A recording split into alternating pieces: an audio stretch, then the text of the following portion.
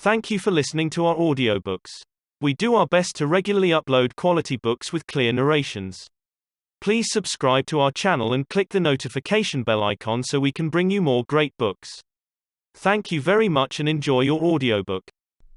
The Island of Doctor Moreau by H.G. Wells. Introduction. On February the 1st, 1887, the Lady Vane was lost by collision with a derelict when about the latitude 1 degree south and longitude 107 degrees west. On January the 5th, 1887, that is 11 months and 4 days after, my uncle, Edward Prendick, a private gentleman, who certainly went aboard the Lady Vane at Callao, and who had been considered drowned, was picked up in latitude 5 degrees 3 minutes south and longitude 101 degrees west, in a small open boat of which the name was illegible, but which is supposed to have belonged to the missing schooner Ipecacuanha. He gave such a strange account of himself that he was supposed demented. Subsequently he alleged that his mind was a blank from the moment of his escape from the Lady Vane. His case was discussed among psychologists at the time as a curious instance of the lapse of memory consequent upon physical and mental stress. The following narrative was found among his papers by the undersigned, his nephew and heir, but unaccompanied by any definite request for publication. The only island known to exist in the region in which my uncle was picked up is Noble's Isle, a small volcanic islet and uninhabited. It was visited in 1891 by HMS Scorpion. A party of sailors then landed but found nothing living thereon except certain curious white moths, some hogs and rabbits, and some rather peculiar rats. So that this narrative is without confirmation in its most essential particular. With that understood, there seems no harm in putting this strange story before the public in accordance, as I believe, with my uncle's intentions. There is at least this much in its behalf.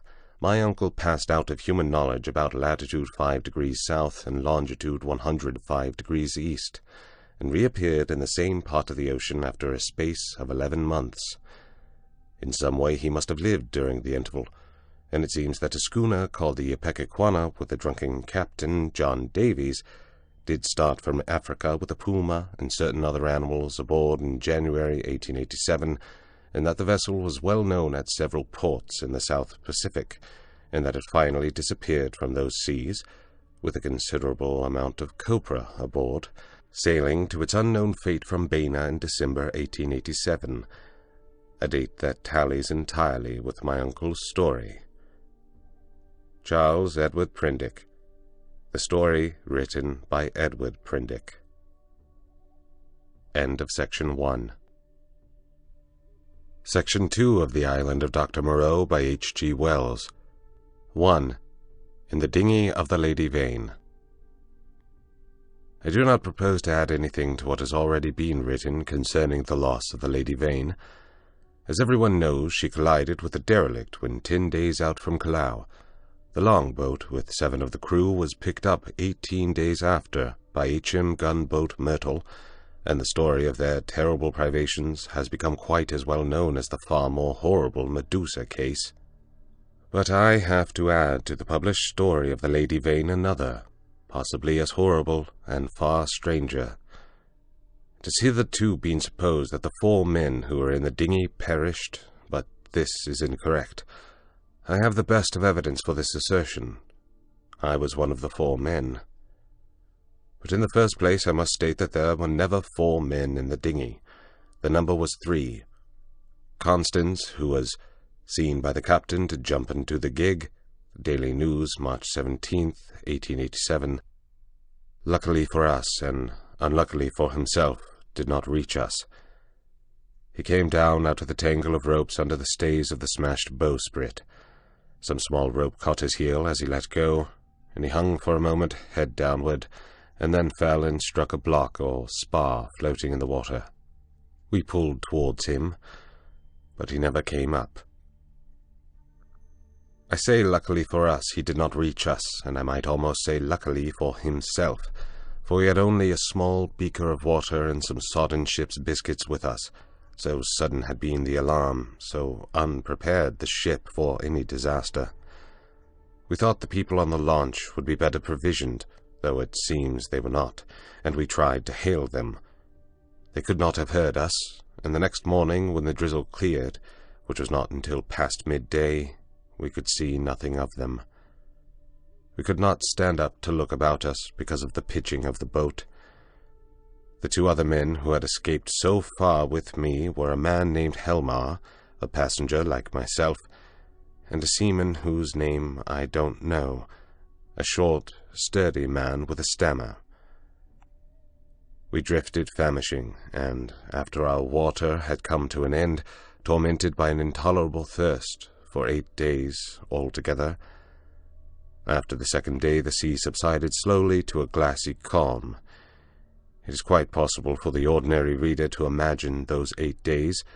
He has not, luckily for himself, anything in his memory to imagine with.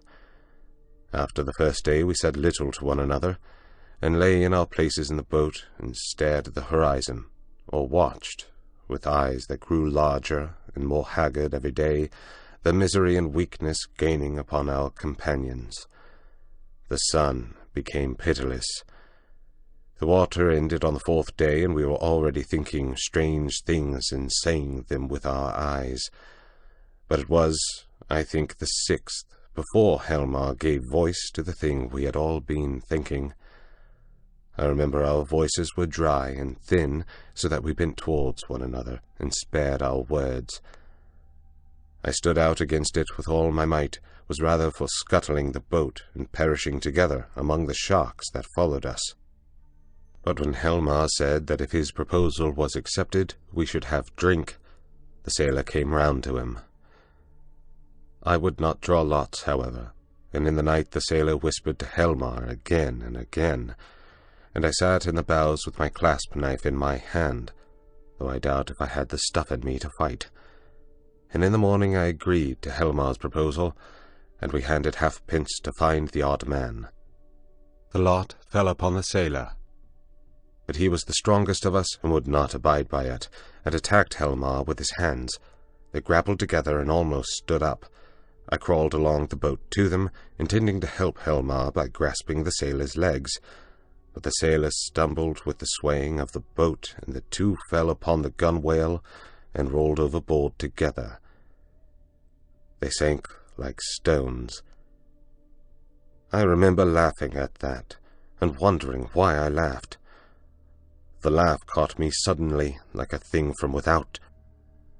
I lay across one of the thwarts for I know not how long, thinking that if I had the strength, I would drink sea-water and madden myself to die quickly. And even as I lay there, I saw, with no more interest than if it had been a picture, a sail come up towards me over the skyline. My mind must have been wandering, and yet I remember all that happened quite distinctly. I remember how my head swayed with the seas, and the horizon with the sail above it danced up and down.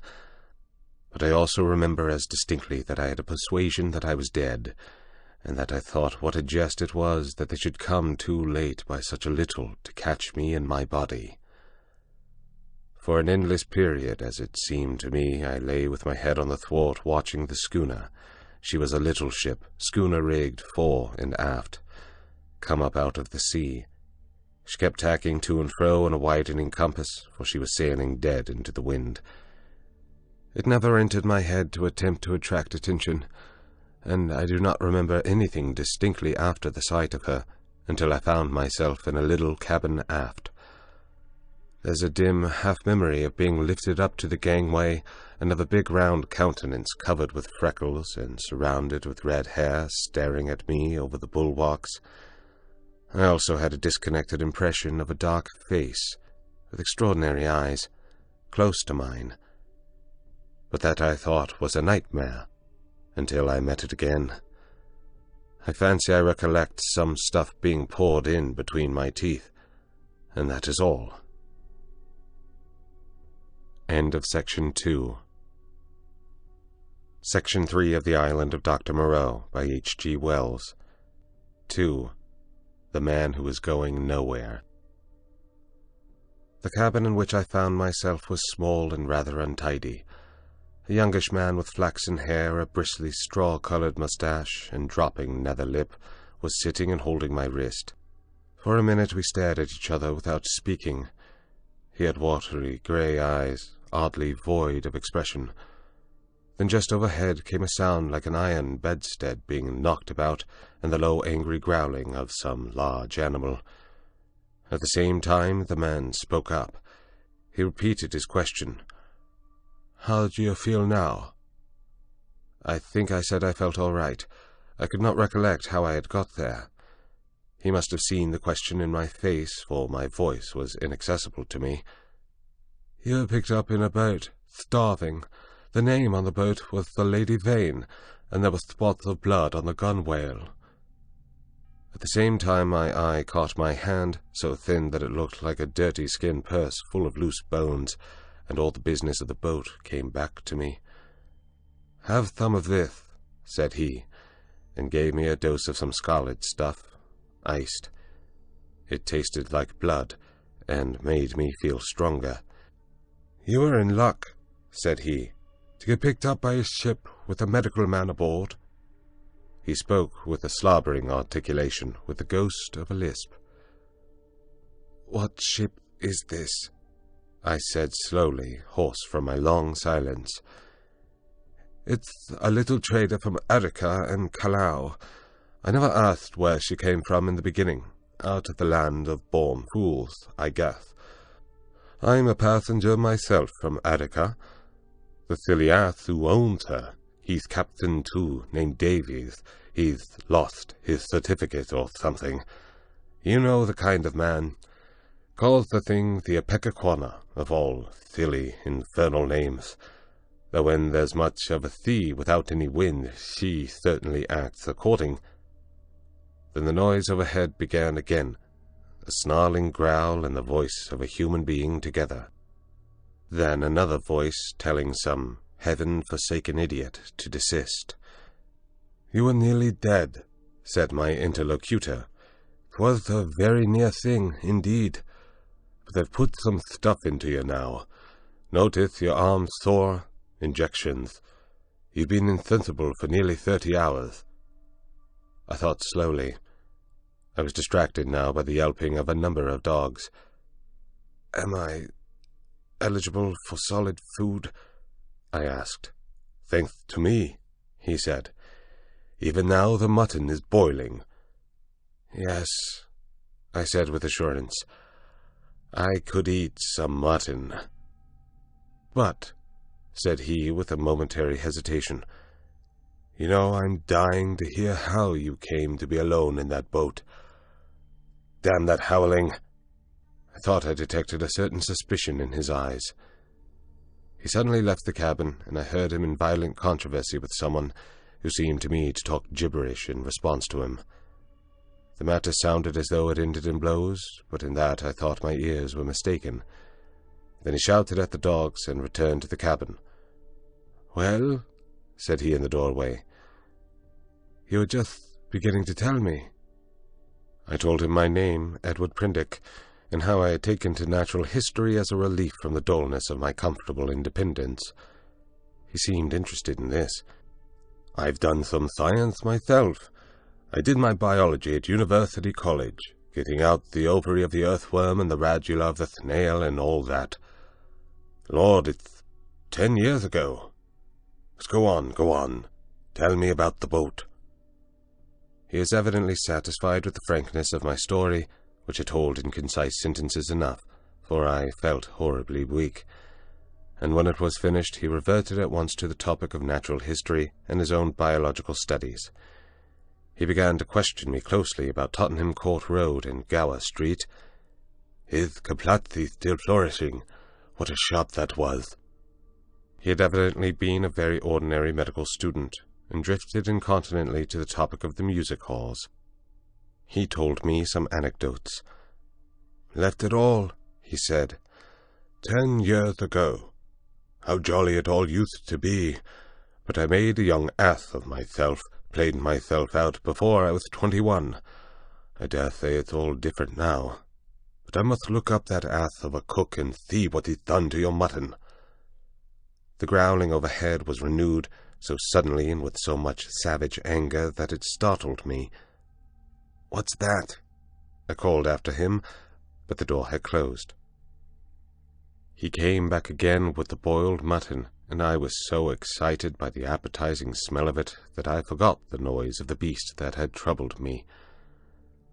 After a day of alternate sleep and feeding, I was so far recovered to be able to get from my bunk to the scuttle and see the green seas trying to keep pace with us. I judged the schooner was running before the wind. Montgomery, that was the name of the flaxen-haired man, came in again as I stood there, and I asked him for some clothes. He lent me some duck things of his own, for those I had worn in the boat had been thrown overboard. They were rather loose for me, for he was large and long in his limbs. He told me casually that the captain was 3 parts drunk in his own cabin. As I assumed the clothes, I began asking him some questions about the destination of the ship. He said the ship was bound to Hawaii, but that it had to land him first. "Where?" said I. "It's an island where I live. So far as I know, it hasn't got a name."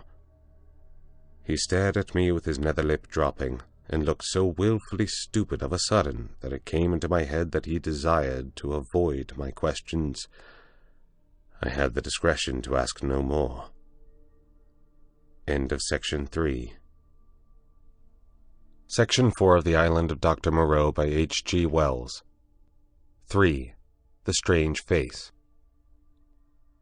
We left the cabin and found a man at the campion obstructing our way. He was standing on the ladder with his back to us, peering over the combing of the hatchway. He was, I could see, a misshapen man, short, broad, and clumsy, with a crooked back, a hairy neck, and a head sunk between his shoulders. He was dressed in dark blue serge and had peculiarly thick, coarse, black hair. I heard the unseen dogs growl furiously, and forthwith he ducked back, coming into contact with the hand I put out to fend him off from myself. He turned with animal swiftness.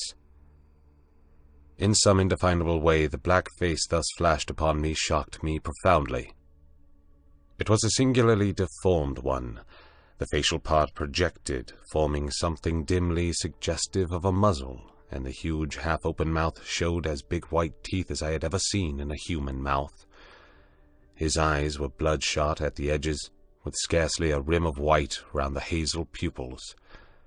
There was a curious glow of excitement in his face. "Confound you," said Montgomery. "Why the devil don't you get out of the way?" The black-faced man started aside without a word. I went on up the companion, staring at him instinctively as I did so.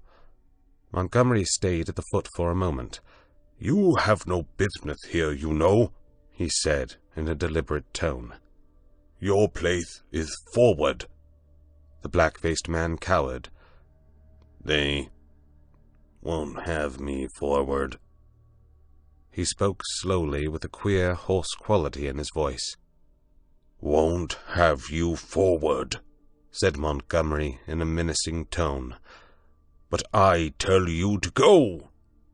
He was on the brink of saying something further, then looked up at me suddenly and followed me up the ladder. I had paused halfway through the hatchway, looking back, still astonished beyond measure at the grotesque ugliness of this black-faced creature.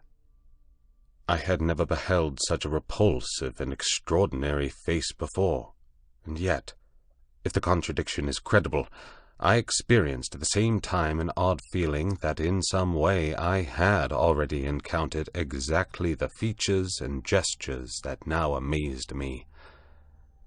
Afterwards it occurred to me that probably I had seen him as I was lifted aboard, and yet that scarcely satisfied my suspicion of a previous acquaintance. Yet how one could have set eyes on so singular a face and yet have forgotten the precise occasion passed my imagination. Montgomery's movement to follow me released my attention, and I turned and looked about me at the flush deck of the little schooner. I was already half prepared by the sounds I had heard for what I saw. Certainly I never beheld a deck so dirty. It was littered with scraps of carrot, shreds of green stuff, and indescribable filth.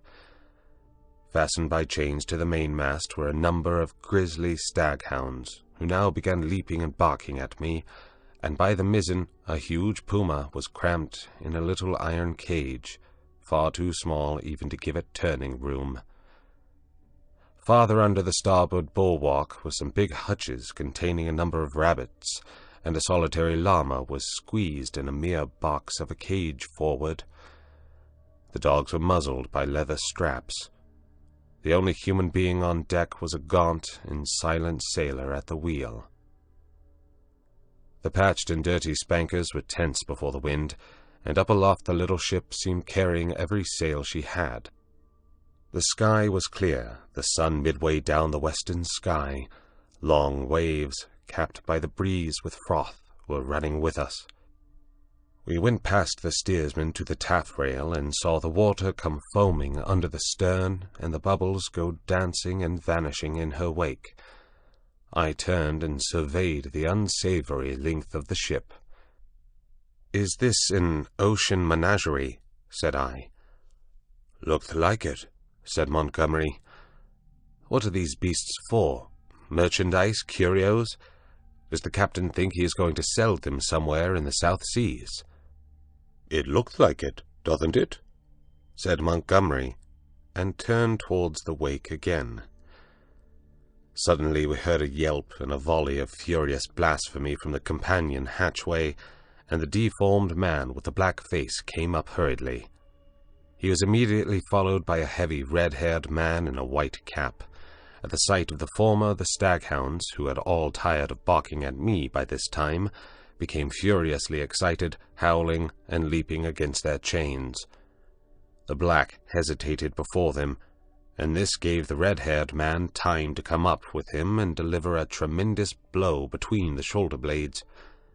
The poor devil went down like a felled ox, and rolled in the dirt among the furiously excited dogs. It was lucky for him that they were muzzled. The red-haired man gave a yawp of exultation and stood staggering, and, as it seemed to me, in serious danger of either going backwards down the companion hatchway or forwards upon his victim. So soon as the second man had appeared, Montgomery had started forward. "Steady on there!" he cried, in a tone of remonstrance. A couple of sailors appeared on the forecastle. The black-faced man, howling in a singular voice, rolled about under the feet of the dogs. No one attempted to help him. The brutes did their best to worry him, butting their muzzles at him. There was a quick dance of their lithe, grey-figured bodies over the clumsy, prostrate figure. The sailors forward shouted, as though it was admirable sport. Montgomery gave an angry exclamation and went striding down the deck, and I followed him. The black-faced man scrambled up and staggered forward, going and leaning over the bulwark by the main shrouds, where he remained, panting and glaring over his shoulders at the dogs. The red-haired man laughed a satisfied laugh. "Look here, Captain," said Montgomery, with his lisp a little accentuated, gripping the elbows of the red-haired man. "This won't do." I stood behind Montgomery. The captain came half round and regarded him with the dull and solemn eyes of a drunken man. "Wha won't do," he said, and added, after looking sleepily into Montgomery's face for a minute, "Blasted sawbones." With a sudden movement he shook his arms free, and after 2 ineffectual attempts stuck his freckled fists into his side pockets. "That man's the passenger," said Montgomery. "I'd advise you to keep your hands off him." "Go to hell," said the captain, loudly. He suddenly turned and staggered towards the side. "Do what I like on my own ship," he said. I think Montgomery might have left him then, seeing the brute was drunk, but he only turned a shade paler and followed the captain to the bulwarks. "Look you here, Captain," he said. "That man of mine is not to be ill-treated. He hath been hazed ever since he came aboard." For a minute, alcoholic fumes kept the captain speechless. "Blasted saw bones," was all he considered necessary. I could see that Montgomery had one of those slow, pertinacious tempers that will warm day after day to a white heat and never again cool to forgiveness. And I saw, too, that this quarrel had been some time growing. "The man's drunk," said I, perhaps officiously. "He'll do no good." Montgomery gave an ugly twist to his drooping lip. "He's always drunk. Do you think that excuses his assaulting his passengers?" "My ship," began the captain, waving his hand unsteadily towards the cages, "was a clean ship. Look at it now." It was certainly anything but clean. "Crew," continued the captain, "clean, respectable crew. You agreed to take the beasts. I wish I'd never set eyes on your infernal island. What the devil want beasts for on an island like that? Then that man of yours understood he was a man. He's a lunatic, and he had no business aft. Do you think the whole damn ship belongs to you? Your sailors began to haze the poor devil as soon as he came aboard. That's just what he is. He's a devil, an ugly devil. My men can't stand him. I can't stand him. None of us can stand him. Nor you either." Montgomery turned away. "You leave that man alone anyhow," he said, nodding his head as he spoke. But the captain meant to quarrel now. He raised his voice. "If he comes this end of the ship again, I'll cut his insides out, I tell you. Cut out his blasted insides. Who are you to tell me what I'm to do? I tell you I'm the captain of this ship, captain and owner. I'm the law here, I tell you, the law and the prophets. I bargained to take a man and his attendants to and from Erica, and bring back some animals. I never bargained to carry a mad devil and a silly saw bones, but—" Well, never mind what he called Montgomery. I saw the latter take a step forward and interposed. "He's drunk," said I. The captain began some abuse even fouler than the last. "Shut up," I said, turning on him sharply, for I had seen danger in Montgomery's white face. With that I brought the downpour on myself. However, I was glad to avert what was uncommonly near a scuffle, even at the price of the captain's drunken ill will. I do not think I have ever heard quite so much vile language come in a continuous stream from any man's lips before, though I have frequented eccentric company enough. I found some of it hard to endure, though I am a mild-tempered man, but certainly, when I told the captain to shut up, I had forgotten that I was merely a bit of human flotsam, cut off from my resources and with my fare unpaid, a mere casual dependent on the bounty or speculative enterprise of the ship. He reminded me of it with considerable vigor, but at any rate I prevented a fight. End of Section 4. Section 5 of The Island of Doctor Moreau by H.G. Wells. 4. At the Schooner's Rail. That night land was sighted after sundown, and the schooner hove to.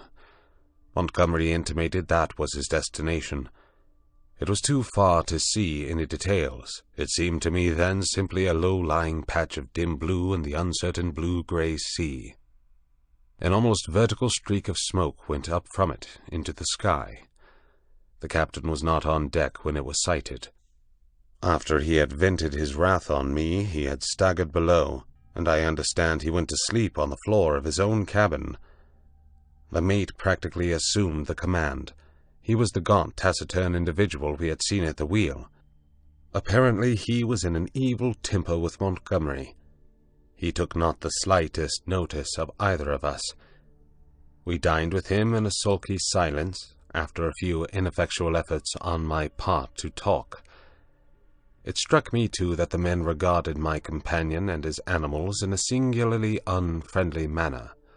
I found Montgomery very reticent about his purpose with these creatures and about his destination, and though I was sensible of a growing curiosity as to both, I did not press him. We remained talking on the quarter-deck until the sky was thick with stars. Except for an occasional sound in the yellow-lit forecastle and a movement of the animals now and then, the night was very still. The puma lay crouched together, watching us with shining eyes, a black heap in the corner of its cage. Montgomery produced some cigars. He talked to me of London in a tone of half-painful reminiscence, asking all kinds of questions about changes that had taken place. He spoke like a man who had loved his life there, and had been suddenly and irrevocably cut off from it. I gossiped as well as I could of this and that. All the time the strangeness of him was shaping itself in my mind, and as I talked I peered at his odd, pallid face in the dim light of the binnacle lantern behind me. Then I looked out at the darkling sea, where in the dimness his little island was hidden. This man, it seemed to me, had come out of immensity merely to save my life. Tomorrow he would drop over the side and vanish again out of my existence. Even had it been under commonplace circumstances, it would have made me a trifle thoughtful. But in the first place was the singularity of an educated man living on this unknown little island, and coupled with that the extraordinary nature of his luggage. I found myself repeating the captain's question. What did he want with the beasts? Why, too, had he pretended they were not his, when I had remarked about them at first? Then again, in his personal attendant there was a bizarre quality which had impressed me profoundly. These circumstances threw a haze of mystery round the man. They laid hold of my imagination, and hampered my tongue. Towards midnight our talk of London died away, and we stood side by side, leaning over the bulwarks and staring dreamily over the silent, starlit sea, each pursuing his own thoughts. It was the atmosphere for sentiment, and I began upon my gratitude. "If I may say it," said I, after a time, "you saved my life." "Chance," he answered. "Just chance. I prefer to make my thanks to the accessible agent. Thank no one. You had the need and I had the knowledge, and I injected and fed you much as I might have collected a specimen. I was bored and wanted something to do. If I'd been jaded that day, or hadn't liked your faith, well, it's a curious question where you would have been now." This damped my mood a little. "At any rate," I began. "It's a chance, I tell you," he interrupted, "as everything is in a man's life, only the asses won't see it. Why am I here now, an outcast from civilization, instead of being a happy man enjoying all the pleasures of London? Simply because 11 years ago I lost my head for 10 minutes on a foggy night." He stopped. "Yes," said I. "That's all." We relapsed into silence. Presently he laughed. "There's something in this starlight that loosens one's tongue. I'm an ass, and yet somehow I would like to tell you." "Whatever you tell me, you may rely upon my keeping to myself, if that's it." He was on the point of beginning, and then shook his head, doubtfully. "Don't," said I. "It is all the same to me. After all, it is better to keep your secret. There's nothing gained but a little relief if I respect your confidence. If I don't, well..." He grunted undecidedly. I felt I had him at a disadvantage, had caught him in the mood of indiscretion, and to tell the truth, I was not curious to learn what might have driven a young medical student out of London. I have an imagination. I shrugged my shoulders and turned away. Over the taffrail leant a silent black figure, watching the stars. It was Montgomery's strange attendant. It looked over its shoulder quickly with my movement, then looked away again. It may seem a little thing to you, perhaps, but it came like a sudden blow to me. The only light near us was a lantern at the wheel. The creature's face was turned for one brief instant out of the dimness of the stern towards this illumination, and I saw that the eyes that glanced at me shone with a pale green light. I did not know then that a reddish luminosity, at least, is not uncommon in human eyes. The thing came to me as stark inhumanity. That black figure with its eyes of fire struck down through all my adult thoughts and feelings, and for a moment the forgotten horrors of childhood came back to my mind. Then the effect passed as it had come. An uncouth black figure of a man, a figure of no particular import, hung over the taffrail against the starlight, and I found Montgomery was speaking to me. "I'm thinking of turning in, then," said he, "if you've had enough of this." I answered him incongruously. We went below, and he wished me good night at the door of my cabin. That night I had some very unpleasant dreams. The waning moon rose late. Its light struck a ghostly white beam across my cabin and made an ominous shape on the planking of my bunk. Then the staghounds woke and began howling and baying, so that I dreamt fitfully, and scarcely slept until the approach of dawn. End of Section 5. Section 6 of The Island of Doctor Moreau by H.G. Wells. 5. The Man Who Had Nowhere to Go. In the early morning, it was the second morning after my recovery, and I believe the fourth after I was picked up, I awoke through an avenue of tumultuous dreams of guns and howling mobs, and became sensible of a hoarse shouting above me. I rubbed my eyes and lay listening to the noise, doubtful for a little while of my whereabouts. Then came a sudden pattering of bare feet, the sound of heavy objects being thrown about, a violent creaking, and the rattling of chains. I heard the swish of the water as the ship was suddenly brought round, and a foamy yellow-green wave flew across the little round window and left it streaming. I jumped into my clothes and went on deck. As I came up the ladder, I saw against the flushed sky, for the sun was just rising, the broad back and red hair of the captain, and over his shoulder the puma spinning from a tackle rigged on the mizzen spanker boom. The poor brute seemed horribly scared, and crouched in the bottom of its little cage. "Overboard with 'em!" bawled the captain. "Overboard with 'em! We'll have a clean ship soon, or the whole bilin' of 'em!" He stood in my way, so that I had perforce to tap his shoulder to come on deck. He came round with a start, and staggered back a few paces to stare at me. It needed no expert eye to tell that the man was still drunk. "Hello," said he, stupidly, and then with a light coming into his eyes, "Why, it's Mr. Prendick," said I. "Prendick be damned," said he. "Shut up. That's your name. Mr. Shut Up." It was no good answering the brute, but I certainly did not expect his next move. He held out his hand to the gangway by which Montgomery stood talking to a massive grey-haired man in dirty blue flannels, who had apparently just come aboard. "That way, Mr. Blasted Shut Up. That way," roared the captain. Montgomery and his companion turned as he spoke. "What do you mean?"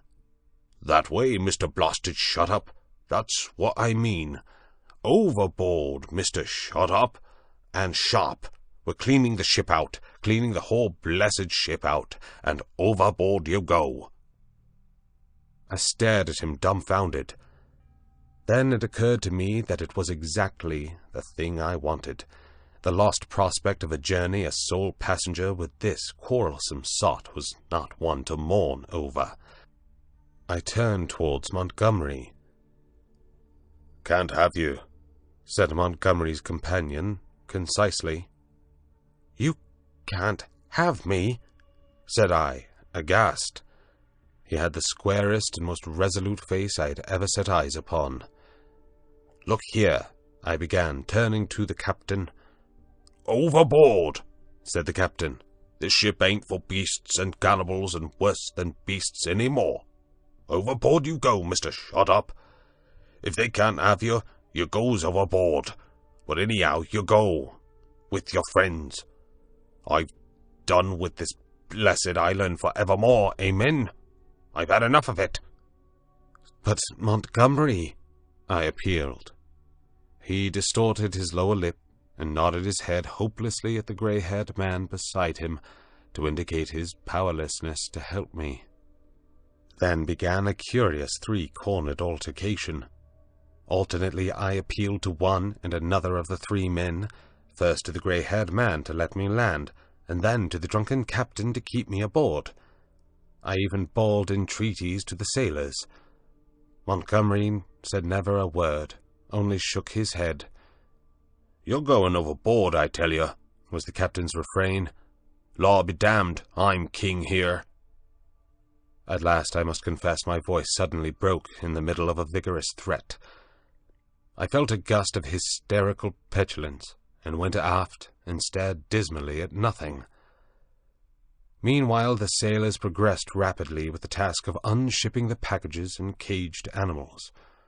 A large launch with 2 standing lugs lay under the lee of the schooner, and into this the strange assortment of goods was swung. I did not then see the hands from the island that were receiving the packages, for the hull of the launch was hidden from me by the side of the schooner. Neither Montgomery nor his companion took the slightest notice of me, but busied themselves in assisting and directing the 4 or 5 sailors who were unloading the goods. The captain went forward, interfering rather than assisting. I was alternately despairful and desperate. Once or twice as I stood waiting there for things to accomplish themselves, I could not resist an impulse to laugh at my miserable quandary. I felt all the wretcheder for the lack of a breakfast. Hunger and a lack of blood corpuscles take all the manhood from a man. I perceived pretty clearly that I had not the stamina either to resist what the captain chose to do to expel me, or to force myself upon Montgomery and his companion. So I waited passively upon fate, and the work of transferring Montgomery's possessions to the launch went on as if I did not exist. Presently that work was finished, and then came a struggle. I was hauled, resisting weakly enough, to the gangway. Even then I noticed the oddness of the brown faces of the men who were with Montgomery in the launch, but the launch was now fully laden, and was shoved off hastily.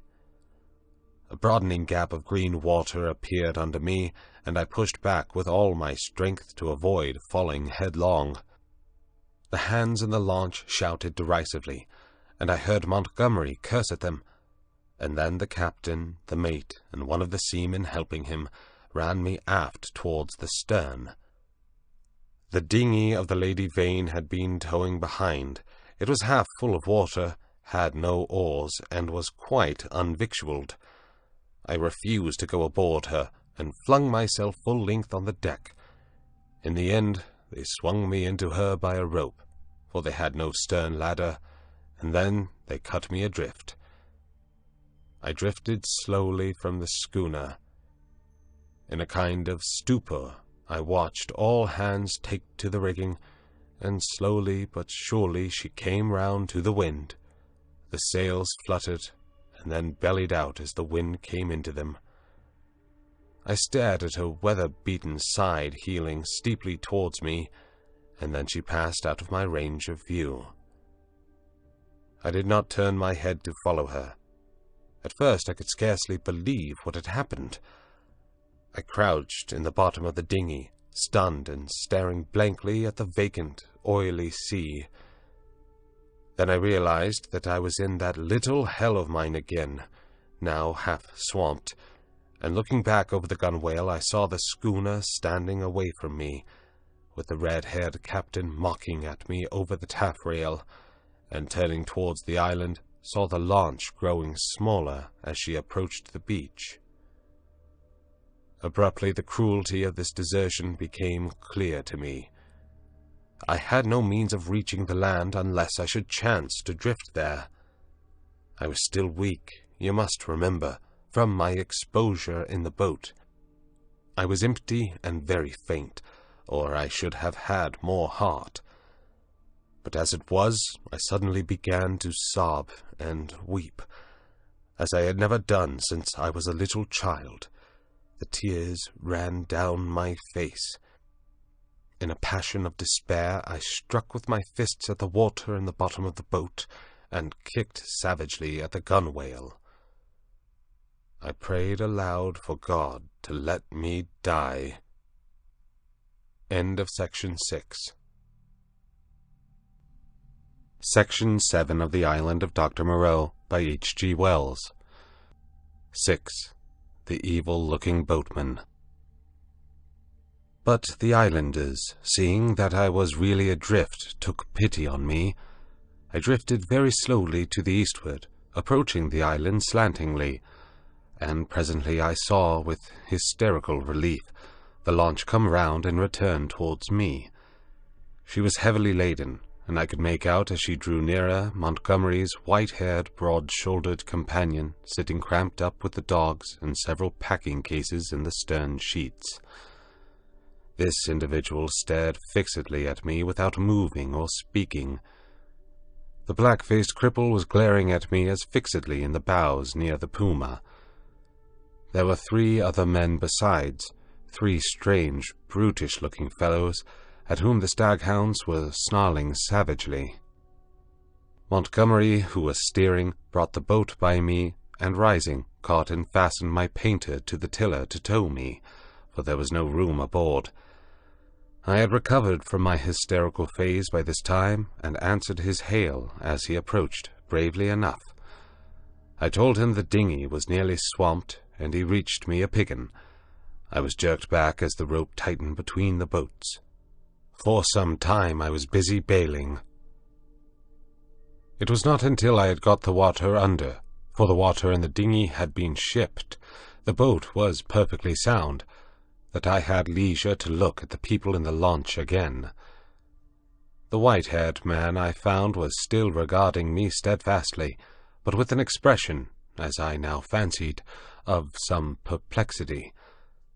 When my eyes met his, he looked down at the staghound that sat between his knees. He was a powerfully built man, as I have said, with a fine forehead and rather heavy features, but his eyes had that odd drooping of the skin above the lids which often comes with advancing years, and the fall of his mouth at the corners gave him an expression of pugnacious resolution. He talked to Montgomery in a tone too low for me to hear. From him my eyes travelled to his 3 men, and a strange crew they were. I saw only their faces, yet there was something in their faces, I knew not what, that gave me a queer spasm of disgust. I looked steadily at them, and the impression did not pass, though I failed to see what had occasioned it. They seemed to me, then, to be brown men, but their limbs were oddly swathed in some thin, dirty, white stuff, down even to the fingers and feet. I have never seen men so wrapped up before, and women so only in the East. They wore turbans, too, and thereunder peered out their elfin faces at me, faces with protruding lower jaws and bright eyes. They had lank black hair, almost like horsehair, and seemed, as they sat, to exceed in stature any race of men I have seen. The white-haired man, whom I knew was a good 6 feet in height, sat a head below any one of the three. I found afterwards that really none were taller than myself, but their bodies were abnormally long, and the thigh part of the leg short and curiously twisted. At any rate, they were an amazingly ugly gang, and over the heads of them, under the forward lug, peered the black face of the man whose eyes were luminous in the dark. As I stared at them, they met my gaze, and then first one and then another turned away from my direct stare, and looked at me in an odd, furtive manner. It occurred to me that I was perhaps annoying them, and I turned my attention to the island we were approaching. It was low and covered with vegetation, chiefly a kind of palm that was new to me. From one point a thin white thread of vapor rose slantingly to an immense height, and then frayed out like a down feather. We were now within the embrace of a broad bay, flanked on either hand by a low promontory. The beach was of dull grey sand, and sloped steeply up to a ridge, perhaps 60 or 70 feet above the sea level, and regularly set with trees and undergrowth. Halfway up was a square enclosure of some greyish stone, which I found subsequently was built partly of coral and partly of pumiceous lava. 2 thatched roofs peeped from within this enclosure. A man stood awaiting us at the water's edge. I fancied while we were still far off that I saw some other and very grotesque-looking creatures scuttle into the bushes upon the slope, but I saw nothing of these as we drew nearer. This man was of a moderate size, and with a black, negroid face. He had a large, almost lipless mouth, extraordinary lank arms, long, thin feet, and bow legs, and stood with his heavy face thrust forward, staring at us. He was dressed like Montgomery and his white-haired companion, in jacket and trousers of blue serge. As we came still nearer, this individual began to run to and fro on the beach, making the most grotesque movements. At a word of command from Montgomery, the 4 men in the launch sprang up, and with singularly awkward gestures struck the lugs. Montgomery steered us round into a narrow little dock excavated into the beach. Then the man on the beach hastened towards us. This dock, as I call it, was really a mere ditch, just long enough at this phase of the tide to take the long boat. I heard the bows ground in the sand, staved the dinghy off the rudder of the big boat with my piggin, and, freeing the painter, landed. The 3 muffled men, with the clumsiest movements, scrambled out upon the sand, and forthwith set to landing the cargo, assisted by the man on the beach. I was struck especially by the curious movements of the legs of the 3 swathed and bandaged boatmen. Not stiff they were, but distorted in some odd way, almost as if they were jointed in the wrong place. The dogs were still snarling and strained at their chains after these men, as the white-haired man landed with them. The 3 big fellows spoke to one another in odd, guttural tones, and the man who had waited for us on the beach began chattering to them excitedly, a foreign language, as I fancied, as they laid hands on some bales piled near the stern. Somewhere I had heard such a voice before, and I could not think where. The white-haired man stood, holding in a tumult of 6 dogs, and bawling orders over their din. Montgomery, having unshipped the rudder, landed likewise, and all set to work at unloading. I was too faint, what with my long fast and the sun beating down on my bare head, to offer any assistance. Presently the white-haired man seemed to recollect my presence, and came up to me. "You look," said he, "as though you had scarcely breakfasted." His little eyes were a brilliant black under his heavy brows. "I must apologize for that. Now you are our guest, we must make you comfortable. Though you are uninvited, you know." He looked keenly into my face. "Montgomery says you are an educated man, Mr. Prendick, says you know something of science. May I ask what that signifies?" I told him I had spent some years at the Royal College of Science, and had done some researches in biology under Huxley. He raised his eyebrows slightly at that. "That alters the case a little, Mr. Prendick," he said, with a trifle more respect in his manner. "As it happens, we are biologists here. This is a biological station, of a sort."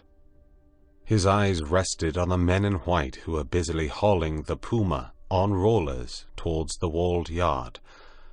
"I, and Montgomery at least," he added. Then, "When you will be able to get away, I can't say. We are off the track to anywhere. We see a ship once in a 12-month or so." He left me abruptly and went up the beach past this group, and I think entered the enclosure. The other two men were with Montgomery, erecting a pile of smaller packages on a low-wheeled truck. The llama was still on the launch with the rabbit hutches. The staghounds were still lashed to the thwarts. The pile of things completed, all three men laid hold of the truck and began shoving the ton-weight or so upon it after the Puma. Presently Montgomery left them, and coming back to me, held out his hand. "I'm glad," said he. "For my own part, that captain was a silly ass. He'd have made things lively for you." "It was you," said I, "that saved me again." "That depends. You'll find this island an infernally rum place, I promise you. I'd watch my goings carefully, if I were you." He hesitated, and seemed to alter his mind about what was on his lips. "I wish you'd help me with these rabbits," he said. His procedure with the rabbits was singular. I waded in with him and helped him lug one of the hatches ashore. No sooner was that done than he opened the door of it, and tilting the thing on one end, turned its living contents out on the ground. They fell in a struggling heap, one on top of the other. He clapped his hands, and forthwith they went off at that hopping run of theirs, 15 or 20 of them, I should think, up the beach. "Increase and multiply, my friends," said Montgomery. "Replenish the island. Hitherto we've had a certain lack of meat here." As I watched them disappearing, the white-haired man returned with a brandy flask and some biscuits. "Something to go on with, Prendick," said he, in a far more familiar tone than before. I made no ado, but set to work on the biscuits at once, while the white-haired man helped Montgomery to release about a score more of the rabbits. 3 big hutches, however, went up to the house with the Puma. The brandy I did not touch, for I have been an abstainer from my birth. End of Section 7. Section 8 of The Island of Doctor Moreau by H.G. Wells. 7. The Locked Door. The reader will perhaps understand that at first everything was so strange about me, and my position was the outcome of such unexpected adventures, that I had no discernment of the relative strangeness of this or that thing. I followed the llama up the beach and was overtaken by Montgomery, who asked me not to enter the stone enclosure. I noticed then that the Puma, in its cage in the pile of packages, had been placed outside the entrance to this quadrangle. I turned and saw that the launch had now been unloaded, run out again, and was being beached, and the white-haired man was walking towards us. He addressed Montgomery. "And now comes the problem of this uninvited guest. What are we to do with him?" "He knows something of science," said Montgomery. "I'm itching to get to work again, with this new stuff," said the white-haired man, nodding towards the enclosure. His eyes grew brighter. "I dare say you are," said Montgomery, in anything but a cordial tone. "We can't send him over there, and we can't spare the time to build him a new shanty, and we certainly can't take him into our confidence just yet." "I'm in your hands," said I. I had no idea of what he meant by over there. "I've been thinking of the same things," Montgomery answered. "There's my room with the outer door." "That's it," said the elder man promptly, looking at Montgomery, and all three of us went towards the enclosure. "I'm sorry to make a mystery, Mr. Prendick, but you'll remember you're uninvited. Our little establishment here contains a secret or so, and is kind of a Bluebeard's chamber, in fact. Nothing very dreadful, really, to a sane man. But just now, as we don't know you—" "Decidedly," said I. "I should be a fool to take offense at any want of confidence." He twisted his heavy mouth into a faint smile. He was one of those saturnine people who smile with the corners of the mouth down, and bowed his acknowledgment of my complaisance. The main entrance to the enclosure was passed. It was a heavy wooden gate, framed in iron and locked, with the cargo of the launch piled outside it, and at the corner we came to a small doorway I had not previously observed. The white-haired man produced a bundle of keys from the pocket of his greasy blue jacket, opened the door, and entered. His keys, and the elaborate locking up of the place, even while it was still under his eye, struck me as peculiar. I followed him, and found myself in a small apartment, plainly but not uncomfortably furnished, and with its inner door, which was slightly ajar, opening into a paved courtyard. This inner door Montgomery at once closed. A hammock was slung across the darker corner of the room, and a small unglazed window defended by an iron bar looked out towards the sea. This, the white-haired man told me, was to be my apartment, and the inner door, which, for fear of accidents, he said, he would lock on the other side, was my limit inward. He called my attention to a convenient deck chair before the window, and to an array of old books, chiefly, I found, surgical works and editions of the Latin and Greek classics, languages I cannot read with any comfort, on a shelf near the hammock. He left the room by the outer door, as if to avoid opening the inner one again. "We usually have our meals in here," said Montgomery, and then, as if in doubt, went out after the other. "Moreau!" I heard him call, and for the moment I do not think I noticed. Then, as I handled the books on the shelf, it came up in consciousness. Where had I heard the name of Moreau before? I sat down before the window, took out the biscuits that still remained to me, and ate them with an excellent appetite. Moreau. Through the window I saw one of those unaccountable men in white, lugging a packing case along the beach. Presently the window frame hid him. Then I heard a key inserted and turned in the lock behind me. After a little while I heard through the locked door the noise of the staghounds that had now been brought up from the beach. They were not barking, but sniffing and growling in a curious fashion. I could hear the rapid patter of their feet, and Montgomery's voice soothing them. I was very much impressed by the elaborate secrecy of these two men regarding the contents of the place, and for some time I was thinking of that, and of the unaccountable familiarity of the name of Moreau. But so odd is the human memory that I could not then recall that well-known name in its proper connection. From that my thoughts went to the indefinable queerness of the deformed man on the beach. I never saw such a gait, such odd motions as he pulled at the box. I recalled that none of these men had spoken to me, though most of them I had found looking at me one time or another in a peculiarly furtive manner, quite unlike the frank stare of your unsophisticated savage. Indeed, they had all seemed remarkably taciturn, and, when they did speak, endowed with very uncanny voices. What was wrong with them? Then I recalled the eyes of Montgomery's ungainly attendant. Just as I was thinking of him, he came in.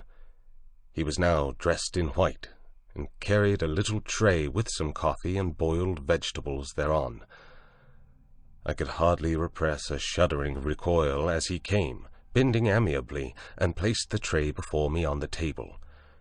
Then astonishment paralyzed me. Under his stringy black locks I saw his ear. It jumped upon me suddenly close to my face.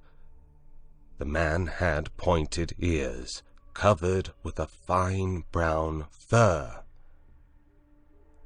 "Your breakfast, sir?" he said. I stared at his face without attempting to answer him. He turned and went towards the door, regarding me oddly over his shoulder.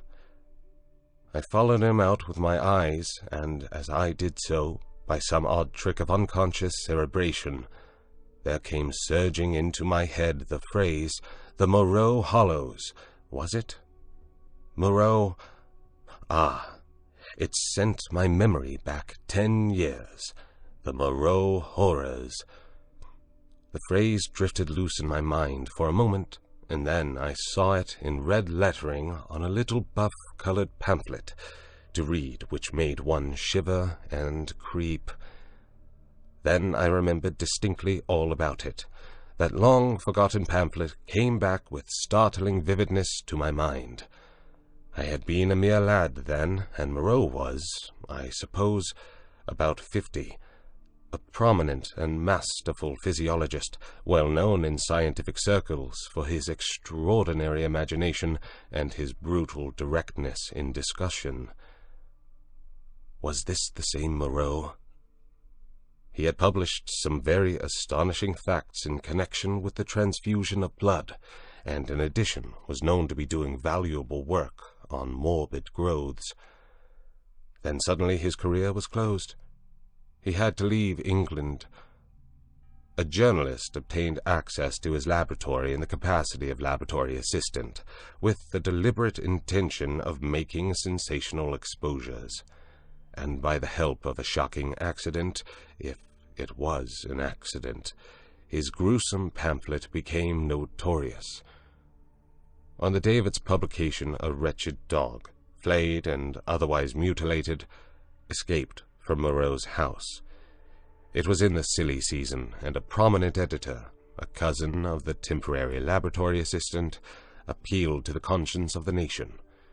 It was not the first time that conscience has turned against the methods of research. The doctor was simply howled out of the country. It may be that he deserved to be, but I still think that the tepid support of his fellow investigators and his desertion by the great body of scientific workers was a shameful thing. Yet some of his experiments, by the journalist's account, were wantonly cruel. He might perhaps have purchased his social peace by abandoning his investigations, but he apparently preferred the latter, as most men would who have once fallen under the overmastering spell of research. He was unmarried, and had indeed nothing but his own interest to consider. I felt convinced that this must be the same man. Everything pointed to it. It dawned upon me to what end the puma and the other animals, which had now been brought with other luggage into the enclosure behind the house, were destined. And a curious faint odor, the halitus of something familiar, an odor that had been in the background of my consciousness hitherto, suddenly came forward into the forefront of my thoughts. It was the antiseptic odor of the dissecting room. I heard the puma growling through the wall, and one of the dogs yelped as though it had been struck. Yet, surely, and especially to another scientific man, there was nothing so horrible in vivisection as to account for this secrecy. And by some odd leap in my thoughts, the pointed ears and luminous eyes of Montgomery's attendant came back again before me with the sharpest definition. I stared before me out at the green sea, frothing under a freshening breeze, and let these and other strange memories of the last few days chase one another through my mind. What could it all mean? A locked enclosure on a lonely island, a notorious vivisector, and these crippled and distorted men. End of Section 8. Section 9 of The Island of Doctor Moreau by H.G. Wells. 8. The Crying of the Puma. Montgomery interrupted my tangle of mystification and suspicion about 1 o'clock, and his grotesque attendant followed him with a tray bearing bread, some herbs and other eatables, a flask of whiskey, a jug of water, and 3 glasses and knives.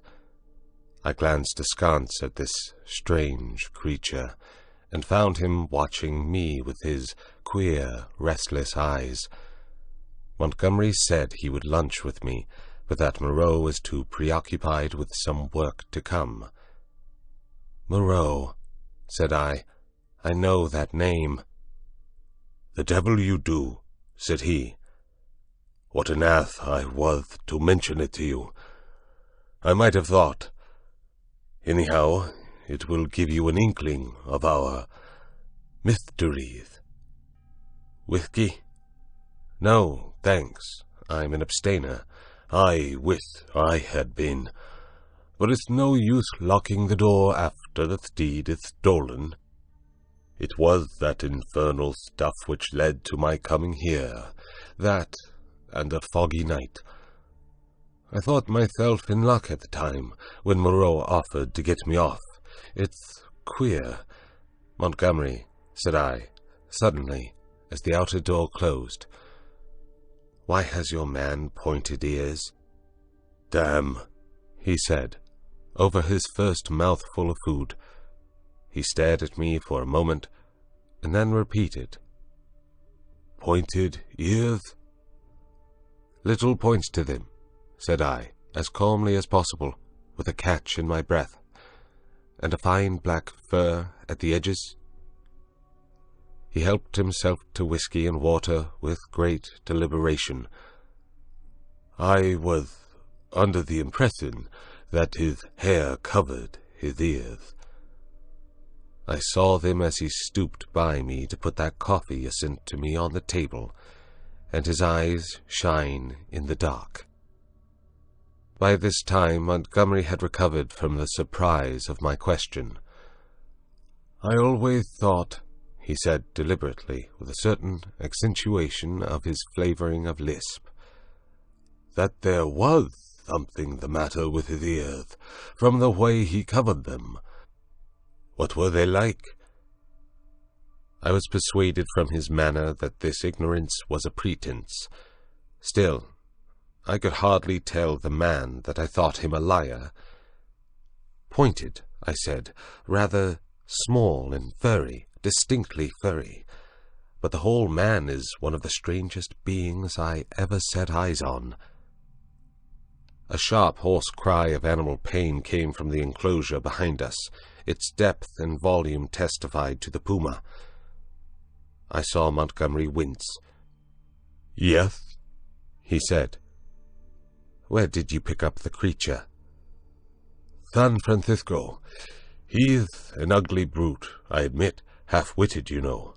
Can't remember where he came from, but I'm used to him, you know. We both are."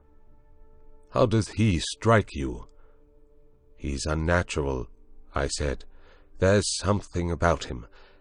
Don't think me fanciful, but it gives me a nasty little sensation, a tightening of my muscles when he comes near me. It's a touch of the diabolical, in fact. Montgomery had stopped eating while I told him this. "Rum," he said. "I can't see it." He resumed his meal. "I had no idea of it," he said, and masticated. "The crew of the schooner must have felt it the same, made a dead set at the poor devil. You saw the captain." Suddenly the puma howled again, this time more painfully. Montgomery swore under his breath. I had half a mind to attack him about the men on the beach. Then the poor brute within gave vent to a series of short, sharp cries. "Your men on the beach," said I. "What race are they?" "Excellent fellows, aren't they?" said he, absent-mindedly, knitting his brows as the animal yelled out sharply. I said no more. There was another outcry worse than the former. He looked at me with his dull grey eyes, and then took some more whiskey. He tried to draw me into a discussion about alcohol, professing to have saved my life with it. He seemed anxious to lay stress on the fact that I owed my life to him. I answered him distractedly. Presently our meal came to an end. The misshapen monster with the pointy ears cleared the remains away, and Montgomery left me alone in the room again.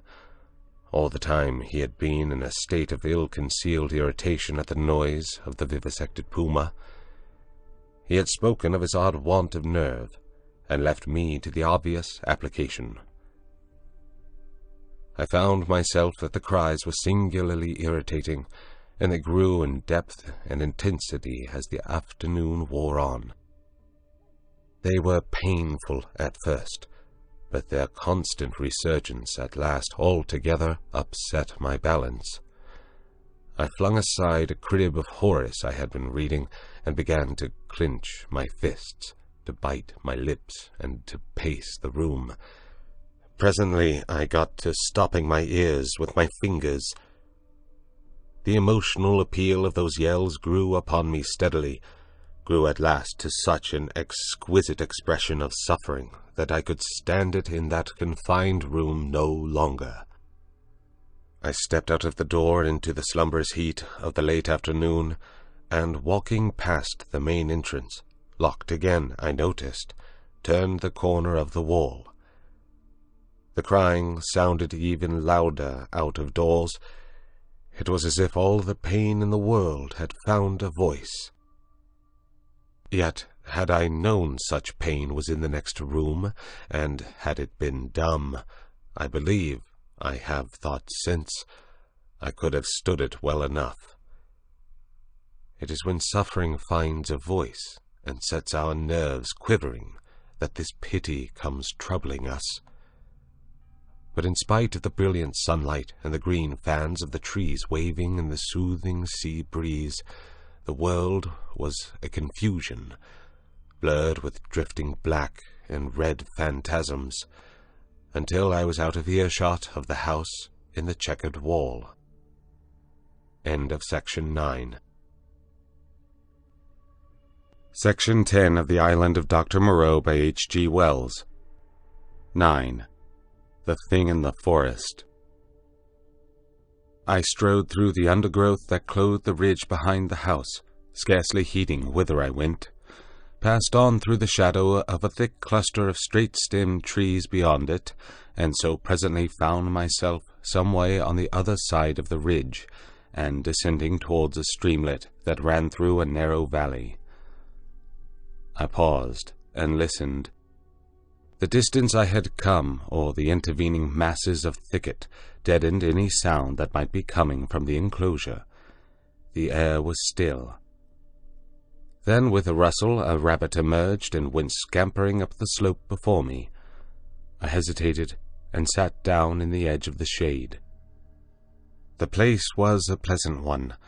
The rivulet was hidden by the luxuriant vegetation of the banks, save at one point where I caught a triangular patch of its glittering water.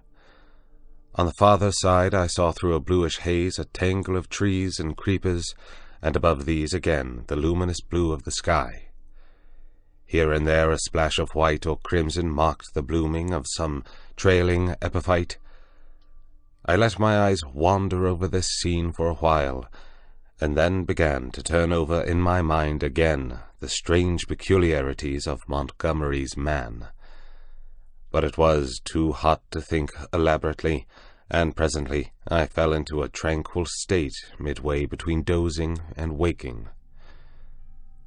From this I was aroused, after I know not how long, by a rustling amidst the greenery on the other side of the stream. For a moment I could see nothing but the waving summits of the ferns and reeds. Then, suddenly, upon the bank of the stream appeared something. At first I could not distinguish what it was. It bowed its round head to the water, and began to drink. Then I saw it was a man, going on all fours like a beast. He was clothed in bluish cloth, and was of a copper-colored hue with black hair. It seemed that grotesque ugliness was an invariable character of these islanders. I could hear the suck of the water at his lips as he drank. I leant forward to see him better, and a piece of lava detached by my hand went pattering down the slope. He looked up guiltily, and his eyes met mine. Forthwith he scrambled to his feet and stood wiping his clumsy hand across his mouth and regarding me. His legs were scarcely half the length of his body. So, staring one another out of countenance, we remained for perhaps the space of a minute. Then, stopping to look back once or twice, he slunk off among the bushes to the right of me, and I heard the swish of the fronds grow faint in the distance and die away. Long after he had disappeared, I remained sitting up, staring in the direction of his retreat. My drowsy tranquillity had gone. I was startled by a noise behind me, and, turning, suddenly saw the flapping white tail of a rabbit vanishing up the slope. I jumped to my feet. The apparition of this grotesque, half-bestial creature had suddenly populated the stillness of the afternoon for me. I looked around me rather nervously, and regretted that I was unarmed. Then I thought that the man I had just seen had been clothed in bluish cloth, had not been naked as a savage would have been, and I tried to persuade myself from that fact that he was, after all, probably a peaceful character, that the dull ferocity of his countenance belied him. Yet I was greatly disturbed at the apparition. I walked to the left, along the slope, turning my head about and peering this way and that among the straight stems of the trees. Why should a man go on all fours and drink with his lips? Presently I heard an animal wailing again, and taking it to be the puma, I turned about and walked in a direction diametrically opposite to the sound. This led me down to the stream, across which I stepped and pushed my way up through the undergrowth beyond. I was startled by a great patch of vivid scarlet on the ground, and, going up to it, found it to be a peculiar fungus, branched and corrugated like a foliaceous lichen, but deliquescing into slime at the touch. And then in the shadow of some luxuriant ferns I came upon an unpleasant thing. The dead body of a rabbit covered with shining flies, but still warm and with the head torn off. I stopped aghast at the sight of the scattered blood. Here at least was one visitor to the island disposed of. There were no traces of other violence about it. It looked as though it had been suddenly snatched up and killed, and as I stared at the little furry body came the difficulty of how the thing had been done. The vague dread that had been in my mind since I had seen the inhuman face of the man at the stream grew distincter as I stood there. I began to realize the hardihood of my expedition among these unknown people. The thicket about me became altered to my imagination. Every shadow became something more than a shadow, became an ambush. Every rustle became a threat. Invisible things seemed watching me. I resolved to go back to the enclosure on the beach. I suddenly turned away and thrust myself violently, possibly even frantically, through the bushes, anxious to get a clear space about me again. I stopped just in time to prevent myself emerging upon an open space. It was a kind of glade in the forest, made by a fall. Seedlings were already starting up to struggle for the vacant space, and beyond, the dense growth of stems and twining vines and splashes of fungus and flowers closed in again. Before me, squatting together upon the fungoid ruins of a huge fallen tree, and still unaware of my approach, were 3 grotesque human figures. One was evidently a female, the other 2 were men. They were naked, save for swathings of scarlet cloth about the middle, and their skins were of a dull pinkish-drab color, such as I had seen in no savages before. They had fat, heavy, chinless faces, retreating foreheads, and a scant bristly hair upon their heads. I never saw such bestial-looking creatures. They were talking, or at least one of the men was talking to the other 2, and all 3 had been too closely interested to heed the rustling of my approach. They swayed their heads and shoulders from side to side. The speaker's words came thick and sloppy, and though I could hear them distinctly, I could not distinguish what he said. He seemed to me to be reciting some complicated gibberish. Presently his articulation became shriller, and spreading his hands he rose to his feet. At that the others began to gibber in unison, also rising to their feet, spreading their hands and swaying their bodies in rhythm with their chant. I noticed then the abnormal shortness of their legs, and their lank, clumsy feet. All 3 began slowly to circle round, raising and stamping their feet and waving their arms. A kind of tune crept into their rhythmic recitation, and a refrain, "Alula," or "Balula," it sounded like. Their eyes began to sparkle, and their ugly faces to brighten, with an expression of strange pleasure. Saliva dripped from their lipless mouths. Suddenly, as I watched their grotesque and unaccountable gestures, I perceived clearly, for the first time, what it was that had offended me, what had given me the 2 inconsistent and conflicting impressions of utter strangeness, and yet of the strangest familiarity. The 3 creatures engaged in this mysterious rite were human in shape, and yet human beings with the strangest air about them of some familiar animal.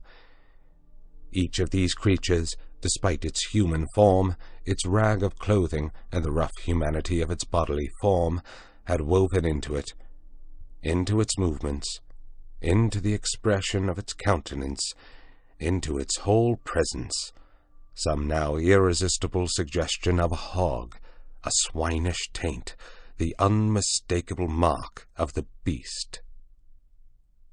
I stood overcome by this amazing realization, and then the most horrible questionings came rushing into my mind. They began leaping in the air, first one and then the other, whooping and grunting. Then one slipped, and for a moment was on all fours, to recover, indeed, forthwith. But the transitory gleam of the true animalism of these monsters was enough. I turned as noiselessly as possible, and becoming every now and then rigid with the fear of being discovered, as a branch cracked or a leaf rustled, I pushed back into the bushes.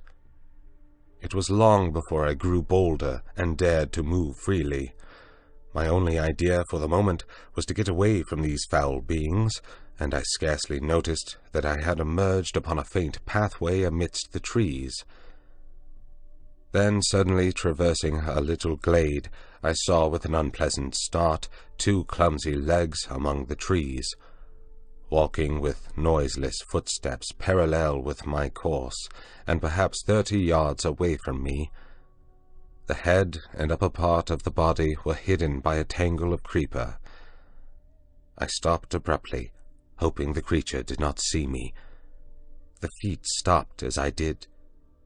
So nervous was I that I controlled an impulse to headlong flight with the utmost difficulty. Then, looking hard, I distinguished through the interlacing network the head and body of the brute I had seen drinking.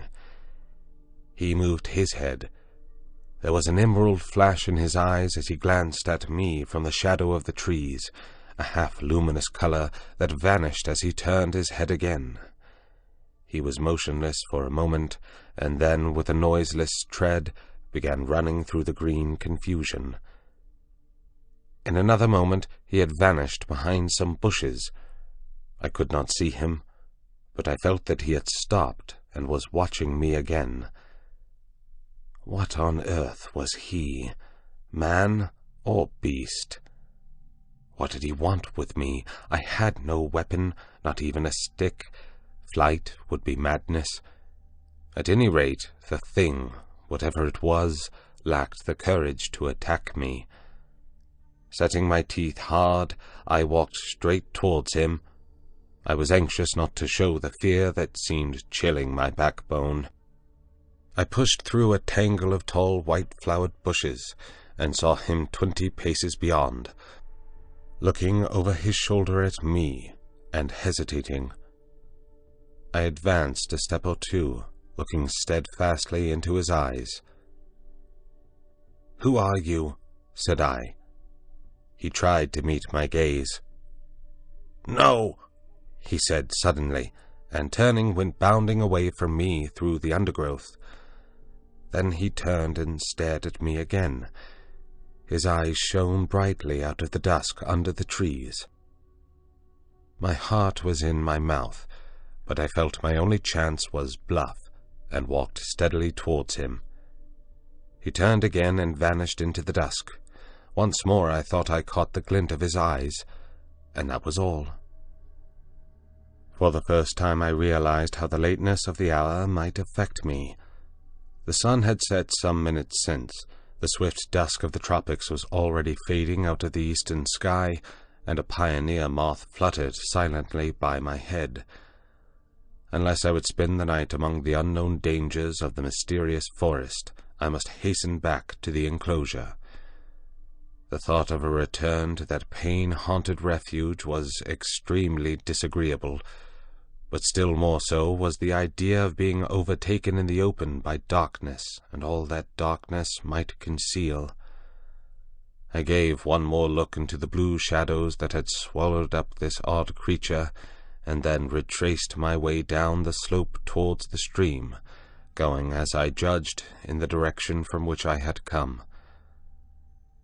I walked eagerly, my mind confused with many things, and presently found myself in a level place among scattered trees. The colorless clearness that comes after the sunset flush was darkling. The blue sky above grew momentarily deeper, and the little stars, one by one, pierced the attenuated light. The interspaces of the trees, the gaps in the further vegetation that had been hazy blue in the daylight, grew black and mysterious. I pushed on. The color vanished from the world. The tree-tops rose against the luminous blue sky in inky silhouette, and all below that outline melted into one formless blackness. Presently the trees grew thinner, and the shrubby undergrowth more abundant. Then there was a desolate space covered with a white sand, and then another expanse of tangled bushes. I did not remember crossing the sand opening before. I began to be tormented by a faint rustling upon my right hand. I thought at first it was fancy, for whenever I stopped there was silence, save for the evening breeze in the tree-tops. Then when I turned to hurry on again, there was an echo to my footsteps. I turned away from the thickets, keeping to the more open ground, and endeavoring by sudden turns now and then to surprise something in the act of creeping upon me. I saw nothing, and nevertheless my sense of another presence grew steadily. I increased my pace, and after some time to a slight ridge, crossed it, and turned sharply, regarding it steadfastly from the further side. It came out black and clear-cut against the darkling sky, and presently a shapeless lump heaved up momentarily against the skyline and vanished again.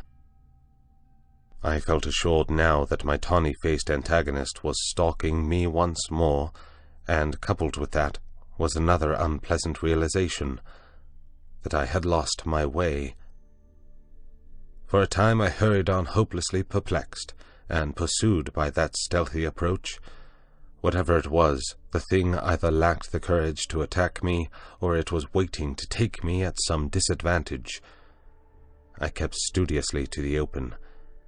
At times I would turn and listen, and presently I had half persuaded myself that my pursuer had abandoned the chase, or was a mere creation of my disordered imagination.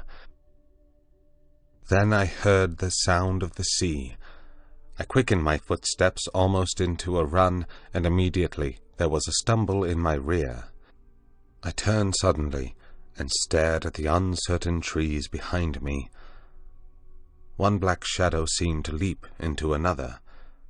I listened, rigid, and heard nothing but the creep of the blood in my ears. I thought that my nerves were unstrung, and that my imagination was tricking me, and turned resolutely towards the sounds of the sea again. In a minute or so the trees grew thinner, and I emerged upon a bare, low headland running out into the sombre water. The night was calm and clear, and the reflection of the growing multitude of the stars shivered in the tranquil heaving of the sea. Some way out, the wash upon an irregular band of reef shone with a pallid light of its own. Westward I saw the zodiacal light mingling with the yellow brilliance of the evening star. The coast fell away from me to the east, and westward it was hidden by the shoulder of the cape. Then I recalled the fact that Moreau's beach lay to the west. A twig snapped behind me, and there was a rustle. I turned, and stood facing the dark trees. I could see nothing, or else I could see too much. Every dark form in the dimness had its ominous quality, its peculiar suggestion of alert watchfulness. So I stood for perhaps a minute, and then, with an eye to the trees still, turned westward to cross the headland, and, as I moved, one among the lurking shadows moved to follow me. My heart beat quickly. Presently the broad sweep of a bay to the westward became visible, and I halted again. The noiseless shadow halted a dozen yards from me. A little point of light shone on the further bend of the curve, and the grey sweep of the sandy beach lay faint under the starlight. Perhaps 2 miles away was that little point of light.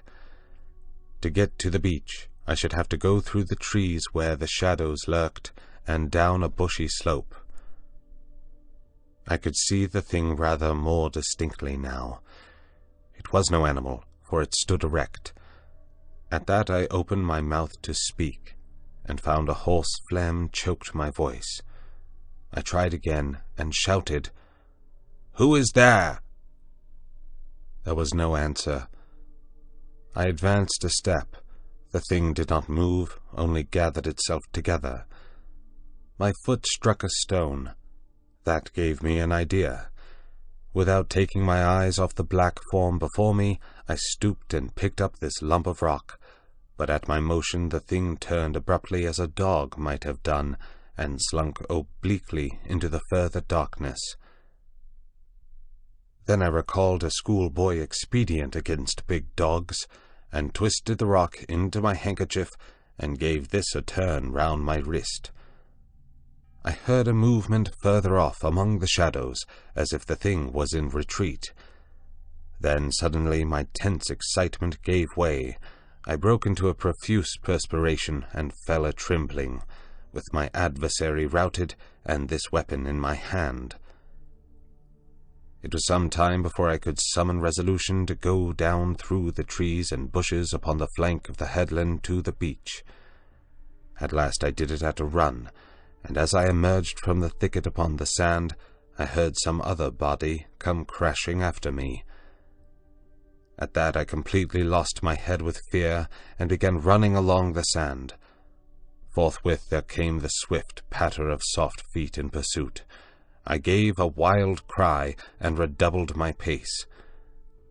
Some dim, black things, about 3 or 4 times the size of rabbits, went running or hopping up from the beach towards the bushes as I passed. So long as I live, I shall remember the terror of that chase. I ran near the water's edge, and heard every now and then the splash of the feet that gained upon me. Far away, hopelessly far, was the yellow light. All the night about us was black and still. Splash, splash came the pursuing feet, nearer and nearer. I felt my breath going, for I was quite out of training. It whooped as I drew it, and I felt a pain like a knife at my side. I perceived the thing would come up with me long before I reached the enclosure, and, desperate and sobbing for my breath, I wheeled round upon it and struck at it as it came up to me, struck with all my strength. The stone came out of the sling of the handkerchief as I did so. As I turned, the thing, which had been running on all fours, rose to its feet, and the missile fell fair on its left temple. The skull rang loud, and the animal man blundered into me, thrust me back with its hands, and went staggering past me to fall headlong upon the sand with its face in the water, and there it lay still. I could not bring myself to approach that black heap. I left it there, with the water rippling round it, under the still stars, and giving it a wide berth, pursued my way towards the yellow glow of the house, and presently, with a positive effect of relief, came the pitiful moaning of the puma, the sound that had originally driven me out to explore this mysterious island, and that, though I was faint and horribly fatigued, I gathered together all my strength and began running again towards the light. I thought I heard a voice calling me. End of Section 10. Section 11 of The Island of Doctor Moreau by H.G. Wells. 10. The Crying of the Man. As I drew near the house, I saw that the light shone from the open door of my room, and then I heard coming from out of the darkness at the side of that orange oblong of light the voice of Montgomery shouting, "Prendick!" I continued running. Presently I heard him again. I replied by a feeble "Hello," and in another moment had staggered up to him. "Where have you been?" said he, holding me at arm's length, so that the light from the door fell on my face. "We have both been so busy that we forgot you until about half an hour ago." He led me into the room and sat me down in the deck chair.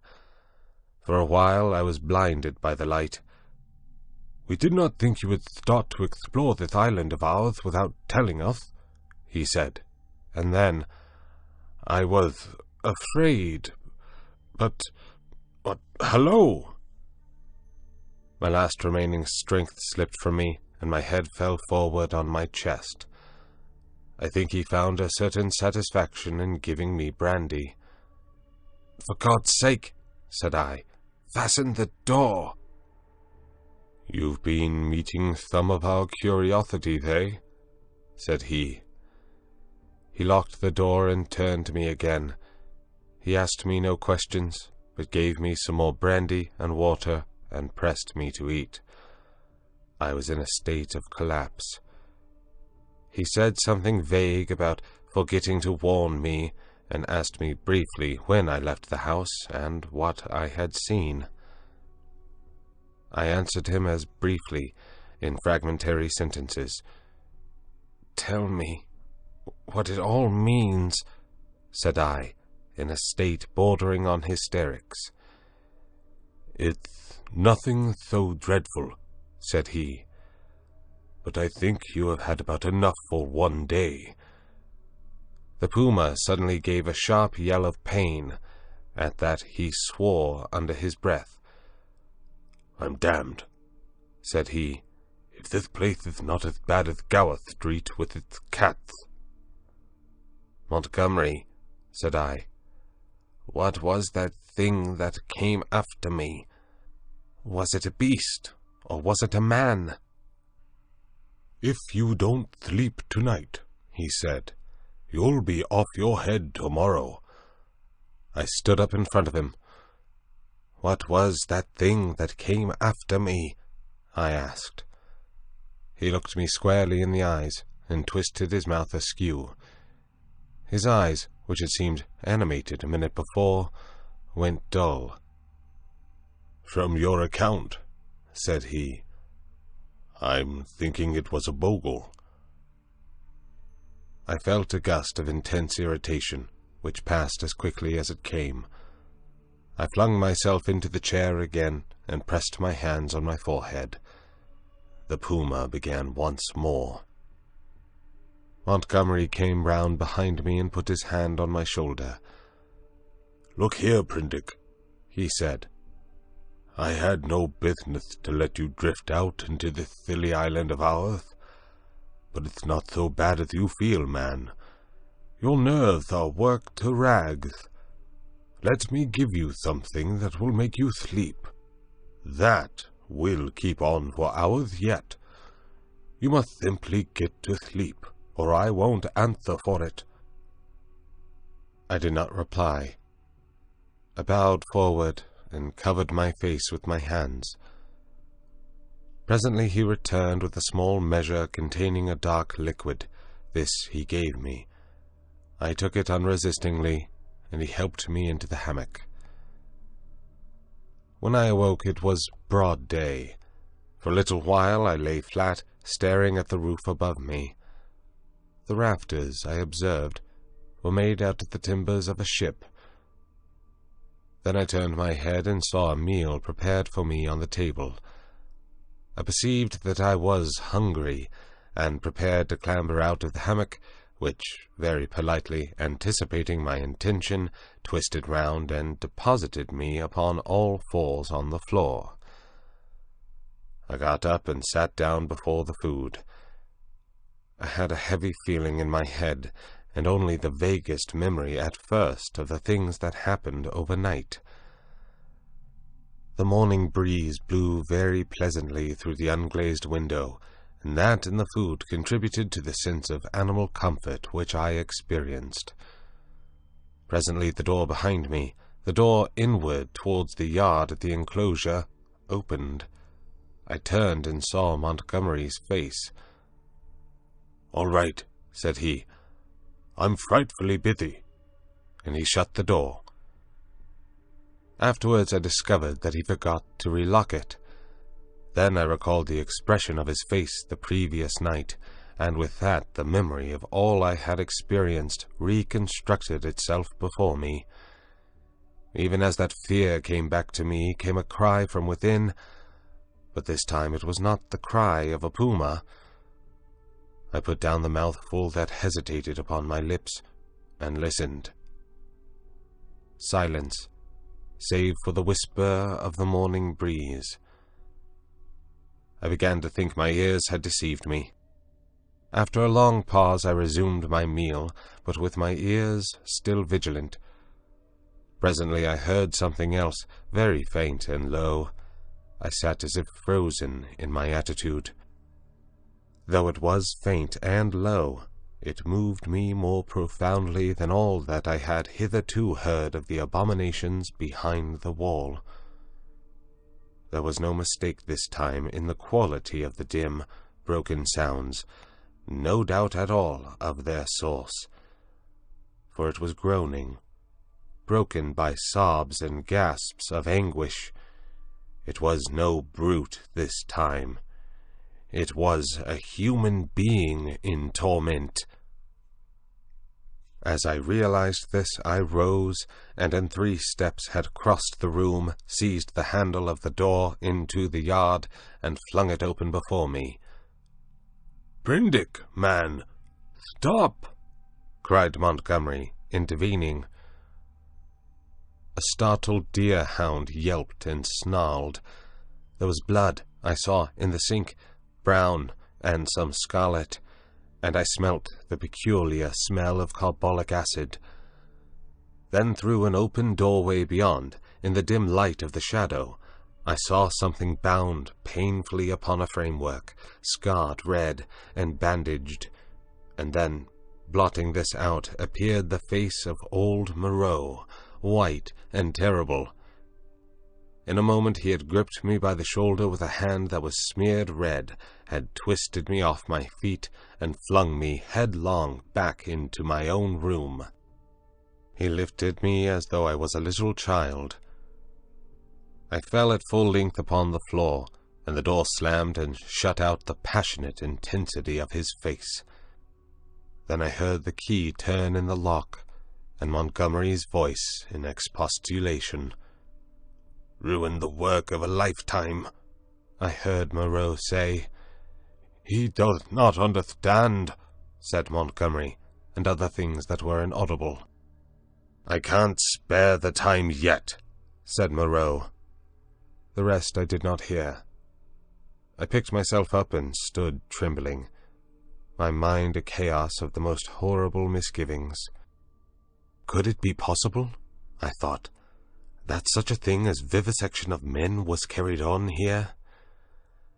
The question shot like lightning across a tumultuous sky, and suddenly the clouded horror of my mind condensed into a vivid realization of my own danger. End of Section 11. Section 12 of The Island of Dr. Moreau by H.G. Wells. 11. The Hunting of the Man. It came before my mind with an unreasonable hope of escape that the outer door of my room was still open to me. I was convinced now, absolutely assured, that Moreau had been vivisecting a human being.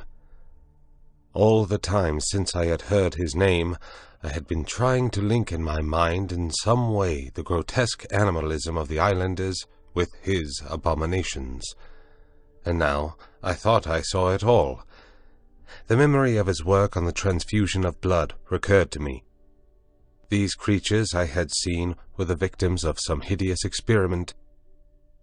These sickening scoundrels had merely intended to keep me back, to fool me with their display of confidence, and presently to fall upon me with a fate more horrible than death, with torture. And after torture, the most hideous degradation it is possible to conceive, to send me off a lost soul, a beast, to the rest of their comus rout. I looked around for some weapon. Nothing. Then with an inspiration I turned over the deck chair, put my foot on the side of it, and tore away the side rail. It happened that a nail came away with the wood, and, projecting, gave a touch of danger to an otherwise petty weapon. I heard a step outside, and incontinently flung open the door and found Montgomery within a yard of it. He meant to lock the outer door. I raised this nailed stick of mine and cut at his face, but he sprang back. I hesitated a moment, then turned and fled round the corner of the house. "Prendick, man!" I heard his astonished cry. "Don't be a thiliath, man!" Another minute, thought I, and he would have had me locked in, and as ready as a hospital rabbit for my fate. He emerged behind the corner, for I heard him shout, "Prendick!" Then he began to run after me, shouting things as he ran. This time, running blindly, I went northeastward in the direction at right angles to my previous expedition. Once, as I went running headlong up the beach, I glanced over my shoulder and saw his attendant with him. I ran furiously up the slope, over it, then, turning eastward along a rocky valley fringed on either side with jungle, I ran for perhaps a mile altogether, my chest straining, my heart beating in my ears. And then, hearing nothing of Montgomery or his man, and feeling upon the verge of exhaustion, I doubled sharply back towards the beach as I judged, and lay down in the shelter of a canebrake. There I remained for a long time, too fearful to move, and indeed too fearful even to plan a course of action. The wild scene about me lay sleeping silently under the sun, and the only sound near me was the thin hum of some small gnats that had discovered me. Presently I became aware of a drowsy breathing sound, the soughing of the sea upon the beach. After about an hour I heard Montgomery shouting my name far away to the north. That set me thinking of my plan of action. As I interpreted it then, this island was inhabited only by these two vivisectors and their animalized victims. Some of these, no doubt, they could press into their service against me if need arose. I knew both Moreau and Montgomery carried revolvers, and, save for a feeble bar of deal spiked with a small nail, the merest mockery of a mace, I was unarmed. So I lay still there, until I began to think of food and drink, and at that thought the real hopelessness of my situation came home to me. I knew no way of getting anything to eat. I was too ignorant of botany to discover any resort of root or fruit that might lie about me. I had no means of trapping the few rabbits upon the island. It grew blanker the more I turned the prospect over. At last, in the desperation of my position, my mind turned to the animal men I had encountered. I tried to find some hope in what I remembered of them. In turn, I recalled each one I had seen, and tried to draw some augury of assistance from my memory. Then suddenly I heard a staghound bay, and at that realized a new danger. I took little time to think, or they would have caught me then, but, snatching up my nailed stick, rushed headlong from my hiding-place towards the sound of the sea. I remember a growth of thorny plants, with spines that stabbed like penknives. I emerged bleeding and with torn clothes upon the lip of a long creek opening northward. I went straight into the water without a minute's hesitation, wading up the creek, and presently finding myself knee-deep in a little stream. I scrambled out at last on the westward bank, and with my heart beating loudly in my ears, crept into a tangle of ferns to await the issue. I heard the dog, there was only one, draw nearer, and yelp when it came to the thorns. Then I heard no more, and presently began to think I had escaped. The minutes passed. The silence lengthened out, and at last, after an hour of security, my courage began to return to me.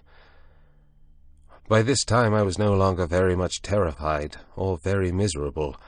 I had, as it were, passed the limit of terror and despair. I felt now that my life was practically lost, and that persuasion made me capable of daring anything. I had even a certain wish to encounter Moreau face to face, and, as I had waded into the water, I remembered that if I were too hard pressed, at least one path of escape from torment still lay open to me. They could not very well prevent my drowning myself.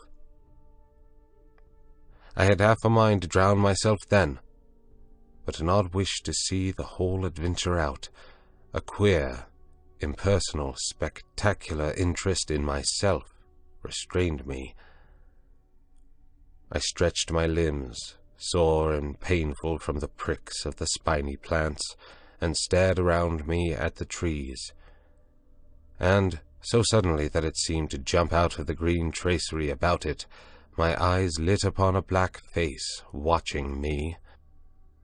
I saw that it was the simian creature who had met the launch upon the beach. He was clinging to the oblique stem of a palm tree. I gripped my stick and stood up facing him. He began chattering. You! was all I could distinguish at first. Suddenly he dropped from the tree, and in another moment was holding the fronds apart and staring curiously at me. I did not feel the same repugnance towards this creature which I had experienced in my encounters with the other beast men. You, he said. in the boat. He was a man then, at least as much of a man as Montgomery's attendant, for he could talk. Yes, I said, I came in the boat, from the ship. Oh, he said, and his bright, restless eyes traveled over me, to my hands, to the stick I carried, to my feet, to the tattered places in my coat, and the cuts and scratches I had received from the thorns. He seemed puzzled at something. His eyes came back to my hands. He held out his own hand and counted his digits slowly. 1, 2, 3, 4, 5. Eh? I did not grasp his meaning then. Afterwards I was to find that a great proportion of these beast men had malformed hands, lacking sometimes even 3 digits. But guessing this was in some way a greeting, I did the same thing by way of reply. He grinned with immense satisfaction. Then his swift roving glance went round again. He made a swift movement and vanished. The fern fronds he had stood between came swishing together. I pushed out of the brake after him, and was astonished to find him swinging cheerfully by one lank arm from a rope of creepers that looped down from the foliage overhead. His back was to me. "Hello," said I. He came down with a twisting jump and stood facing me. "I say," said I, "where can I get something to eat?" Eat, he said. Eat man's food now. And his eye went back to the swing of ropes. At the huts. "But where are the huts?" Oh, "I'm new, you know." At that he swung round and set off at a quick walk. All his motions were curiously rapid. come along. Said he. I went with him to see the adventure out. I guessed the huts were some rough shelter where he and some more of these beast people lived. I might perhaps find them friendly, find some handle in their minds to take hold of. I did not know how far they had forgotten their human heritage. My ape-like companion trotted along by my side, with his hands hanging down and his jaw thrust forward. I wondered what memory he might have in him. "How long have you been on this island?" said I. How long? He asked, and after having the question repeated, he held up 3 fingers. The creature was little better than an idiot.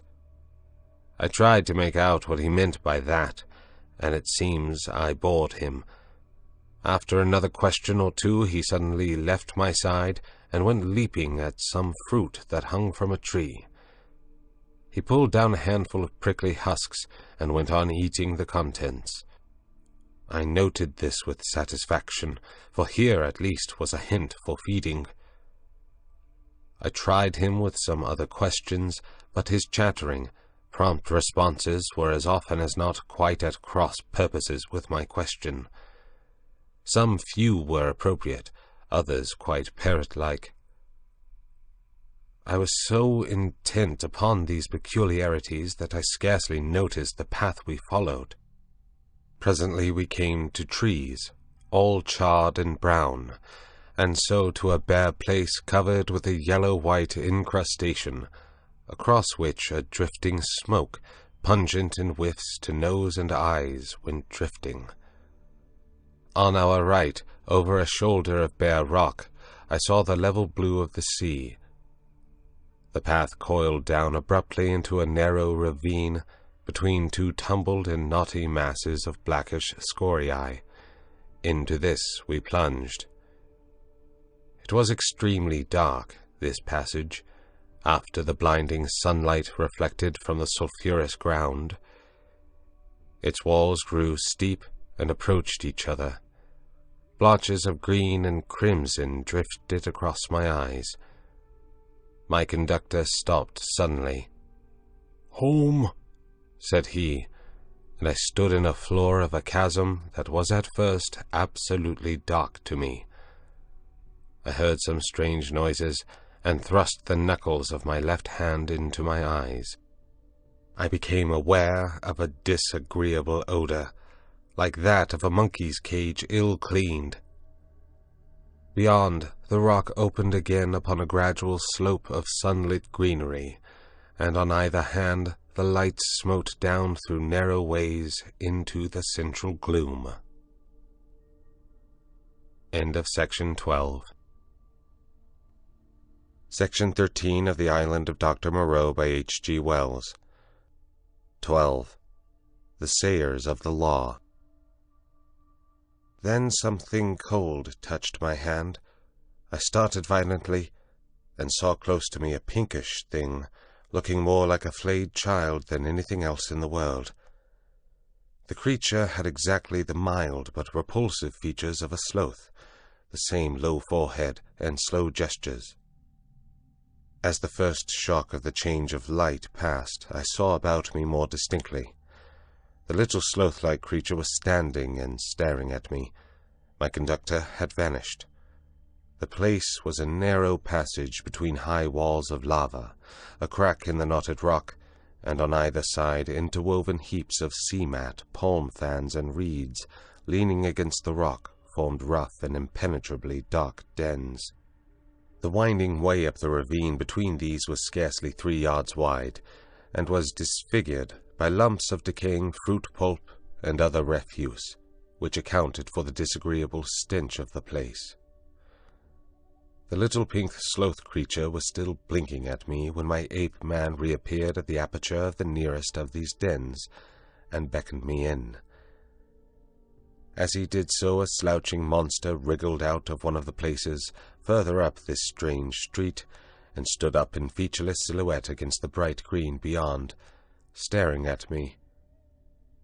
I hesitated, having half a mind to bolt the way I had come, and then, determined to go through with the adventure, I gripped my nailed stick about the middle and crawled into the little evil-smelling lean-to after my conductor. It was a semicircular space, shaped like the half of a beehive, and against the rocky wall that formed the inner side of it was a pile of variegated fruits, coconuts among others. Some rough vessels of lava and wood stood about the floor, and one on a rough stool. There was no fire. In the darkest corner of the hut sat a shapeless mass of darkness that grunted, "Hey!" as I came in, and my ape-man stood in the dim light of the doorway and held out a split coconut to me as I crawled into the other corner and squatted down. I took it and began gnawing it, as serenely as possible, in spite of a certain trepidation and the nearly intolerable closeness of the den.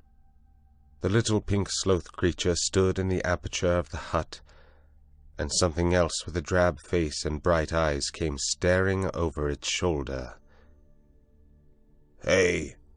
came out of the lump of mystery opposite. "It is a man." "It is a man," gabbled my conductor. "A man, a man, a 5-man like me." "Shut up," said the voice from the dark, and grunted.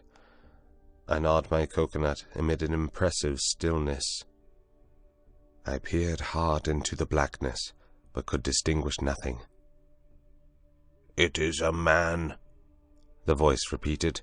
"He comes to live with us." It was a thick voice with something in it, a kind of whistling overtone, that struck me as peculiar, but the English accent was strangely good. The ape-man looked at me as though he expected something. I perceived the pause was interrogative. "He comes to live with you," I said. "It is a man. He must learn the law." I began to distinguish now a deeper blackness in the black, a vague outline of a hunched-up figure.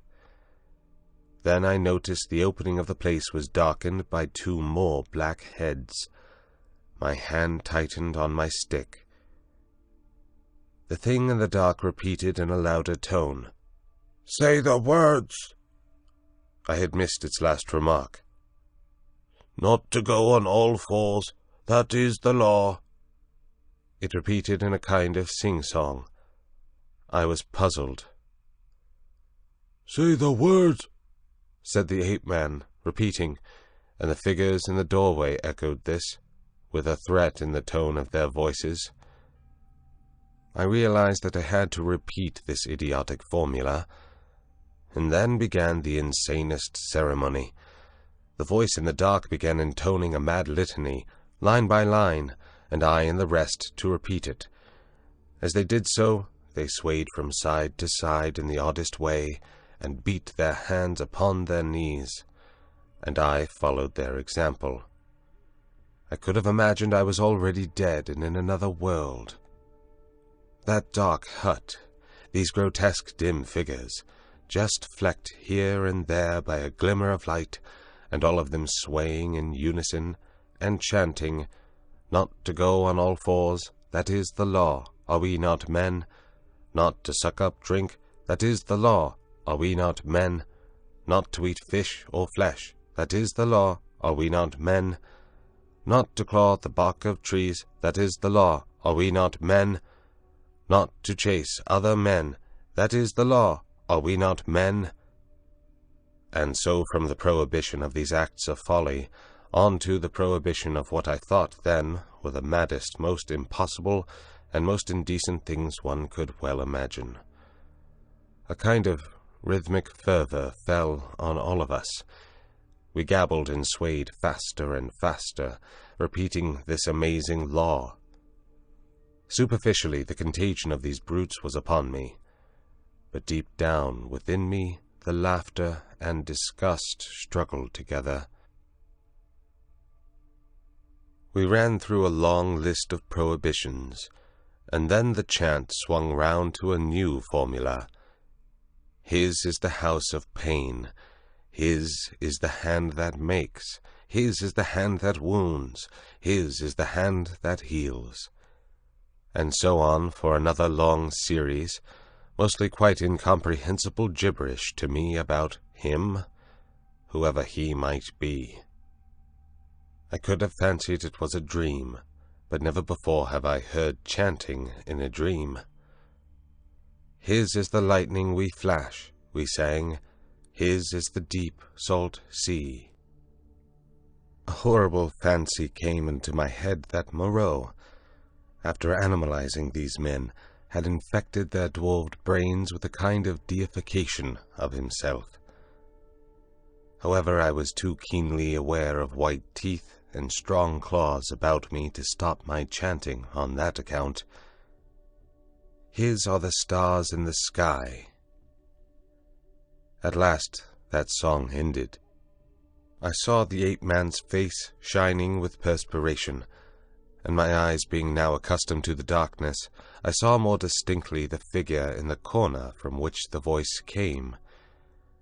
It was the size of a man, but it seemed covered with a dull grey hair, almost like a Skye terrier. What was it? What were they all? Imagine yourself surrounded by all the most horrible cripples and maniacs it is possible to conceive, and you may understand a little of my feelings with these grotesque caricatures of humanity about me. "Here's a 5-man, a 5-man, a 5-man, like me," said the ape-man. I held out my hands. The grey creature in the corner leant forward. "Not to run on all fours, that is the law. Are we not men?" he said. He put out a strangely distorted talon and gripped my fingers. The thing was almost like the hoof of a deer produced into claws. I could have yelled with surprise and pain.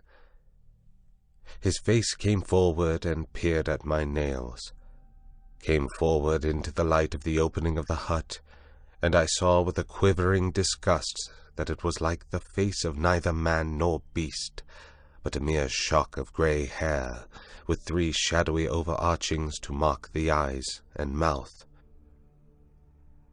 "He has little nails," said this grisly creature in his hairy beard. "It is well." He threw my hand down, and instinctively I gripped my stick. "Eat roots and herbs. It is his will," said the ape-man. "I am the sayer of the law," said the grey figure. "Here come all that be new to learn the law. I sit in the darkness and say the law." "It is even so," said one of the beasts in the doorway. "Evil are the punishments of those who break the law. None escape." "None escape," said the beast folk, glancing furtively at one another. "None, none," said the ape-man. "None escape. See, I did a little thing, a wrong thing once. I jabbered, stopped talking. None could understand. I am burnt, branded in the hand. He is great. He is good."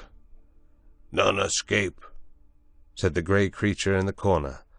"None escape," said the beast people, looking askance at one another.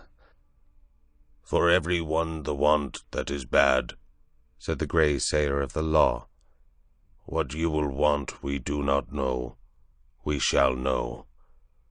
Some want to follow things that move, to watch and slink and wait and spring, to kill and bite deep and rich, sucking the blood. It is bad. Not to chase other men. That is the law. Are we not men? Not to eat flesh or fish. That is the law. Are we not men?" "None escape," said a dappled brute standing in the doorway. "For every one the want is bad," said the grey sayer of the law.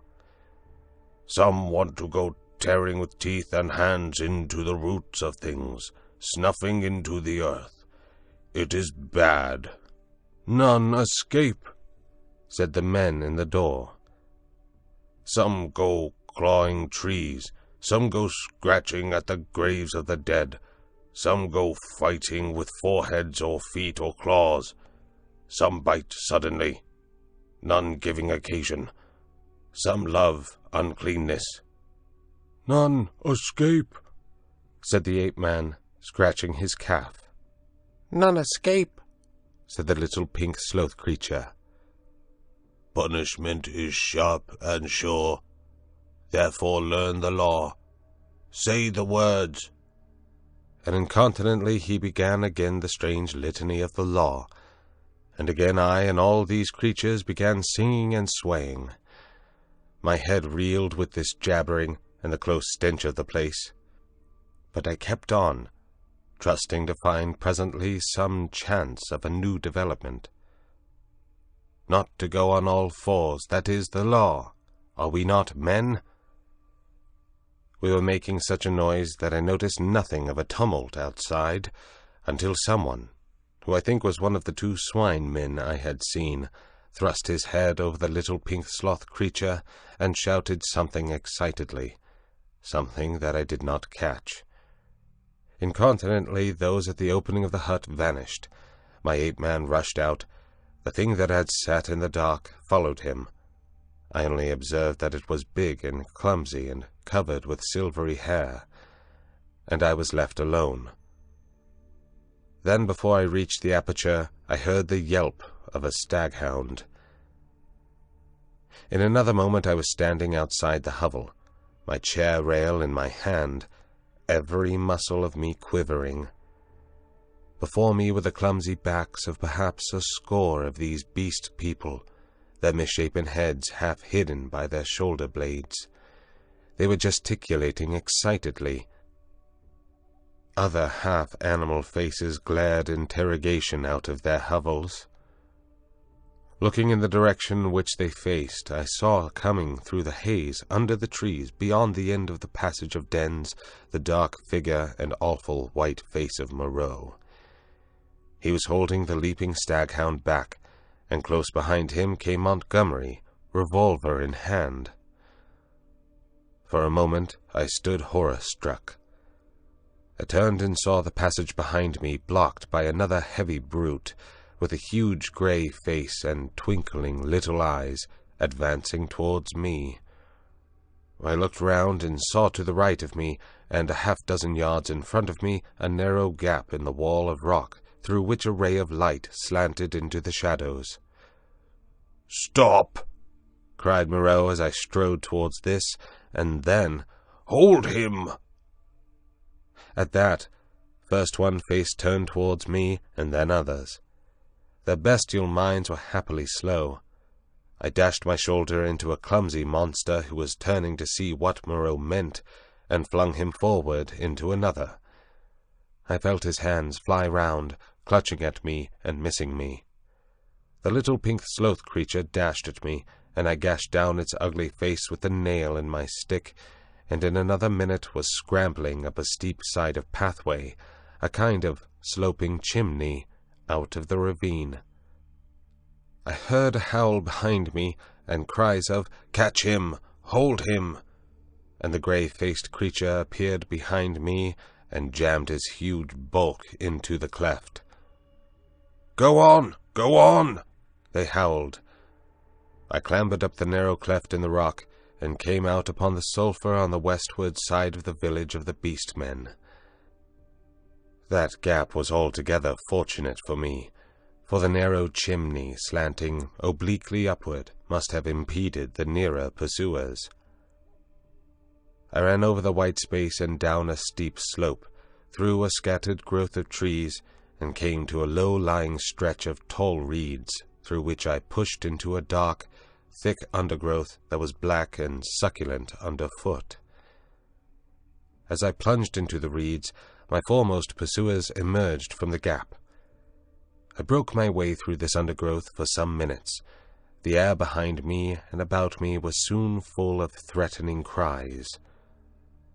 I heard the tumult of my pursuers in the gap up the slope, then the crashing of the reeds, and every now and then the crackling crash of a branch. Some of the creatures roared like excited beasts of prey. The staghound yelped to the left. I heard Moreau and Montgomery shouting in the same direction. I turned sharply to the right. It seemed to me even then that I heard Montgomery shouting for me to run for my life. Presently the ground gave rich and oozy under my feet, but I was desperate and went headlong into, struggled through knee-deep, and so came to a winding path among tall canes. The noise of my pursuers passed away to my left. In one place 3 strange, pink, hopping animals about the size of cats bolted before my footsteps. This pathway ran uphill, across another open space covered with white incrustation, and plunged into a canebrake again. Then suddenly it turned parallel with the edge of a steep-walled gap, which came without warning, like a ha-ha of an English park, turned with an unexpected abruptness. I was still running with all my might, and I never saw this drop until I was flying headlong through the air. I fell on my forearms and head among thorns, and rose with a torn ear and bleeding face.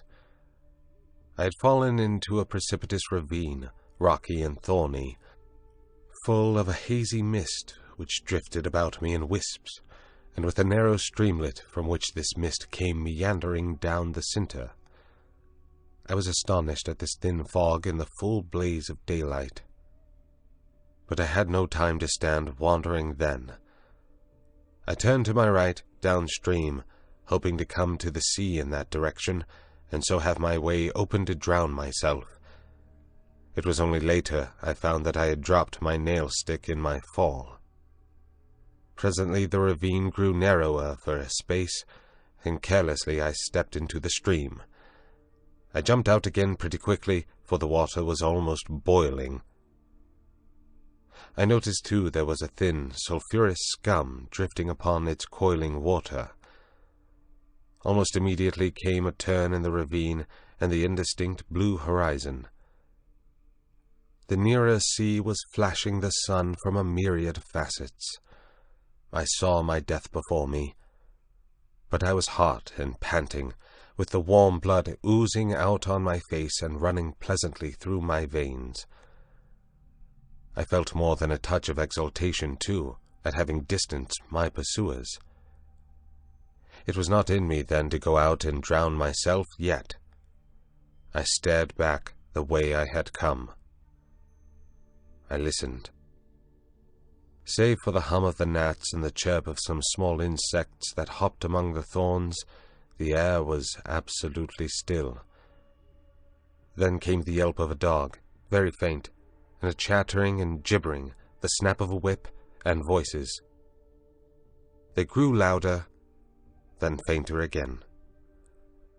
The noise receded up the stream and faded away.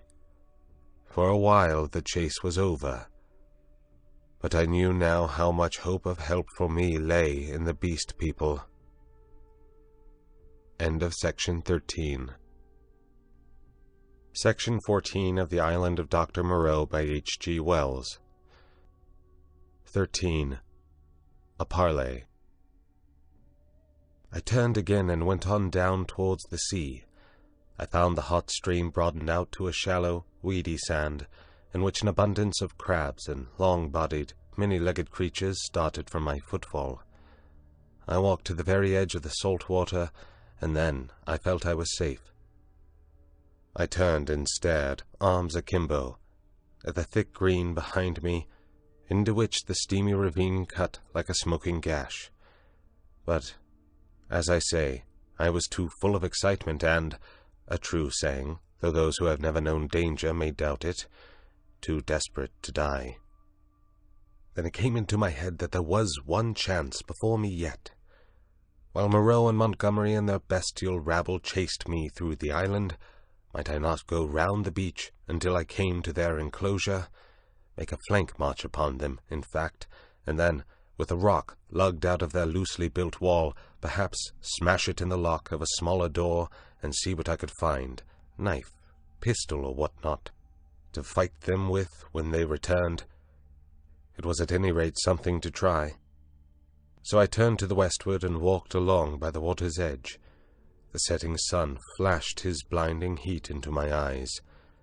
The slight Pacific tide was running in with a gentle ripple. Presently the shore fell away southward, and the sun came round upon my right hand. Then suddenly, far in front of me, I saw first one, and then several figures emerging from the bushes. Moreau with his grey staghound, then Montgomery and two others. At that I stopped. They saw me, and began gesticulating and advancing. I stood watching them approach. The two beastmen came running forward to cut me off from the undergrowth inland. Montgomery came, running also, but straight towards me. Moreau followed slower with the dog. At last I roused myself from my inaction, and turning seaward walked straight into the water. The water was very shallow at first. I was 30 yards out before the waves reached to my waist. Dimly I could see the intertidal creatures darting away from my feet. "What are you doing, man?" cried Montgomery. I turned, standing waist-deep, and stared at them. Montgomery stood panting at the margin of the water. His face was bright red with exertion, his long flaxen hair blown about his head, and his dropping nether lip showed his irregular teeth. Moreau was just coming up, his face pale and firm, and the dog at his hand barked at me. Both men had heavy whips. Farther up the beach stared the beastmen. "What am I doing? I'm going to drown myself," said I. Montgomery and Moreau looked at each other. "Why?" asked Moreau. "Because that is better than being tortured by you." "I told you so," said Montgomery, and Moreau said something in a low tone. "What makes you think I shall torture you?" asked Moreau. "What I saw," I said, "and those, yonder." "Hush," said Moreau, and held up his hand. "I will not," said I. "They were men. What are they now? I at least will not be like them." I looked past my interlocutors. Up the beach were Imling, Montgomery's attendant, and one of the white-swathed brutes from the boat. Farther up, in the shadow of the trees, I saw my little ape-man, and behind him some other dim figures. "Who are these creatures?" said I, pointing to them and raising my voice more and more that it might reach them. "They were men like yourselves, whom you have infected with some bestial taint. Men whom you have enslaved and whom you still fear. You who listen," I cried, pointing now to Moreau and shouting past him to the beastmen. "You who listen, do you not see these men still fear you, go in dread of you? Why then do you fear them? You are many—" "For God's sake," cried Montgomery. "Stop that, Prendick!" "Prendick!" cried Moreau. They both shouted together, as if to drown my voice, and behind them lowered the staring faces of the beast-men, wondering, their deformed hands hanging down, their shoulders hunched up. They seemed, as I fancied, to be trying to understand me, to remember, I thought, something of their human past. I went on shouting, I scarcely remember what, that Moreau and Montgomery could be killed, that they were not to be feared. That was the burden of what I put into the heads of the beast people. I saw the green-eyed man in the dark rags, who had met me on the evening of my arrival, come out from among the trees, and others followed him, to hear me better. At last, for want of breath, I paused. "Listen to me for a moment," said the steady voice of Moreau, "and then say what you will." "Well," said I. He coughed, thought, then shouted, "Latin, Prendick. Bad Latin, schoolboy Latin, but try and understand. Hae non sunt homines, sunt animalia quinos habemus. Vivisected, a humanizing process. I will explain. Come ashore." I laughed. "A pretty story," said I. "They talk, build houses. They were men. It's likely I'll come ashore." "The water just beyond you where you stand is deep, and full of sharks." "That's my way," said I. "Short and sharp. Presently." "Wait a minute." He took something out of his pocket that flashed back the sun, and dropped the object at his feet. "That's a loaded revolver," said he. "Montgomery here will do the same. Now we are going up the beach until you are satisfied the distance is safe. Then come and take the revolvers." "Not I. You have a third one between you." "I want you to think over things, Prendick. In the first place, I never asked you to come upon this island. If we vivisected men, we should import men, not beasts. In the next, we had you drugged last night, had we wanted to work you any mischief. And in the next, now your first panic is over, and you can think a little. Is Montgomery here quite up to the character you give him? We have chased you for your good, because this island is full of inimical phenomena. Besides, why should we want to shoot you when you have just offered to drown yourself?" "Why did you set your people onto me when I was in the hut?" "We felt sure of catching you and bringing you out of danger. Afterwards we drew away from the scent for your own good." I mused. It seemed possible. Then I remembered something again. "But I saw," said I, "in the enclosure." "That was the puma." "Look here, Prendick," said Montgomery. "You're Thiliath. Come out of the water and take these revolvers, and talk. We can't do anything more than we could do now." I will confess that then, and indeed always, I distrusted and dreaded Moreau. But Montgomery was a man I felt I understood. "Go up the beach," said I, after thinking, and added, "holding up your hands." "Can't do that," said Montgomery, with an explanatory nod over his shoulder. "Undignified." "Go up the trees, then," said I, "as you please." "It's a damn silly ceremony," said Montgomery. Both turned and faced the 6 or 7 grotesque creatures who stood there in the sunlight, solid, casting shadows, moving, and yet so incredibly unreal. Montgomery cracked his whip at them, and forthwith they all turned and fled helter-skelter into the trees, and when Montgomery and Moreau were at a distance I judged sufficient, I waded ashore, and picked up and examined the revolvers. To satisfy myself against the subtlest trickery, I discharged one at a round lump of lava, and had the satisfaction of seeing the stone pulverized and the beach splashed with lead. Still I hesitated for a moment. "I'll take the risk," said I at last, and with a revolver in each hand I walked up the beach towards them. "That's better," said Moreau, without affection. "As it is, you have wasted the better part of my day with your confounded imagination." And with a touch of contempt which humiliated me, he and Montgomery turned and went on in silence before me. The knot of the beast-men, still wandering, stood back among the trees. I passed them as serenely as possible.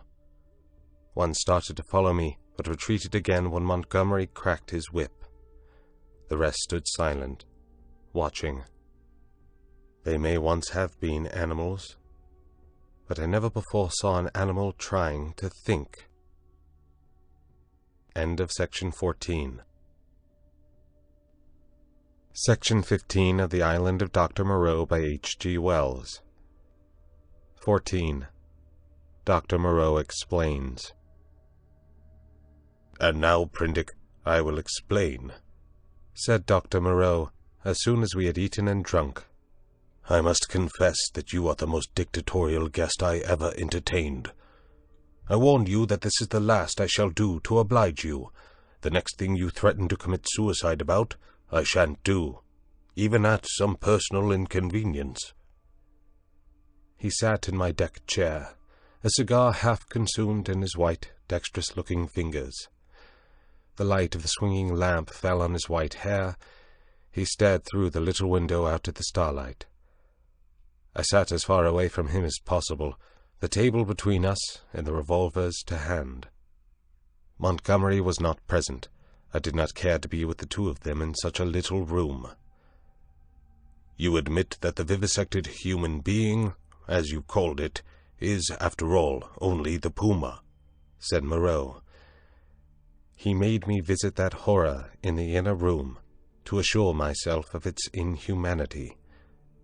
"It is the puma," I said, "still alive, but so cut and mutilated as I pray I may never see living flesh again, of all vile—" "Never mind that," said Moreau. "At least spare me your youthful horrors. Montgomery used to be just the same. You admit that it is the puma. Now be quiet, while I reel off my physiological lecture to you." And forthwith, beginning in the tone of a man supremely bored, but presently warming a little, he explained his work to me.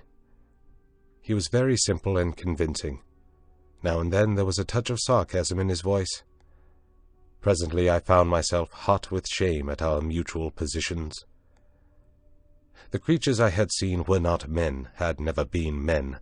They were animals, humanized animals, triumphs of vivisection. "You forget all that a skilled vivisector can do with living things," said Moreau.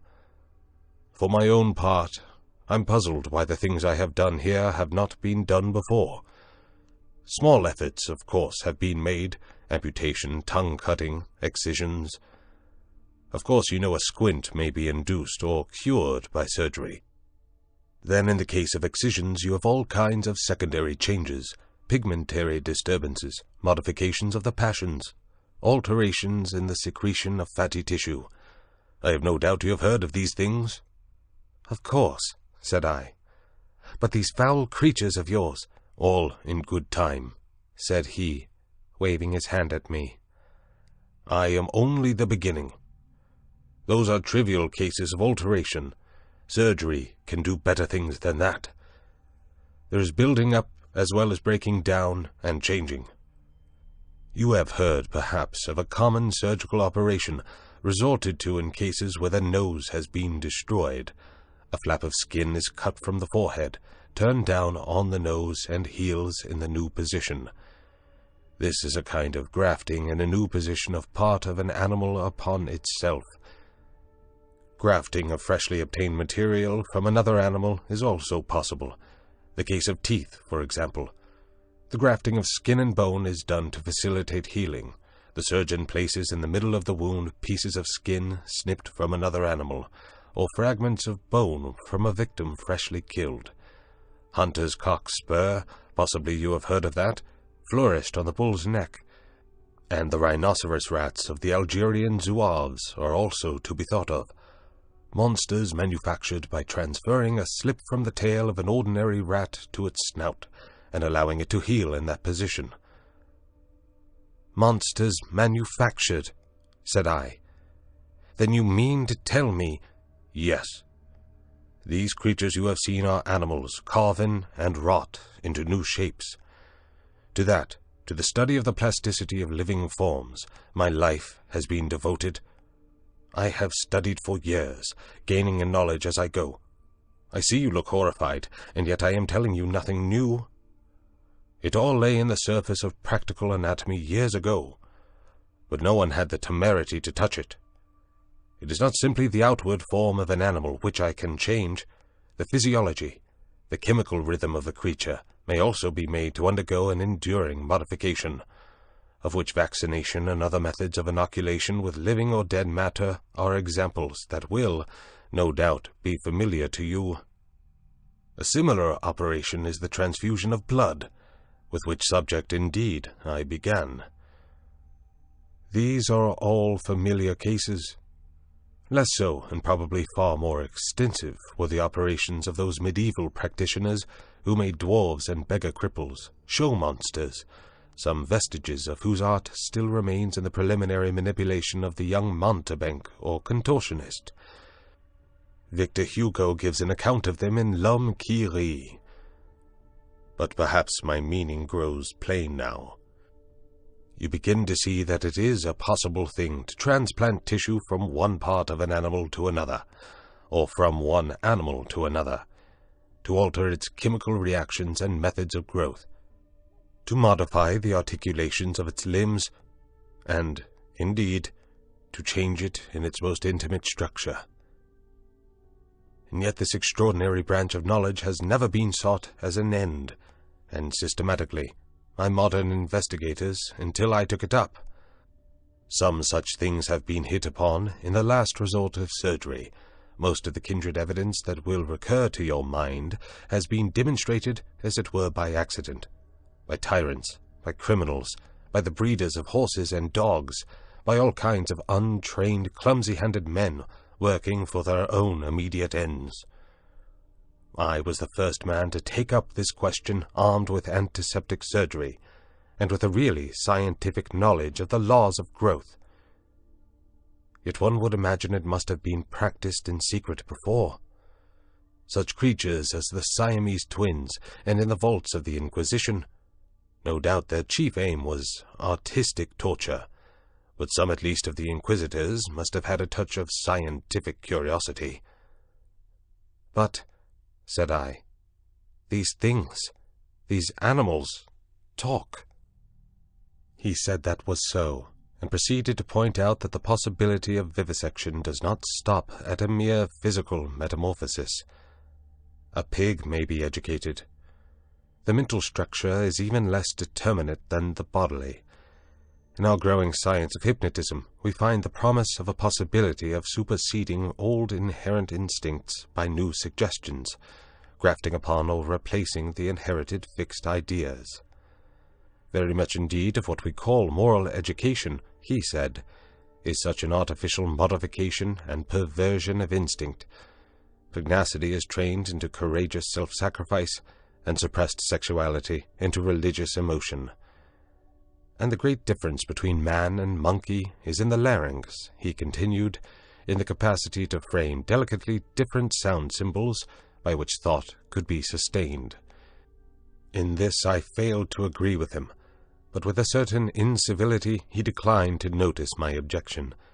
He repeated that the thing was so, and continued his account of his work. I asked him why he had taken the human form as a model. There seemed to me then, and there still seems to me now, a strange wickedness for that choice. He confessed that he had chosen that form by chance. I might as well have worked to form sheep into llamas, and llamas into sheep. I suppose there is something in the human form that appeals to the artistic turn of mind more powerfully than any animal shape can. But I've not confined myself to man-making. Once or twice. He was silent. For a minute, perhaps. These years, how they have slipped by, and here I have wasted a day saving your life, and am now wasting an hour explaining myself. But, said I still do not understand. Where is your justification for inflicting all this pain? The only thing that could excuse vivisection to me would be some application. Precisely, said he. But you see, I am differently constituted. We are on different platforms. You are a materialist. I am not a materialist, I began hotly. In my view. For it is just this question of pain that pots us. So long as visible or audible pain turns you sick, so long as your own pain drives you, so long as pain underlies your propositions about sin, so long, I tell you, you are an animal, thinking a little less obscurely what an animal feels. This pain. I gave an impatient shrug at such sophistry. Oh, but it is such a little thing. A mind truly open to what science has to teach must see that it is a little thing. It may be that save in this little planet, this speck of cosmic dust, invisible long before the nearest star could be attained, it may be, I say, that nowhere else does this thing called pain occur. But the laws we feel our way towards, why, even on this earth, even among living things, what pain is there? As he spoke, he drew a little penknife from his pocket, opened the smaller blade, and moved his chair so that I could see his thigh. Then, choosing the place deliberately, he drove the blade into his leg and withdrew it. No doubt, he said, you have seen that before. It does not hurt a pinprick. But what does it show? The capacity for pain is not needed in the muscle, and is not placed there. Is but little needed in the skin, and only here and there, over the thigh, is a spot capable of feeling pain. Pain is simply our intrinsic medical advisor to warn us and stimulate us. Not all living flesh is painful, nor is all nerve, not even all sensory nerve. There's no taint of pain, real pain in the sensations of the optic nerve. If you wound the optic nerve, you merely see flashes of light, just as disease of the auditory nerve merely means a humming in our ears. Plants do not feel pain, nor the lower animals. It's possible that such animals as the starfish and crayfish do not feel pain at all. Then with men, the more intelligent they become, the more intelligently they will see after their own welfare, and the less they will need to goad to keep them out of danger. I never heard of a useless thing that was not ground out of existence by evolution sooner or later. Did you? And pain gets needless. Then I am a religious man, Prendick, as every sane man must be.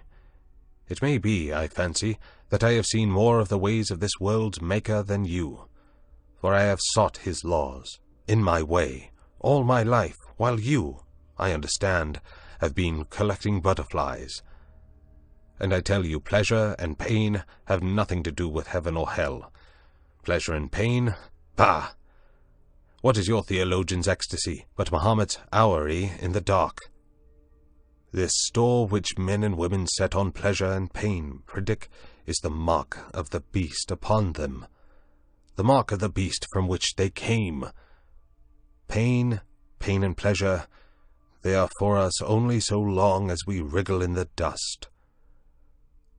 You see, I went on with this research just the way it led me. That is the only way I ever heard of true research going. I asked a question, devised some method of obtaining an answer, and got a fresh question. Was this possible, or that possible? You cannot imagine what this means to an investigator, what an intellectual passion grows upon him. You cannot imagine the strange, colorless delight of these intellectual desires. The thing before you is no longer an animal, a fellow creature, but a problem. Sympathetic pain, all I know of it I remember as a thing I used to suffer from years ago. I wanted, it was the one thing I wanted, to find out the extreme limit of plasticity in a living shape. But, said I, the thing is an abomination. To this day I have never troubled about the ethics of the matter, he continued. The study of nature makes a man at last as remorseless as nature.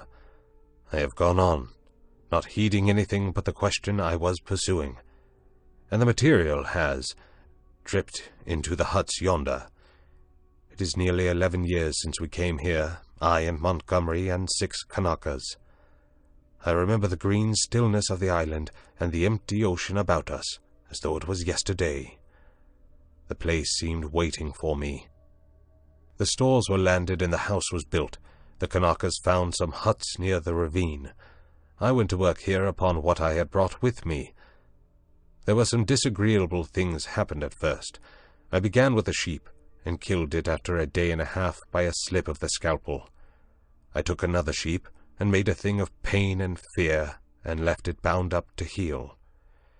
It looked quite human to me when I had finished it, but when I went to it, I was discontented with it. It remembered me, and was terrified beyond imagination, and it had no more than the wits of a sheep. The more I looked at it, the clumsier it seemed, until at last I put the monster out of its misery. These animals without courage, these fear-haunted, pain-driven things, without a spark of pugnacious energy to face torment, they are no good for man-making. Then I took a gorilla I had, and upon that, working with infinite care, and mastering difficulty after difficulty, I made my first man. All the week, night and day, I moulded him. With him it was chiefly the brain that needed moulding. Much had to be added, much changed. I thought him a fair specimen of the negroid type when I had finished him, and he lay bandaged, bound, and motionless before me. It was only when his life was assured that I left him and came into his room again, and found Montgomery much as you are. He had heard some of the cries as the thing grew human, cries like those that disturbed you so. I didn't take him completely into my confidence at first, and the Kanakas, too, had realized something of it. They were scared out of their wits by the sight of me. I got Montgomery over to me, in a way, but I and he had the hardest job to prevent the Kanakas deserting. Finally they did, and so we lost the yacht. I spent many days educating the brute. Altogether I had him for 3 or 4 months. I taught him the rudiments of English, gave him ideas of counting, even made the thing read the alphabet. But at that he was slow, though I've met with idiots slower. He began with a clean sheet mentally, had no memories left in his mind of what he had been. When his scars were quite healed, and he was no longer anything but painful and stiff and able to converse a little, I took him yonder and introduced him to the Kanakas as an interesting stowaway. They were horribly afraid of him at first, somehow, which offended me rather, for I was conceited about him. But his ways seemed so mild, and he was so abject, that after a time they received him and took his education in hand. He was quick to learn, very imitative and adaptive, and built himself a hovel, rather better, it seemed to me, than their own shanties. There was one among the boys, a bit of a missionary, and he taught the thing to read, or at least to pick out letters, and gave him some rudimentary ideas of morality. But it seems the beast's habits were not all that is desirable. I rested from work for some days after this, and it was in a mind to write an account of the whole affair to wake up English physiology. Then I came upon the creature squatting up in a tree and gibbering at two of the Kanakas who had been teasing him. I threatened him, told him the inhumanity of such a proceeding, aroused his sense of shame, and came home resolved to do better before I took my work back to England. I have been doing better. But somehow the things drift back again. The stubborn beast flesh grows day by day back again. But I mean to do better things still. I mean to conquer that. This puma. But that's the story. All the Kanaka boys are dead now. One fell overboard of the launch, and one died of a wounded heel that he poisoned in some way with plant juice. 3 went away in the yacht, and I suppose and hope were drowned. The other one was killed. Well, I have replaced them. Montgomery went on as much as you are disposed to do at first, and then— "What became of the other one?" said I sharply. "The other Kanaka who was killed?" "The fact is, after I had made a number of human creatures, I made a thing." He hesitated. "Yes," said I. "It was killed."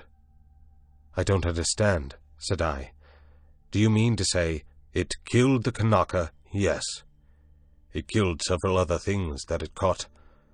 We chased it for a couple of days. It got loose by accident. I never meant it to get away. It was unfinished. It was purely an experiment.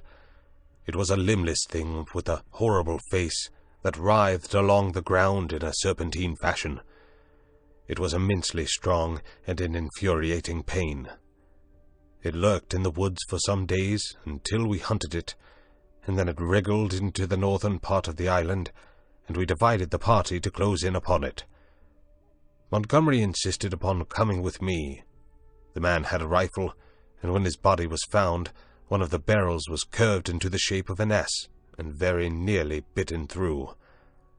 Montgomery shot the thing.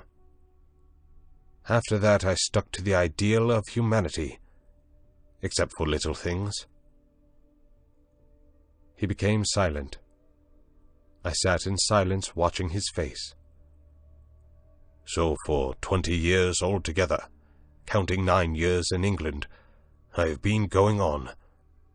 And there is still something in everything I do that defeats me, makes me dissatisfied, challenges me to further effort. Sometimes I rise above my level, sometimes I fall below it, but always I fall short of the things I dream. The human shape I can get now, almost with ease, so that it is lithe and graceful, or thick and strong. But often there is trouble with the hands and the claws, painful things that I dare not shape too freely.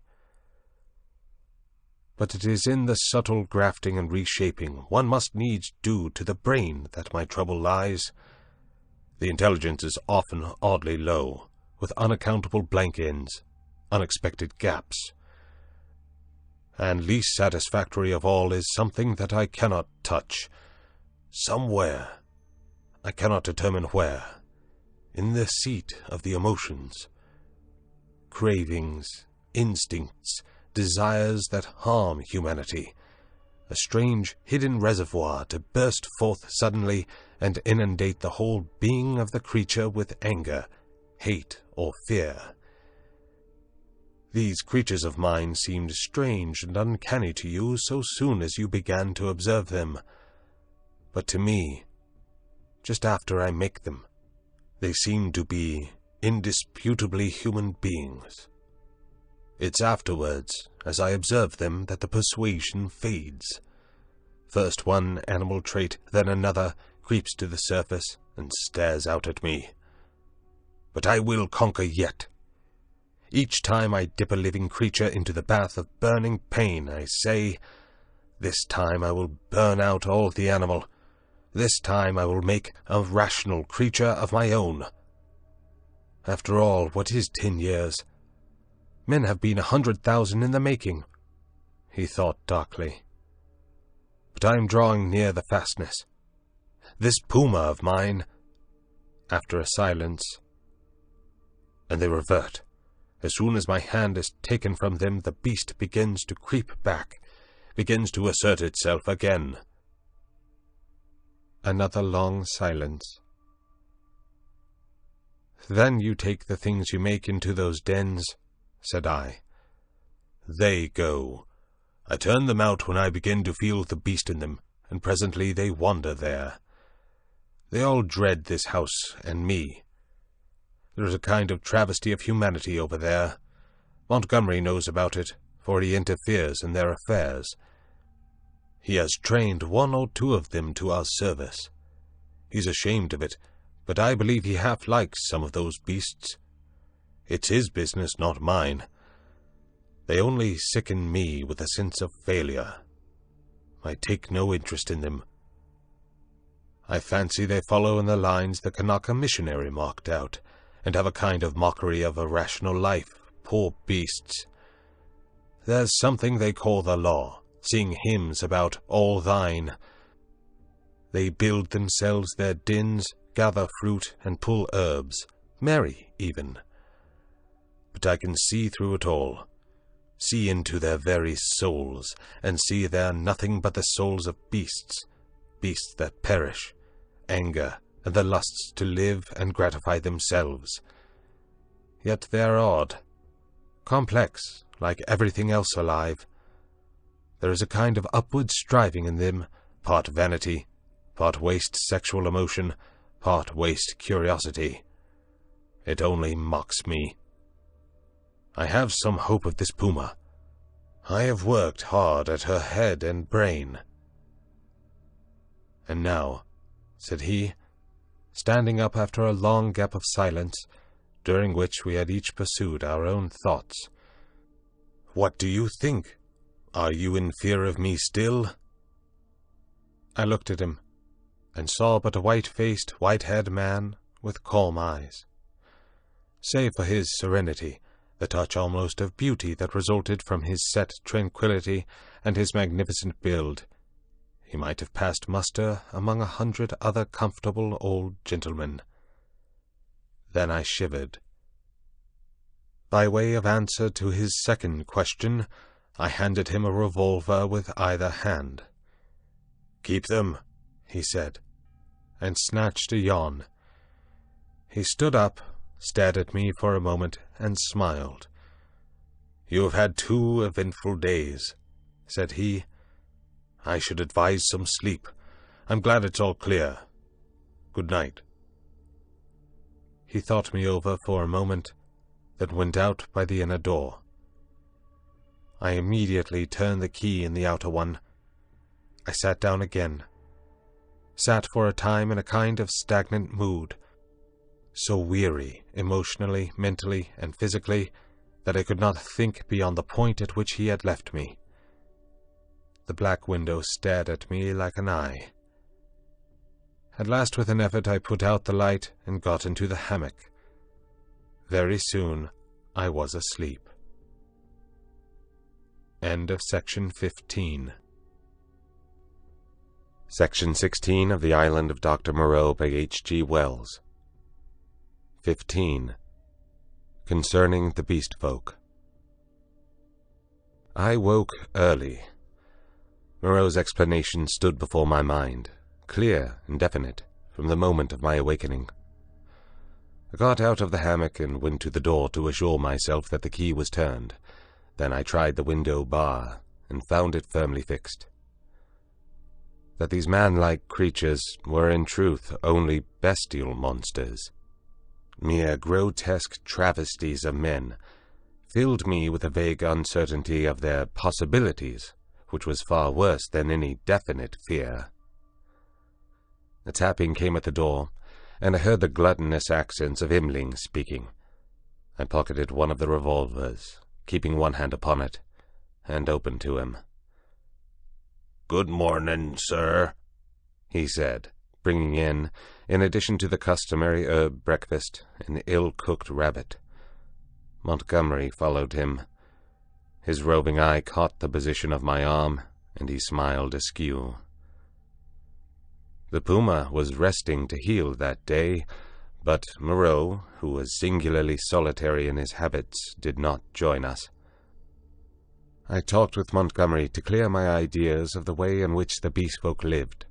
In particular, I was urgent to know how these inhuman monsters were kept from falling upon Moreau and Montgomery, and from rending one another.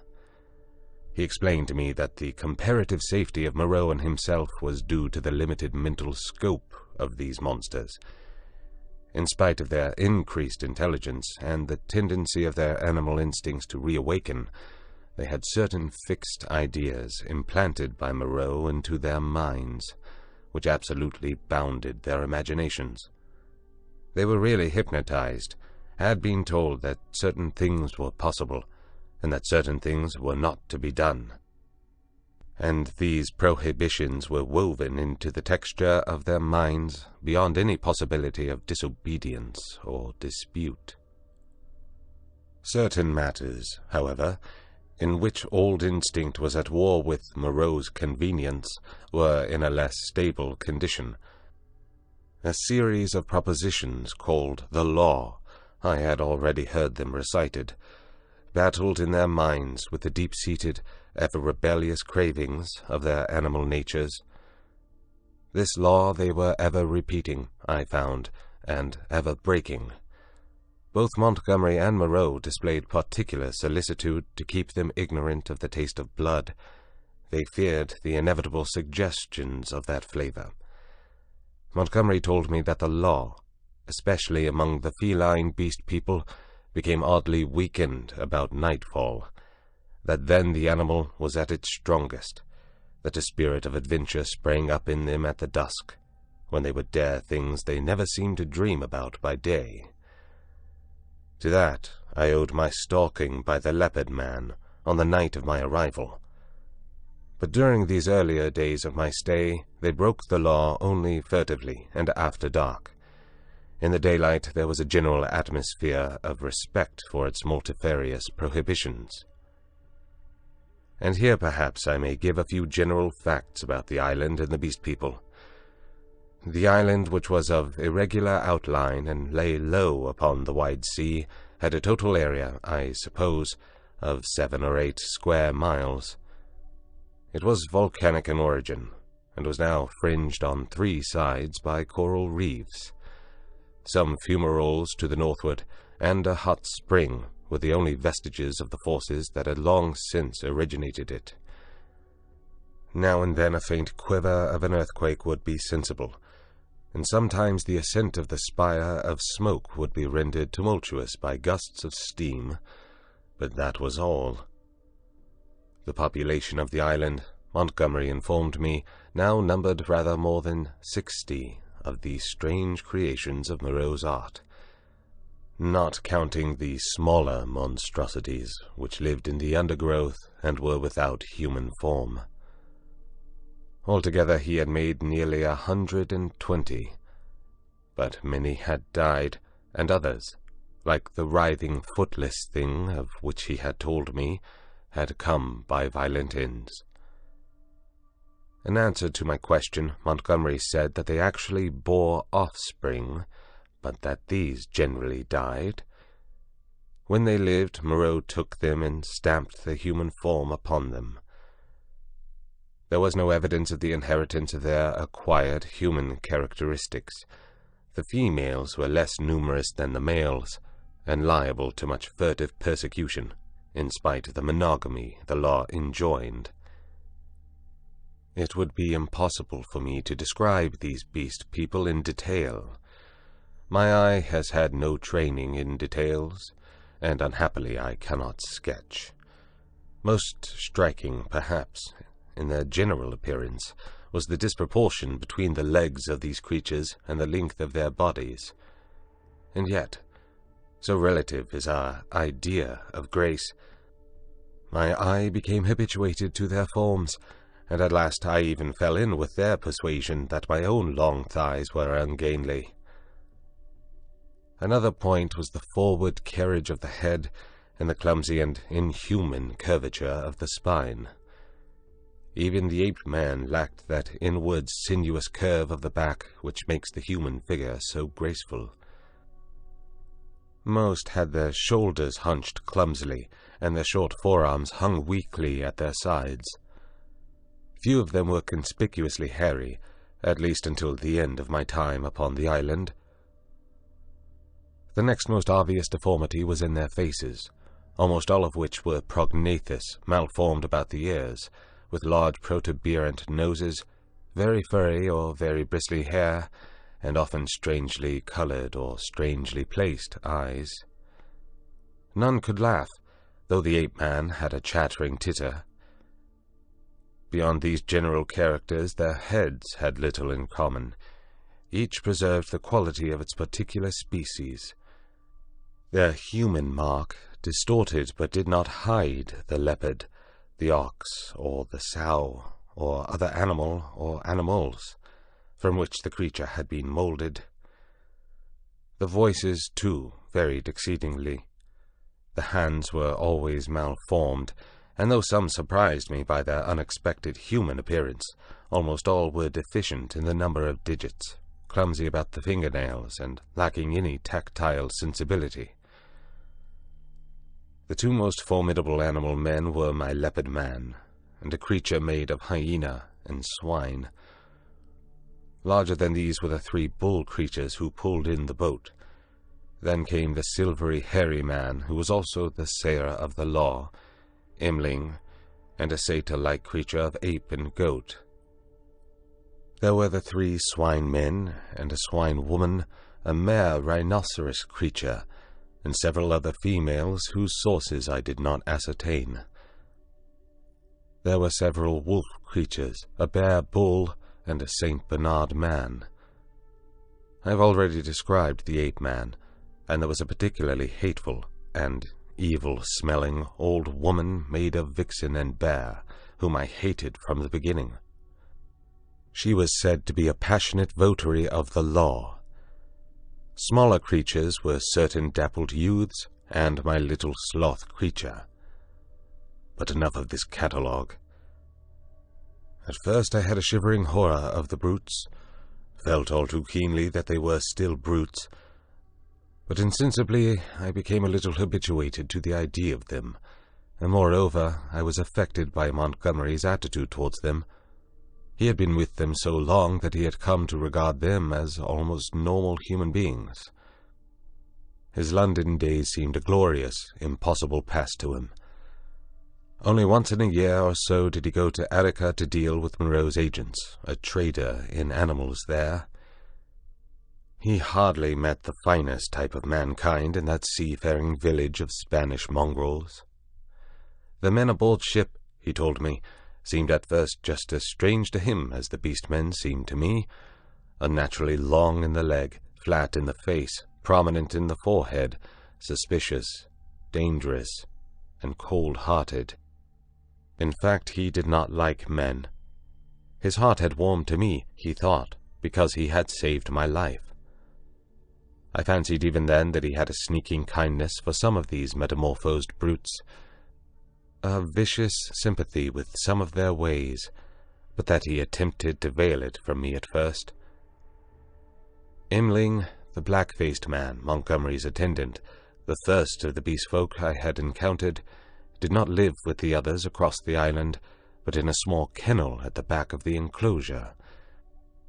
The creature was scarcely so intelligent as the ape-man, but far more docile, and the most human-looking of all the beast folk, and Montgomery had trained it to prepare food, and indeed to discharge all the trivial domestic offices that were required. It was a complex trophy of Moreau's horrible skill, a bear tainted with dog and ox, and one of the most elaborately made of all his creatures. It treated Montgomery with a strange tenderness and devotion. Sometimes he would notice it, pat it, call it half-mocking, half-jocular names, and so make it caper with extraordinary delight. Sometimes he would ill-treat it, especially after he had been at the whiskey, kicking it, beating it, pelting it with stones or lighted fuses. But whether he treated it well or ill, it loved nothing so much as to be near him. I say I became habituated to the beast people, that 1,000 things which had seemed unnatural and repulsive speedily became natural and ordinary to me. I suppose everything in existence takes its color from the average hue of our surroundings. Montgomery and Moreau were too peculiar and individual to keep my general impression of humanity well defined. I would see one of the clumsy bovine creatures who worked the launch, treading heavily through the undergrowth, and find myself asking, trying hard to recall, how he differed from some really human yokel trudging from his mechanical labors. Or I would meet the fox-bear woman's vulpine, shifty face, strangely human in its speculative cunning, and even imagine I had met it before in some city byway. Yet every now and then the beast would flash out upon me beyond any doubt or denial. An ugly-looking man, a hunched-back human savage, to all appearance, squatting in the aperture of one of the dens, would stretch his arms and yawn, showing with startling suddenness scissor-edged incisors and saber-like canines, keen and brilliant as knives. Or in some narrow pathway, glancing with a transitory daring into the eyes of some lithe, white-swathed female figure, I would suddenly see, with a spasmodic revulsion, that she had slit-like pupils. Or glancing down, note the curving nail with which she held her shapeless wrap about her. It is a curious thing, by the by, for which I am quite unable to account, that these weird creatures, the females, I mean, had in the earlier days of my stay an instinctive sense of their own repulsive clumsiness, and displayed in consequence a more than human regard for the decency and decorum of extensive costume. End of Section 16.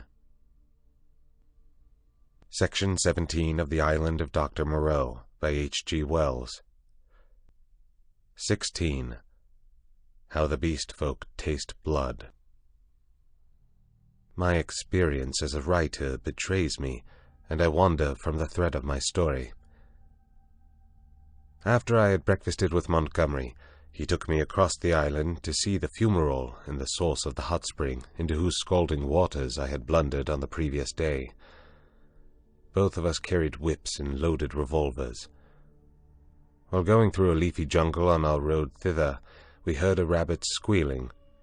We stopped and listened, but we heard no more. And presently we went on our way, and the incident dropped out of our minds. Montgomery called my attention to certain little pink animals with long hind legs that went leaping through the undergrowth. He told me they were creatures made of the offspring of the beast people that Moreau had invented. He had fancied they might serve for meat, but a rabbit-like habit of devouring their young had defeated this intention. I had already encountered some of these creatures, once during my moonlight flight from the Leopard Man, and once during my pursuit by Moreau on the previous day. By chance, one hopping to avoid us leapt into the hole caused by the uprooting of a wind-blown tree. Before it could extricate itself, we managed to catch it. It spat like a cat, scratched and kicked vigorously with its hind legs, and made an attempt to bite, but its teeth were too feeble to inflict more than a painless pinch. It seemed to me rather a pretty little creature, and as Montgomery stated that it never destroyed the turf by burrowing, and was very cleanly in its habits, I should imagine it might prove a convenient substitute for the common rabbit in gentlemen's parks. We also saw on our way the trunk of a tree, barked in long strips and splintered deeply. Montgomery called my attention to this. "Not to claw the bark of trees. That is the law," he said. "Much some of them care for it." It was after this, I think, that we met the satyr and the ape-man. The satyr was a gleam of classical memory on the part of Moreau, his face ovine in expression, like the coarser Hebrew type, his voice a harsh bleat, his nether extremities satanic.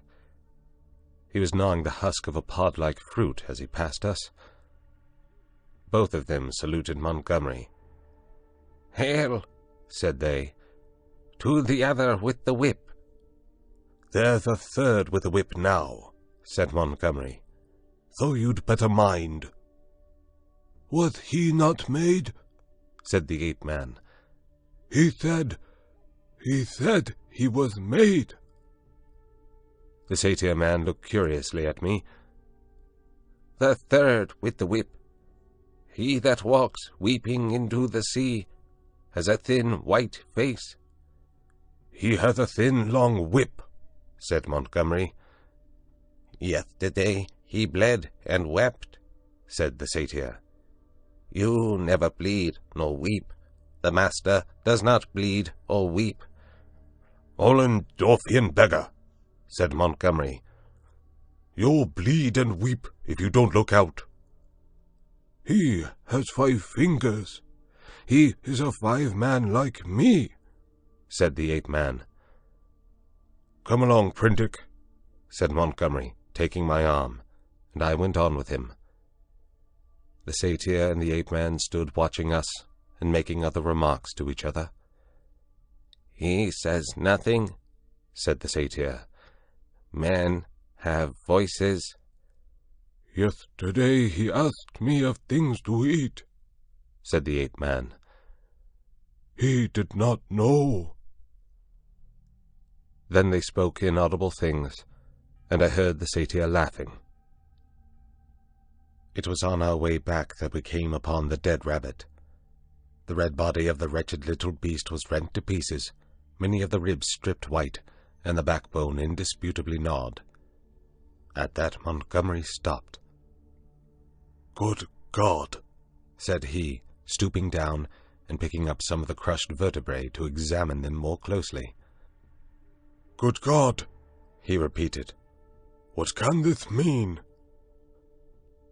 "Some carnivore of yours has remembered its old habits," I said, after a pause. "This backbone has been bitten through." He stood staring, with his face white and his lip pulled askew. "I don't like this," he said slowly. "I saw something of the same kind," said I, "the first day I came here." "The devil you did! What was it?" "A rabbit with its head twisted off." "The day you came here?" "The day I came here, in the undergrowth at the back of the enclosure, when I went out in the evening, the head was completely wrung off." He gave a long, low whistle. "And what is more, I have an idea of which of your brutes did the thing. It's only a suspicion, you know.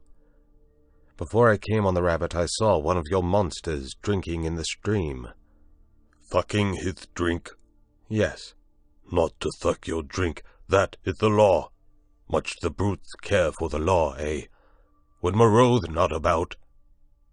"It was the brute who chased me." "Of course," said Montgomery. "It's just the way with the carnivores. After a kill, they drink. It's the taste of blood, you know." "What was the brute like?" he continued. "Would you know him again?" He glanced about us, standing astride over the mess of dead rabbit, his eyes roving among the shadows and screens of greenery, the lurking places and ambuscades of the forest that bounded us in. "The taste of blood," he said again. He took out his revolver, examined the cartridges in it, and replaced it. Then he began to pull at his dropping lip. "I think I should know the brute again," I said. "I stunned him. He ought to have a handsome bruise on the forehead of him." "But then we have to prove that he killed the rabbit," said Montgomery. "I wish I'd never brought the thing here." I should have gone on, but he stayed there thinking over the mangled rabbit in a puzzle-headed way. As it was, I went to such a distance that the rabbit's remains were hidden. "Come on," I said. Presently he woke and came towards me. "You see," he said, almost in a whisper, "they are all supposed to have a fixed idea against eating anything that runs on land. If some brute has by any accident tasted blood—" We went on some way in silence. "I wonder what can have happened," he said to himself. Then after a pause again, "I did a foolish thing the other day. That servant of mine, I showed him how to skin and cook a rabbit. It's odd. I saw him licking his hands. It never occurred to me."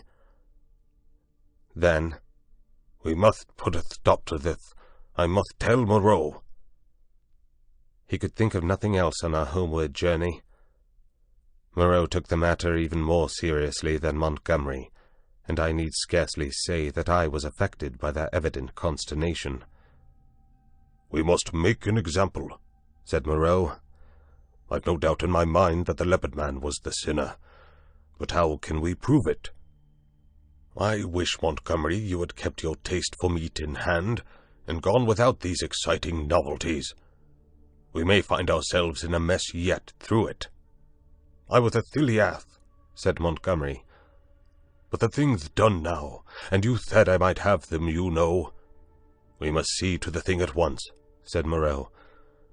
"I suppose if anything should turn up, Imling can take care of himself."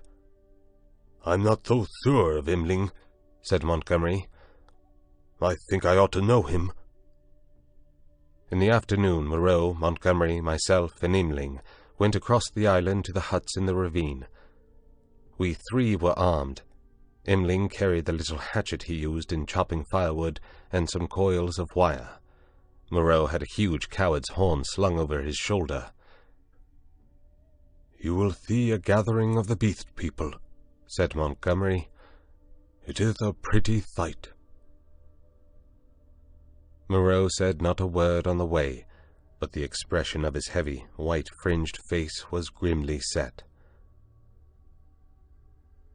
We crossed the ravine down which smoked the stream of hot water, and followed the winding pathway through the cane-brakes until we reached a wide area covered over with a thick, powdery yellow substance, which I believe was sulphur.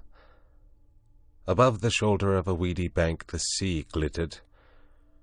We came to a kind of shallow natural amphitheater, and here the four of us halted. Then Moreau sounded the horn, and broke the sleeping stillness of the tropical afternoon. He must have had strong lungs. The hooting note rose and rose amidst its echoes, to at last an ear-penetrating intensity. "Ah," said Moreau, letting the curved instrument fall to his side again. Immediately there was a crashing through the yellow canes, and a sound of voices from the dense green jungle that marked the morass through which I had run on the previous day. Then at 3 or 4 points on the edge of the sulphurous area appeared the grotesque forms of the beast people hurrying towards us. I could not help a creeping horror, as I perceived first one and then another trot out from the trees or reeds, and come shambling along over the hot dust.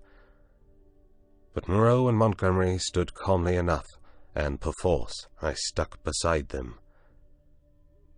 First to arrive was the satyr, strangely unreal, for all that he cast a shadow and tossed the dust with his hooves. After him from the brake became a monstrous lout, a thing of horse and rhinoceros, chewing a straw as it came. Then appeared the swine woman and 2 wolf women. Then the fox-bear witch, with her red eyes and her peaked red face, and then others, all hurrying eagerly. As they came forward, they began to cringe towards Moreau and chant, quite regardless of one another, fragments of the latter half of the litany of the law. His is the hand that wounds, his is the hand that heals, and so forth. As soon as they had approached within a distance of perhaps 30 yards, they halted, and bowing on knees and elbows, began flinging the white dust upon their heads. Imagine the scene if you can. We 3 blue-clad men, with our misshapen black-faced attendant, standing in a wide expanse of sunlit yellow dust under the blazing blue sky, and surrounded by this circle of crouching and gesticulating monstrosities. Some almost human, save in their subtle expression and gestures, some like cripples, some so strangely distorted as to resemble nothing but the denizens of our wildest dreams. And beyond, the reedy lines of a canebrake in one direction, a dense tangle of palm trees on the other, separating us from the ravine with the huts, and to the north, the hazy horizon of the Pacific Ocean. 62, 63, counted Moreau. There are 4 more. I do not see the leopard man, said I. Presently Moreau sounded the great horn again, and at the sound of it all the beast people writhed and gravelled in the dust. Then, slinking out of the canebrake, stooping near the ground, and trying to join the dust-throwing circle behind Moreau's back, came the leopard man. The last of the beast people to arrive was the little ape-man. The earlier animals, hot and weary with their grovelling, shot vicious glances at him. "Cease," said Moreau, in his firm, loud voice, and the beast people sat back upon their hams and rested from their worshipping. "Where is the sayer of the law?"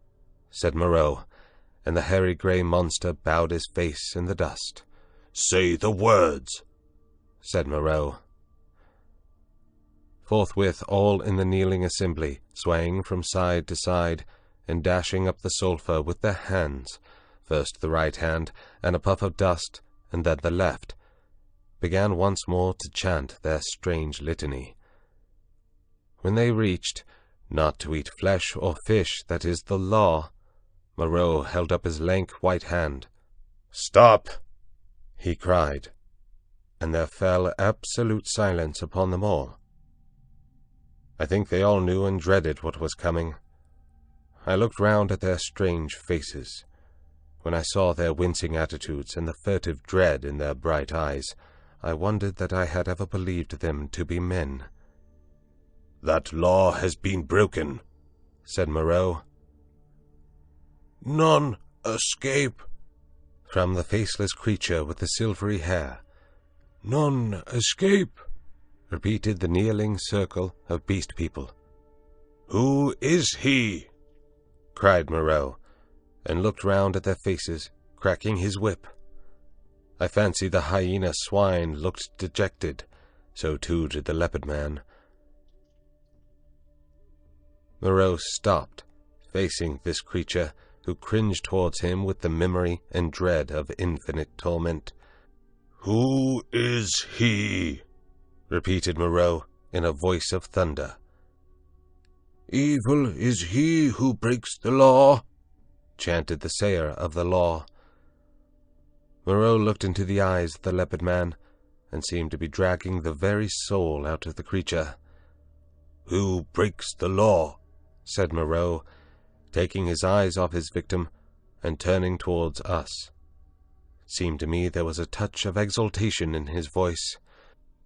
"Goes back to the house of pain," they all clamored. "Goes back to the house of pain, O master." "Back to the house of pain, back to the house of pain," gabbled the ape-man, as though the idea was sweet to him. "Do you hear?" said Moreau, turning back to the criminal. My friend! Hello!" For the leopard man, released from Moreau's eye, had risen straight from his knees, and now, with his eyes of flame, and his huge feline tusks flashing out from under his curling lips, leapt towards his tormentor. I am convinced that only the madness of unendurable fear could have prompted this attack. The whole circle of 80 monsters seemed to rise about us. I drew my revolver. The two figures collided. I saw Moreau reeling back from the leopard man's blow. There was a furious yelling and howling all about us. Every one was moving rapidly. For a moment I thought it was a general revolt. The furious face of the leopard man flashed by mine, with Imling close in pursuit. I saw the yellow eyes of the hyena swine blazing with excitement, his attitude as if he were half resolved to attack me. The satyr, too, glared at me over the hyena swine's hunched shoulders. I heard the crack of Moreau's pistol, and saw the pink flash dart across the tumult. The whole crowd seemed to swing round in the direction of the glint of fire, and I too was swung round by the magnetism of the movement. In another second I was running, one of a tumultuous shouting crowd, in pursuit of the escaping leopard man. That is all I can tell definitely. I saw the leopard man strike Moreau, and then everything spun about me until I was running headlong. Imling was ahead, close in pursuit of the fugitive. Behind, their tongues already lolling out, ran the wolf women in great leaping strides. The swine-folk followed, squealing with excitement, and the two bull-men in their swathings of white. Then came Moreau and a cluster of the beast people, his wide-brimmed straw hat blown off, his revolver in hand, and his lank white hair streaming out. The hyena swine ran beside me, keeping pace with me and glancing furtively at me out of his feline eyes, and the others came pattering and shouting behind us. The leopard man went bursting his way through the long canes, which sprang back as he passed, and rattled in Imling's face. We others in the rear found a trampled path for us when we reached the break. The chase lay through the break for perhaps 1/4 mile, and then plunged into a dense thicket, which retarded our movements exceedingly, though we went through it in a crowd together, fronds flicking into our faces, ropey creepers catching us under the chin or gripping our ankles, thorny plants hooking into and tearing cloth and flesh together. "He has gone on all fours through this," panted Moreau, now just ahead of me. "None escape," said the wolf bear, laughing into my face with the exultation of hunting. We burst out again among rocks, and saw the quarry ahead, running lightly on all fours and snarling at us over his shoulder. At that the wolf folk howled with delight. The thing was still clothed, and at a distance its face still seemed human, but the carriage of its 4 limbs was feline, and the furtive droop of its shoulder was distinctly that of a hunted animal. It leaped over some thorny yellow flowering bushes, and was hidden. Imling was halfway across the space. Most of us now had lost the first speed of the chase, and had fallen into a longer and steadier stride. I saw as we traversed the open that the pursuit was now spreading from a column into a line. The hyena swine still ran close to me, watching me as it ran, every now and then puckering its muzzle with a snarling laugh. At the edge of the rocks the leopard man, realizing that he was making for the projecting cape upon which he had stalked me on the night of my arrival, had doubled in the undergrowth. But Montgomery had seen the maneuver, and turned him again.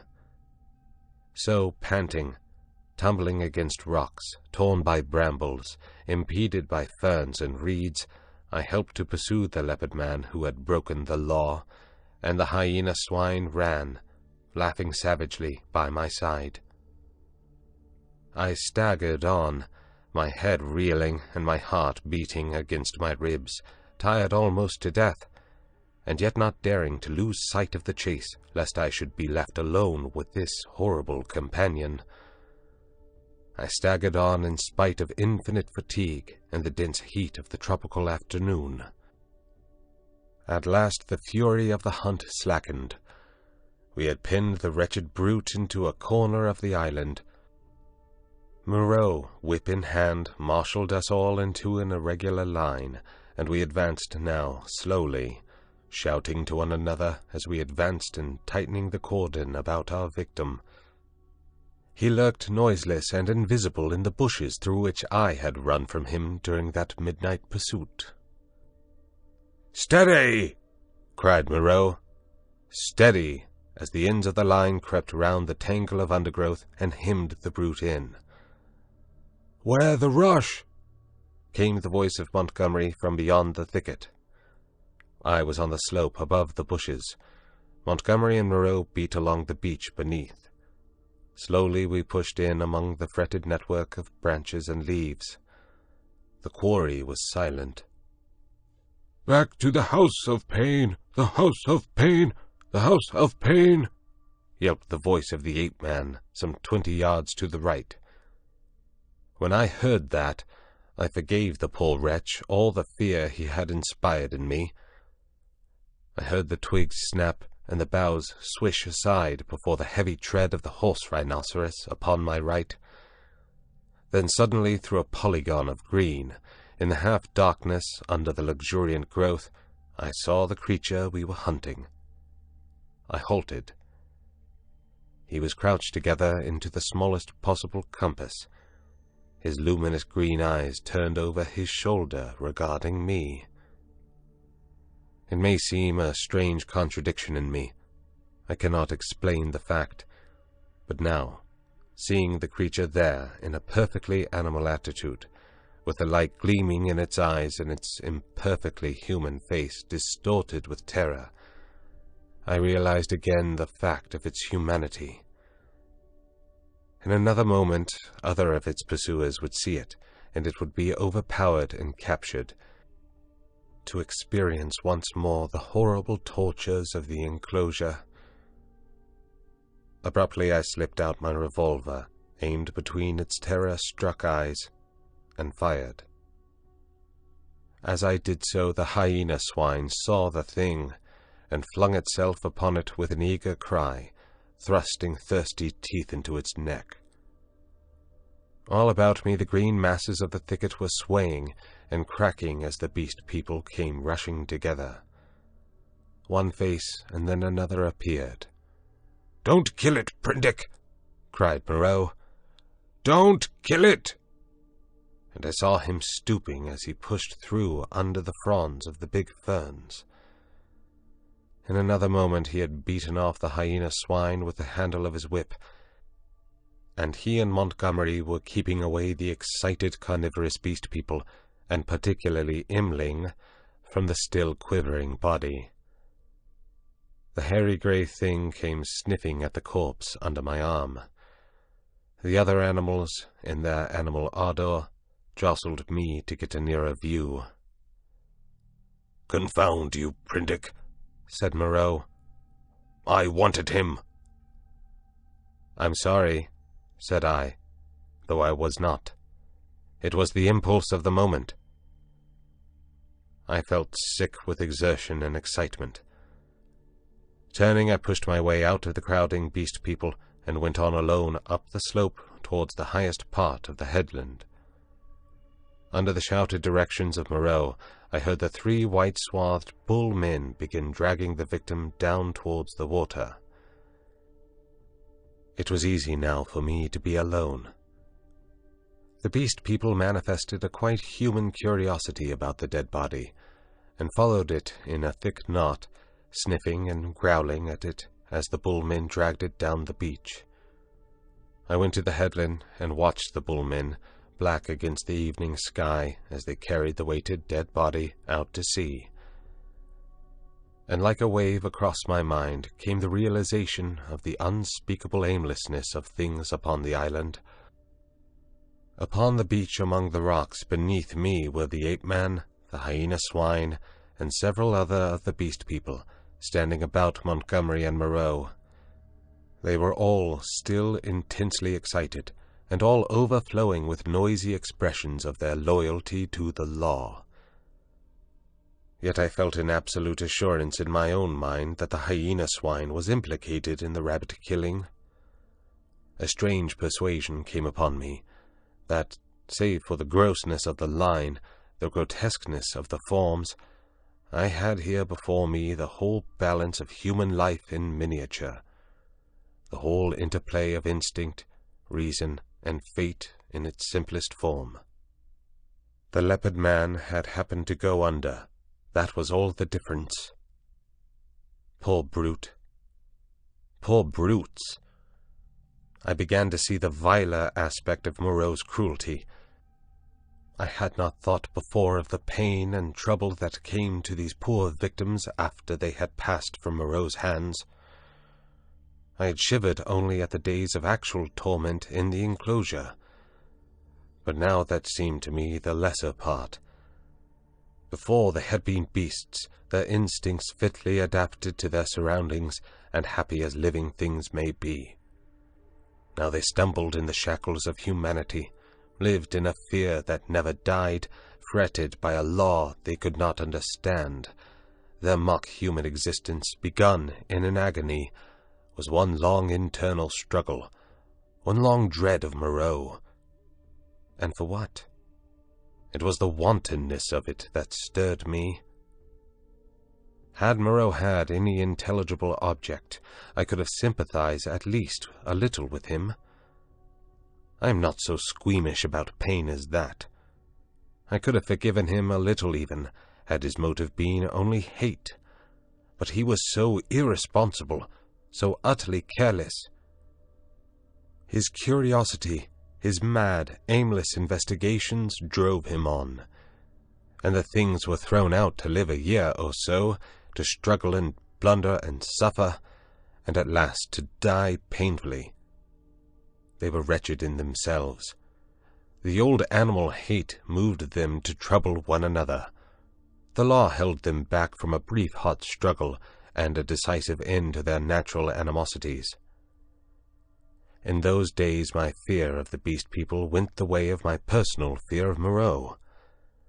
I fell indeed into a morbid state, deep and enduring, and alien to fear, which has left permanent scars upon my mind. I must confess that I lost faith in the sanity of the world when I saw it suffering the painful disorder of this island. A blind fate, a vast, pitiless mechanism, seemed to cut and shape the fabric of existence, and I, Moreau, by his passion for research, Montgomery by his passion for drink, the beast people, with their instincts and mental restrictions, were torn and crushed, ruthlessly, inevitably, amid the infinite complexity of its incessant wheels. But this condition did not come all at once. I think indeed that I anticipate a little in speaking of it now. End of Section 17. Section 18 of The Island of Doctor Moreau by H.G. Wells. 17. A Catastrophe. Scarcely 6 weeks passed before I had lost every feeling but dislike and abhorrence for this infamous experiment of Moreau's. My one idea was to get away from these horrible caricatures of my Maker's image, back to the sweet and wholesome intercourse of men. My fellow creatures, from whom I was thus separated, began to assume idyllic virtue and beauty in my memory. My first friendship with Montgomery did not increase. His long separation from humanity, his secret vice of drunkenness, his evident sympathy with the beast people, tainted him to me. Several times I let him go alone among them. I avoided intercourse with them in every possible way.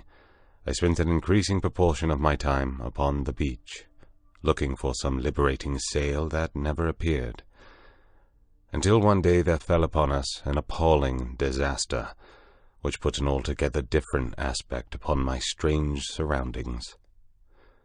It was about 7 or 8 weeks after my landing, rather more, I think, though I had not troubled to keep account of the time, when this catastrophe occurred. It happened in the early morning, I should think about 6.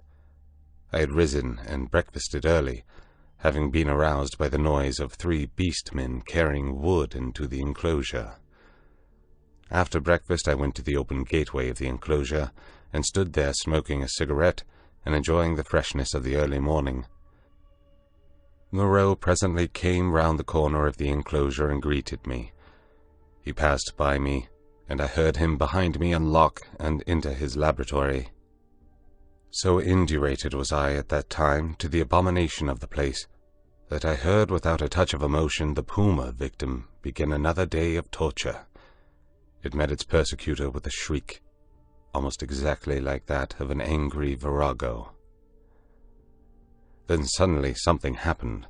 I do not know what, to this day. I heard a short, sharp cry behind me, a fall, and turning saw an awful face rushing upon me, not human, not animal, but hellish, brown, seamed with red branching scars, red drops starting out upon it, and the lidless eyes ablaze. I threw out my arm to defend myself from the blow that flung me headlong with a broken forearm, and the great monster, swathed in lint and with red-stained bandages fluttering about it, leapt over me and passed. I rolled over and over down the beach, tried to sit up, and collapsed upon my broken arm. Then Moreau appeared, his massive white face all the more terrible for the blood that trickled from his forehead. He carried a revolver in one hand. He scarcely glanced at me, but rushed off at once in pursuit of the puma. I tried the other arm and sat up. The muffled figure in front ran in great striding leaps along the beach, and Moreau followed her. She turned her head and saw him, then doubling abruptly, made for the bushes. She gained upon him at every stride. I saw her plunge into them, and Moreau, running slantingly to intercept her, fired and missed as she disappeared. Then he too vanished in the green confusion. I stared after them, and then the pain in my arm flamed up, and with a groan I staggered to my feet. Montgomery appeared in the doorway, dressed, and with his revolver in his hand. "Great God, Prendick!" he said, not noticing that I was hurt. "That brutes, Luth, tore the fetter out of the wall. Have you seen them?" Then sharply, seeing I gripped my arm, "What's the matter?" "I was standing in the doorway," said I. He came forward and took my arm. "Blood on the sleeve," said he, and rolled back the flannel. He pocketed his weapon, felt my arm about painfully, and led me inside. "Your arm is broken," he said, and then, "Tell me exactly how it happened. What happened?" I told him what I had seen. Told him in broken sentences, with gasps of pain between them, and very dexterously and swiftly he bound my arm meanwhile. He slung it from my shoulder, stood back, and looked at me. "You'll do," he said. "And now?" He thought. Then he went out and locked the gates of the enclosure. He was absent some time. I was chiefly concerned about my arm. The incident seemed merely one more of many horrible things. I sat down in the deck chair, and I must admit swore heartily at the island. The first dull feeling of injury in my arm had already given way to a burning pain when Montgomery reappeared. His face was rather pale, and he showed more of his lower gums than ever. "I can neither see nor hear anything of him," he said. "I've been thinking he may want my help." He stared at me with his expressionless eyes. "That was a strong brute," he said. "It simply wrenched its fetter out of the wall." He went to the window, then to the door, and there turned to me. "I shall go after him," he said. "There's another revolver I can leave with you. To tell you the truth, I feel anxious, somehow. He obtained the weapon and put it ready to my hand on the table, then went out, leaving a restless contagion in the air. I did not sit long after he left, but took the revolver in hand and went to the doorway.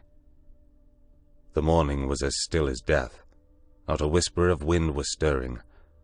The sea was like polished glass, the sky empty, the beach desolate. In my half-excited, half-feverish state, this stillness of things oppressed me. I tried to whistle, and the tune died away. I swore again, the second time that morning.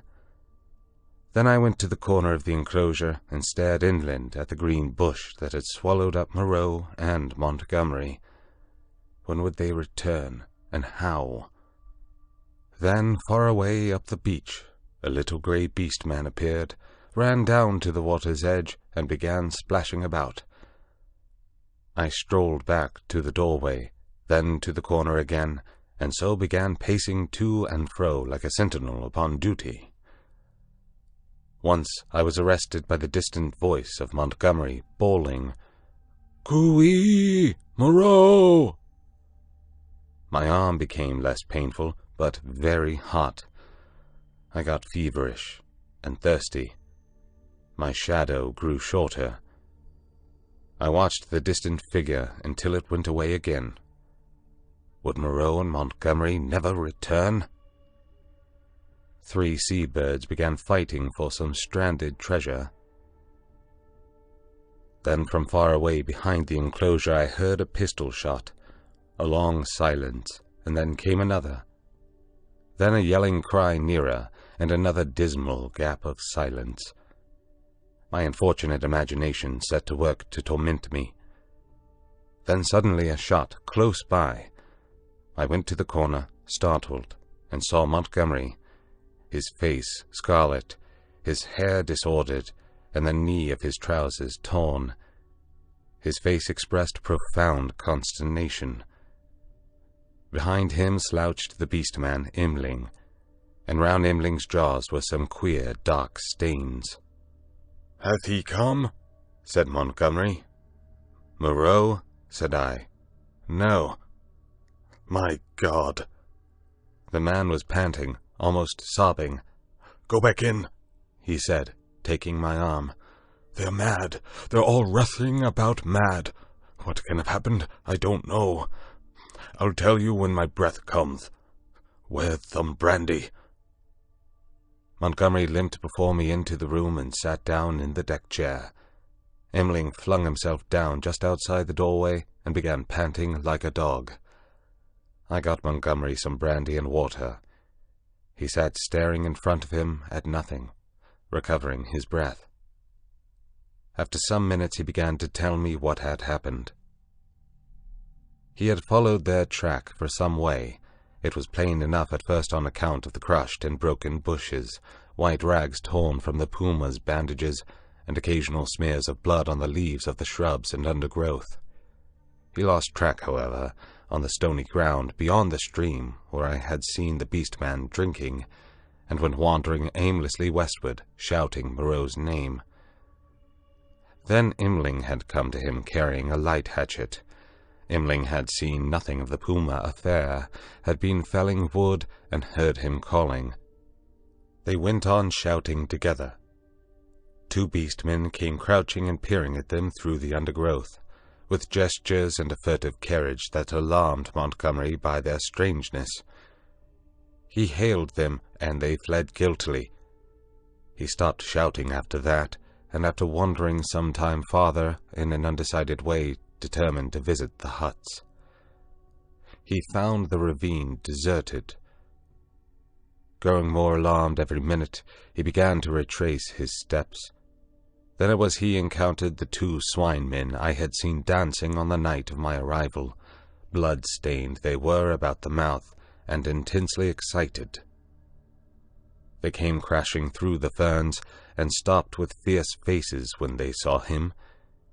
He cracked his whip in some trepidation, and forthwith they rushed at him. Never before had a beast-man dared to do that. One he shot through the head, Imling flung himself upon the other, and the two rolled, grappling. Imling got his brute under and with his teeth in its throat, and Montgomery shot that too as it struggled in Imling's grip. He had some difficulty in inducing Imling to come on with him. Thence they had hurried back to me. On the way, Imling had suddenly rushed into a thicket and driven out an undersized ocelot man, also blood-stained, and lame through a wound in the foot.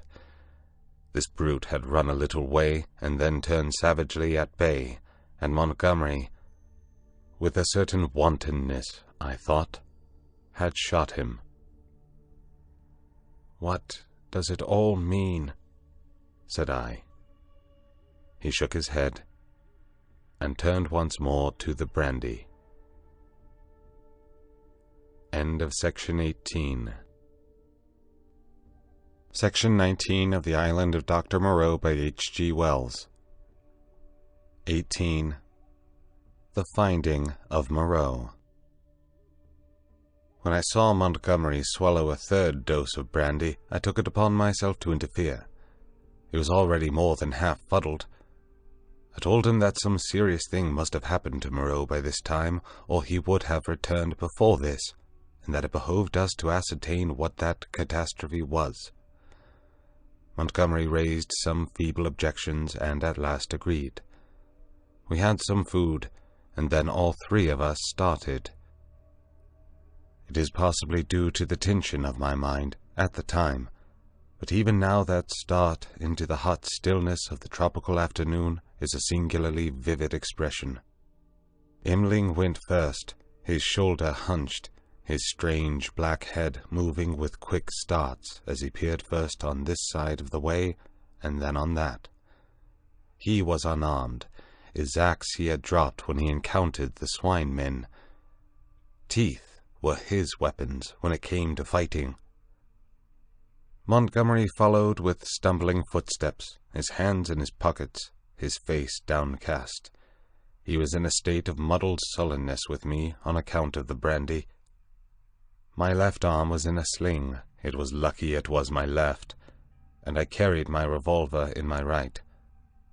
Soon we traced a narrow path through the wild luxuriance of the island, going northwestward, and presently Imling stopped and became rigid with watchfulness. Montgomery almost staggered into him, and then stopped too. Then, listening intently, we heard coming through the trees the sound of voices and footsteps approaching us. "He is dead," said a deep, vibrating voice. "He is not dead. He is not dead," jabbered another. We saw," said several voices. "Hello!" suddenly shouted Montgomery. "Hello there!" "Confound you!" said I, and gripped my pistol. There was a silence, then a crashing among the interlacing vegetation. First here, then there, and then half a dozen faces appeared. Strange faces, lit by a strange light. Imling made a growling noise in his throat.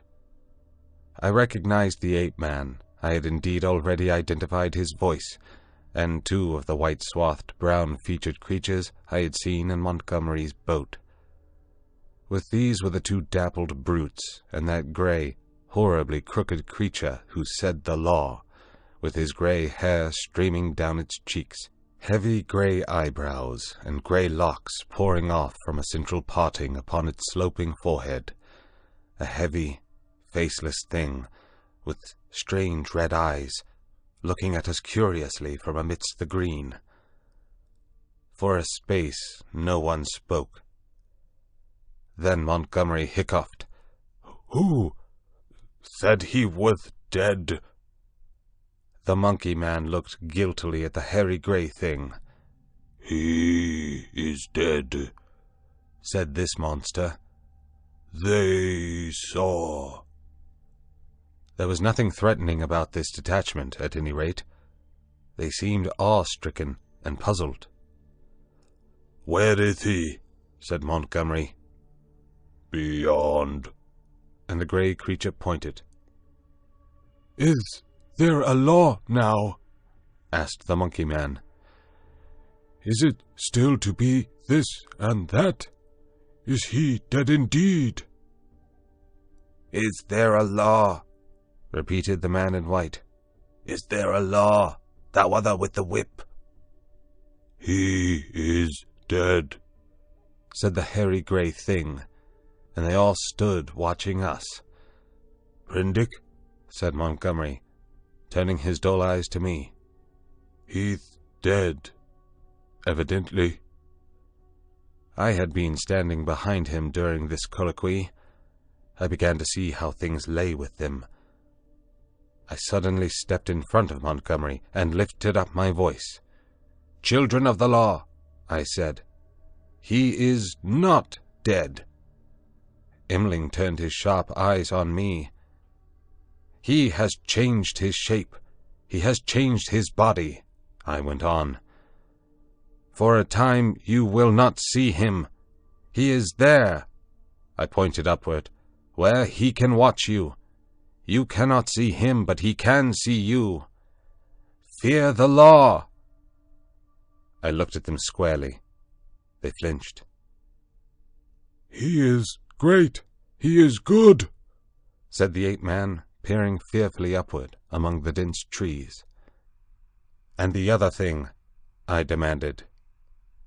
"The thing that bled and ran screaming and sobbing, that is dead too," said the grey thing, still regarding me. "That's well," grunted Montgomery. "The other with the whip," began the grey thing. "Well," said I. "Said he was dead." But Montgomery was still sober enough to understand my motive in denying Moreau's death. "He is not dead," he said slowly. "Not dead at all. No more dead than I am." "Some," said I, "have broken the law. They will die. Some have died. Show us now where his old body lies, the body he cast away because he had no more need of it." "It is this way, man who walked in the sea," said the grey thing. And with these 6 creatures guiding us, we went through the tumult of ferns and creepers and tree stems towards the northwest. Then came a yelling, a crashing among the branches, and a little pink homunculus rushed by us, shrieking. Immediately after appeared a monster in headlong pursuit, blood bedabbled, who was amongst us almost before he could stop his career. The grey thing leapt aside. Imling with a snarl flew at it, and was struck aside. Montgomery fired and missed, bowed his head, threw up his arm, and turned to run. I fired, and the thing still came on. Fired again, point blank, into its ugly face. I saw its features vanish in a flash. Its face was driven in. Yet it passed me, gripped Montgomery, and, holding him, fell headlong beside him and pulled him sprawling upon itself in its death agony. I found myself alone with Imling, the dead brute, and the prostrate man. Montgomery raised himself slowly and stared in a muddled way at the shattered beast-man beside him. It more than half sobered him. He scrambled to his feet. Then I saw the grey thing returning cautiously through the trees. "See," said I, pointing to the dead brute. "Is the law not alive? This came of breaking the law." He peered at his body. "He sends the fire that kills," said he in his deep voice, repeating part of the ritual. The others gathered round and stared for a space. At last we drew near the westward extremity of the island. We came upon the gnawed and mutilated body of the puma, its shoulder bone smashed by a bullet, and perhaps 20 yards farther found at last what we sought. Moreau lay face downward in a trampled space in a cane brake. One hand was almost severed at the wrist, and his silvery hair was dabbled in blood. His head had been battered in by the fetters of the puma. The broken canes beneath him were smeared with blood. His revolver could not be found. Montgomery turned him over. Resting at intervals, and with the help of the 7 beast people, for he was a heavy man, we carried Moreau back to the enclosure. The night was darkling. Twice we heard unseen creatures howling and shrieking past our little band, and once the little pink sloth creature appeared and stared at us and vanished again. But we were not attacked again. At the gates of the enclosure our company of beast people left us, Imling going with the rest. We locked ourselves in, and then took Moreau's mangled body into the yard and laid it upon a pile of brushwood. Then we went into the laboratory and put an end to all we found living there. End of Section 19. Section 20 of The Island of Dr. Moreau by H.G. Wells. 19. Montgomery's Bank Holiday. When this was accomplished, and we had washed and eaten, Montgomery and I went into my little room and seriously discussed our position for the first time. It was then near midnight. He was almost sober, but greatly disturbed in his mind. He had been strangely under the influence of Moreau's personality. I do not think it had ever occurred to him that Moreau could die. This disaster was the sudden collapse of the habits that had become part of his nature in the 10 or more monotonous years he had spent on the island. He talked vaguely, answered my questions crookedly, wandered into general questions. "This Thiliath of a world," he said. "What a muddle it all is. I haven't had any life. I wonder when it's going to begin.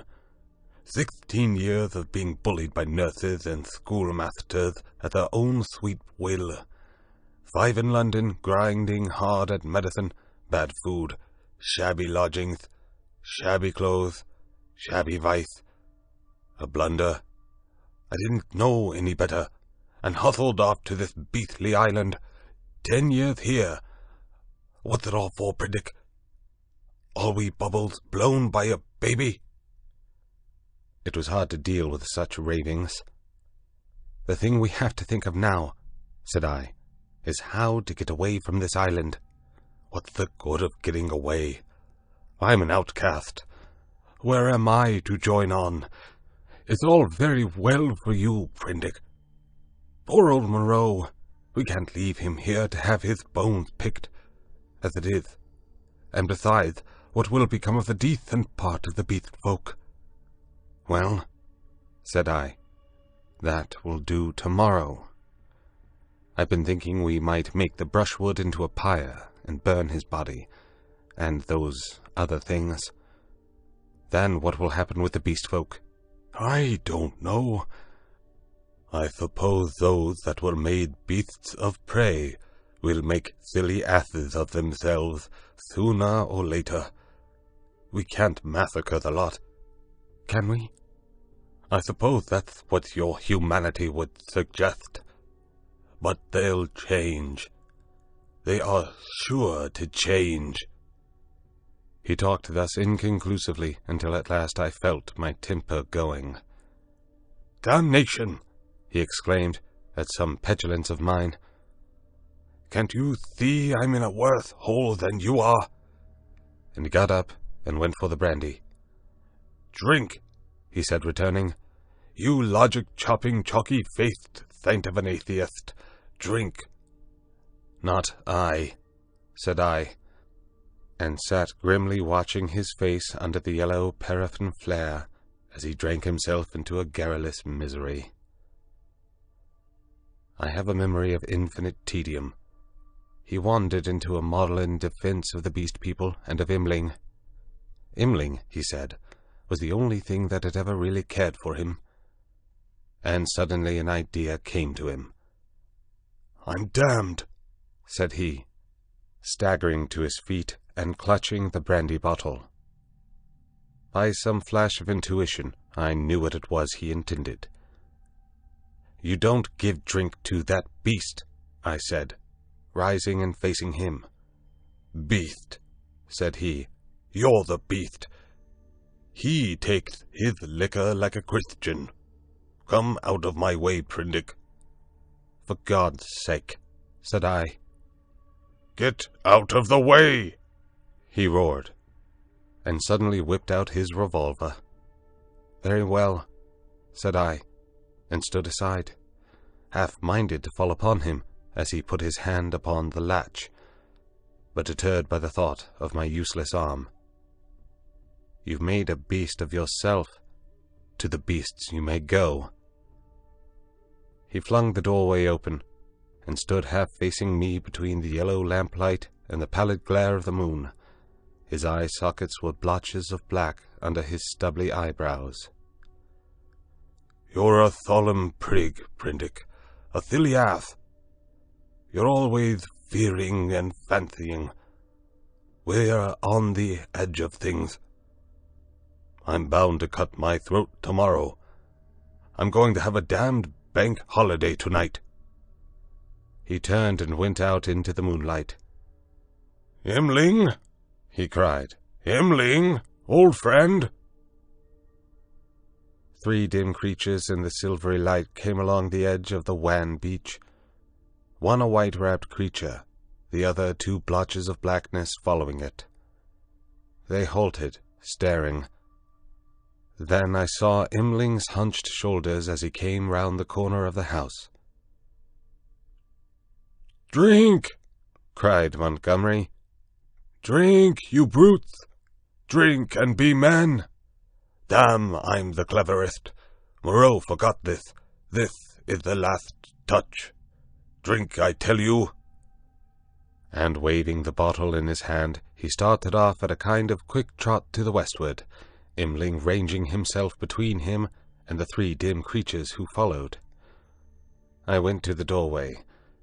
They were already indistinct in the midst of the moonlight before Montgomery halted. I saw him administer a dose of the raw brandy to Imling, and saw the 5 figures melt into one vague patch. "Sing!" I heard Montgomery shout. "Sing all together! Confound old Prendick! That's right, now again! Confound old Prendick!" The black group broke up into 5 separate figures, and wound slowly away from me along the band of shining beach. Each went howling at his own sweet will, yelping insults at me, or giving whatever other vent this new inspiration of brandy demanded. Presently I heard Montgomery's voice shouting, "Right turn!" And they passed with their shouts and howls into the blackness of the landward trees. Slowly, very slowly, they receded into silence. The peaceful splendor of the night healed again. The moon was now past the meridian and traveling down the west. It was at its full and very bright, riding through the empty blue sky. The shadow of the wall lay, a yard wide and of inky blackness, at my feet. The eastward sea was a featureless grey, dark and mysterious, and between the sea and the shadow the grey sands, of volcanic glass and crystals, flashed and shone like a beach of diamonds. Behind me the paraffin lamp flared hot and ruddy. Then I shut the door, locked it, and went into the enclosure where Moreau lay beside his latest victims, the staghounds and the llama, and some other wretched brutes, with his massive face calm even after his terrible death, and with his hard eyes open, staring at the dead white moon above. I sat down upon the edge of the sink, and with my eyes upon that ghastly pile of silvery light and ominous shadows began to turn over my plans. In the morning I would gather some provisions in the dinghy, and after setting fire to the pyre before me, push out into the desolation of the high sea once more. I felt that for Montgomery there was no help, that he was, in truth, half akin to these beast folk, unfitted for human kindred. I do not know how long I sat there scheming. It must have been an hour or so. Then my planning was interrupted by the return of Montgomery to my neighborhood. I heard a yelling from many throats, a tumult of exultant cries passing down towards the beach, whooping and howling, and excited shrieks that seemed to come to a stop near the water's edge. The riot rose and fell. I heard heavy blows and the splintering smash of wood, but it did not trouble me then. A discordant chanting began. My thoughts went back to my means of escape. I got up, brought the lamp, and went into a shed to look at some kegs I had seen there. Then I became interested in the contents of some biscuit tins and opened one. I saw something out of the tail of my eye, a red figure, and turned sharply. Behind me lay the yard, vividly black and white in the moonlight, and the pile of wood and faggots on which Moreau and his mutilated victims lay, one over another. They seemed to be gripping one another in one last revengeful grapple. His wounds gaped, black as night, and the blood that had dripped lay in black patches upon the sand. Then I saw, without understanding, the cause of my phantom, a ruddy glow that came and danced and went upon the wall opposite. I misinterpreted this, fancied it was a reflection of my flickering lamp, and turned again to the stores in the shed. I went on rummaging among them, as well as a one-armed man could, finding this convenient thing and that, and putting them aside for tomorrow's launch. My movements were slow, and the time passed quickly. Insensibly the daylight crept upon me. The chanting died down, giving place to a clamor. Then it began again, and suddenly broke into a tumult. I heard cries of more, a sound like quarreling, and a sudden wild shriek. The quality of the sounds changed so greatly that it arrested my attention. I went out into the yard and listened. Then, cutting like a knife across the confusion, came the crack of a revolver. I rushed at once through my room to the little doorway. As I did so, I heard some of the packing cases behind me go sliding down, and smashed together with a clatter of glass on the floor of the shed. But I did not heed these. I flung the door open and looked out. Up the beach by the boathouse a bonfire was burning, raining up sparks into the indistinctness of the dawn. Around this struggled a mass of black figures. I heard Montgomery call my name. I began to run at once towards this fire, revolver in hand. I saw the pink tongue of Montgomery's pistol lick out once, close to the ground. He was down. I shouted with all my strength and fired into the air. I heard someone cry, "The Master!" The knotted black struggle broke into scattering units. The fire leapt and sank down. The crowd of beast people fled in sudden panic before me up the beach. In my excitement I fired at their retreating backs as they disappeared among the bushes. Then I turned to the black heaps upon the ground. Montgomery lay on his back, with a hairy grey beast man sprawling across his body. The brute was dead, but still gripping Montgomery's throat with its curving claws.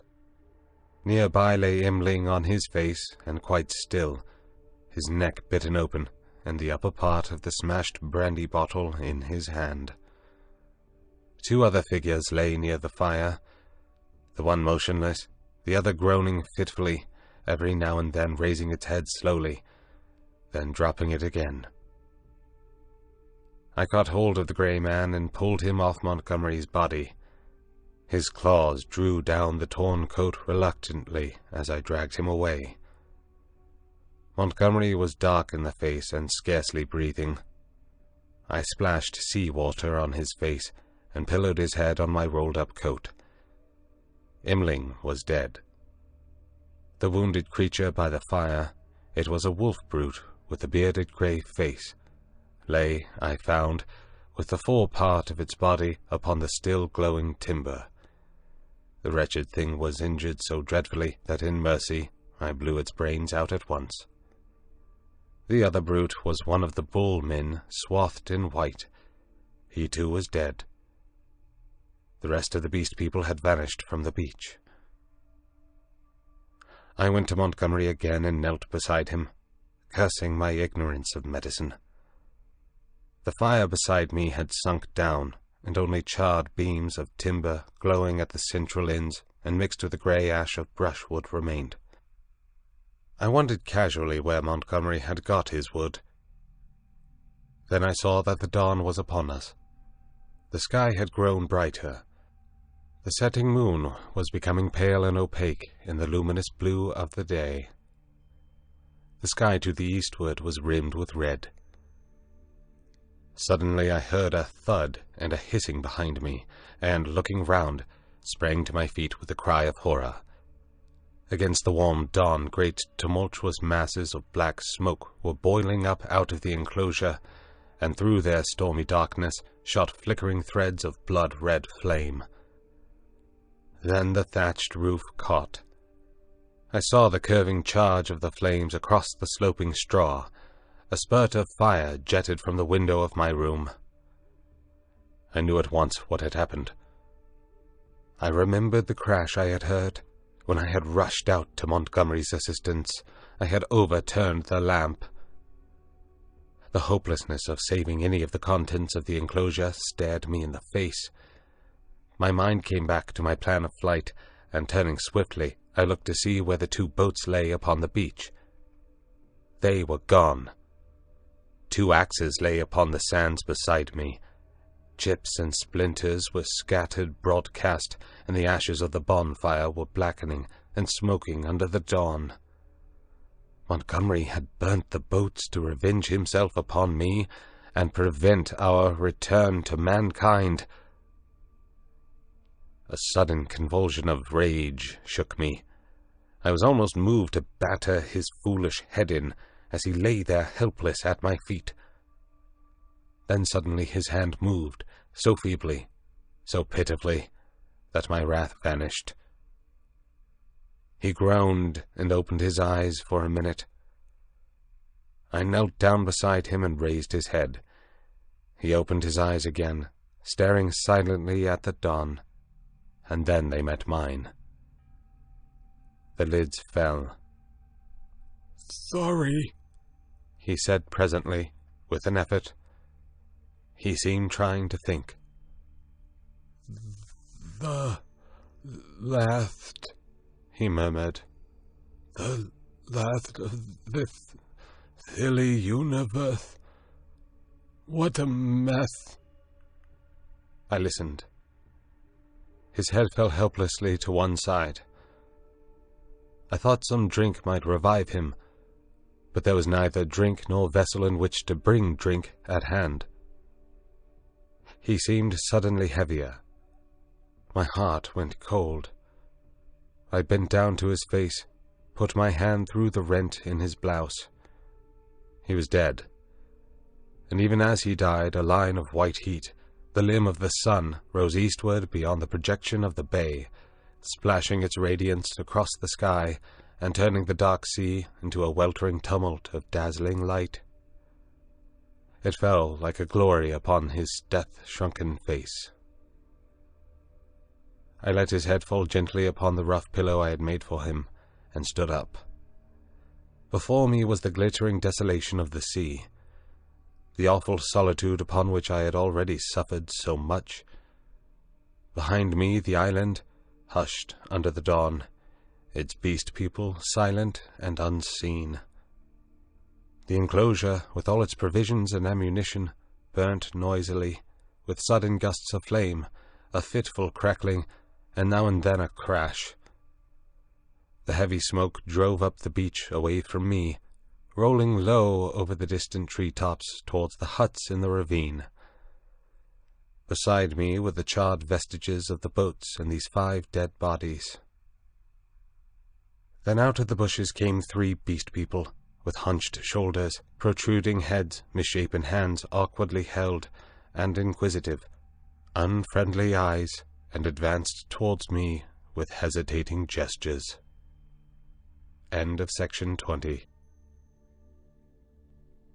Section 21 of The Island of Doctor Moreau by H.G. Wells. 20. Alone with the Beast Folk. I faced these people, facing my fate in them, single-handed now, literally single-handed, for I had a broken arm. In my pocket was a revolver with 2 empty chambers. Among the chips scattered about the beach lay the 2 axes that had been used to chop up the boats. The tide was creeping in behind me. There was nothing for it but courage. I looked squarely into the faces of the advancing monsters. They avoided my eyes, and their quivering nostrils investigated the bodies that lay beyond me on the beach. I took a half-dozen steps, picked up the blood-stained whip that lay beneath the body of the wolfman, and cracked it. They stopped and stared at me. "Salute!" said I. "Bow down!" They hesitated. One bent his knees. I repeated my command, with my heart in my mouth, and advanced upon them. One knelt, then the other 2. I turned and walked towards the dead bodies, keeping my face towards the 3 kneeling beastmen, very much as an actor passing up the stage faces the audience. "They broke the law," said I, putting my foot on the sayer of the law. "They have been slain, even the sayer of the law, even the other with the whip. Great is the law, come and see." "None escape," said one of them, advancing and peering. "None escape," said I. "Therefore hear and do as I command." They stood up, looking questioningly at one another. "Stand there," said I. I picked up the hatchets and swung them by their heads from the sling of my arm. Turning Montgomery over, picked up his revolver, still loaded in 2 chambers, and bending down to rummage, found a half-dozen cartridges in his pocket. "Take him," said I, standing up again and pointing with the whip. "Take him, and carry him out, and cast him into the sea." They came forward, evidently still afraid of Montgomery, but still more afraid of my cracking red whiplash. And after some fumbling and hesitation, some whip-cracking and shouting, they lifted him gingerly, carried him down to the beach, and went splashing into the dazzling welter of the sea. "On!" said I. "On! Carry him far!" They went in up to their armpits and stood regarding me. "Let go," said I, and the body of Montgomery vanished with a splash. Something seemed to tighten across my chest. "Good," said I, with a break in my voice, and they came back, hurrying and fearful, to the margin of the water, leaving long wakes of black in the silver.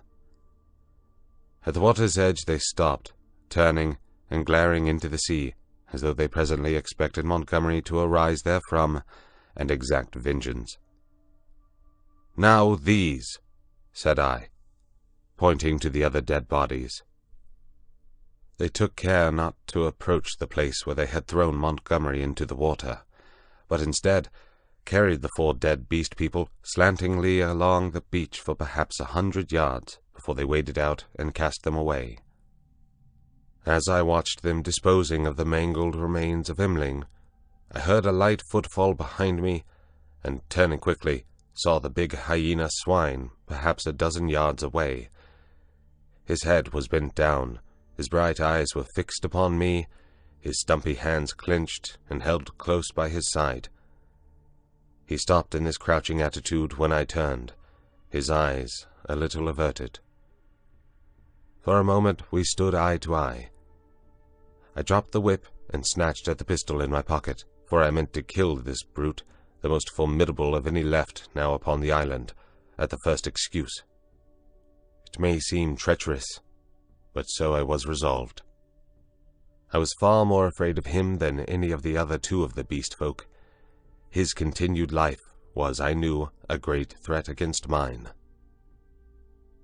I was perhaps a dozen seconds collecting myself. Then cried I, "Salute! Bow down!" His teeth flashed upon me in a snarl. "Who are you, that I should—" Perhaps a little too spasmodically, I drew my revolver, aimed quickly, and fired. I heard him yelp, saw him run sideways and turn, knew I had missed, and clicked back the cock with my thumb for the next shot. But he was already running, headlong, jumping from side to side, and I dared not risk another miss.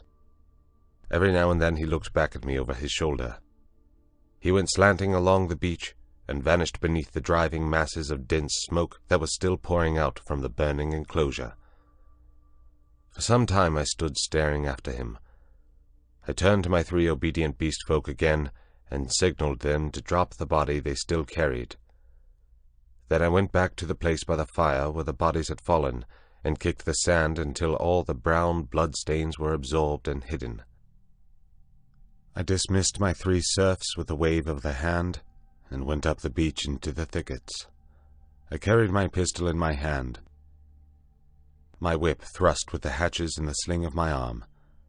I was anxious to be alone, to think out the position in which I was now placed. A dreadful thing that I was only beginning to realize was that over all this island there was now no safe place where I could be alone and secure to rest or sleep. I had recovered strength amazingly since my landing, but I was still inclined to be nervous and to break down under any great stress. I felt that I ought to cross the island and establish myself with the beast people, and make myself secure in their confidence. But my heart failed me. I went back to the beach, and turning eastward past the burning enclosure, made for a point where a shallow spit of coral sand ran out towards the reef. Here I could sit down and think, my back to the sea, and my face against any surprise. And there I sat, chin on knees, the sun beating down upon my head, and unspeakable dread in my mind, plotting how I could live on against the hour of my rescue, if ever rescue came. I tried to review the whole situation as calmly as I could, but it was difficult to clear the thing of emotion. I began turning over in my mind the reason of Montgomery's despair. "They will change," he said. "They are sure to change." And Moreau, what was it that Moreau had said? "The stubborn beast flesh grows day by day back again." Then I came round to the hyena swine. I felt sure that if I did not kill that brute, he would kill me. The sayer of the law was dead. Worse luck. They knew now that we of the whips could be killed, even as they themselves were killed. Were they peering at me already out of the green masses of ferns and palms over yonder, watching until I came within their spring? Were they plotting against me? What was the hyena swine telling them? My imagination was running away with me into a morass of unsubstantial fears. My thoughts were disturbed by a crying of sea-birds hurrying towards some black object that had been stranded by the waves on the beach near the enclosure. I knew what the object was, but I had not the heart to go back and drive them off. I began walking along the beach in the opposite direction, designing to come round the eastward corner of the island and so approach the ravine of the huts, without traversing the possible ambuscades of the thickets. Perhaps half a mile along the beach, I became aware of one of my 3 beast folk advancing out of the landward bushes towards me. I was now so nervous with my own imaginings that I immediately drew my revolver. Even the propitiatory gestures of the creature failed to disarm me. He hesitated as he approached. "Go away!" I cried. There was something very suggestive of a dog in the cringing attitude of the creature. It retreated a little way, very like a dog being sent home, and stopped, looking at me imploringly with canine brown eyes. "Go away," said I. "Do not come near me." "May I not come near you?" it said. "No, go away," I insisted, and snapped my whip. Then, putting my whip in my teeth, I stooped for a stone, and with that threat drove the creature away. So in solitude I came round by the ravine of the beast people, and hiding among the weeds and reeds that separated this crevice from the sea, I watched such of them as appeared, trying to judge from them their gestures and appearance how the death of Moreau and Montgomery and the destruction of the House of Pain had affected them. I know now the folly of my cowardice. Had I kept my courage up to the level of the dawn, had I not allowed it to ebb away in solitary thought, I might have grasped the vacant scepter of Moreau and ruled over the beast people. As it was, I lost the opportunity, and sank to the position of a mere leader among my fellows.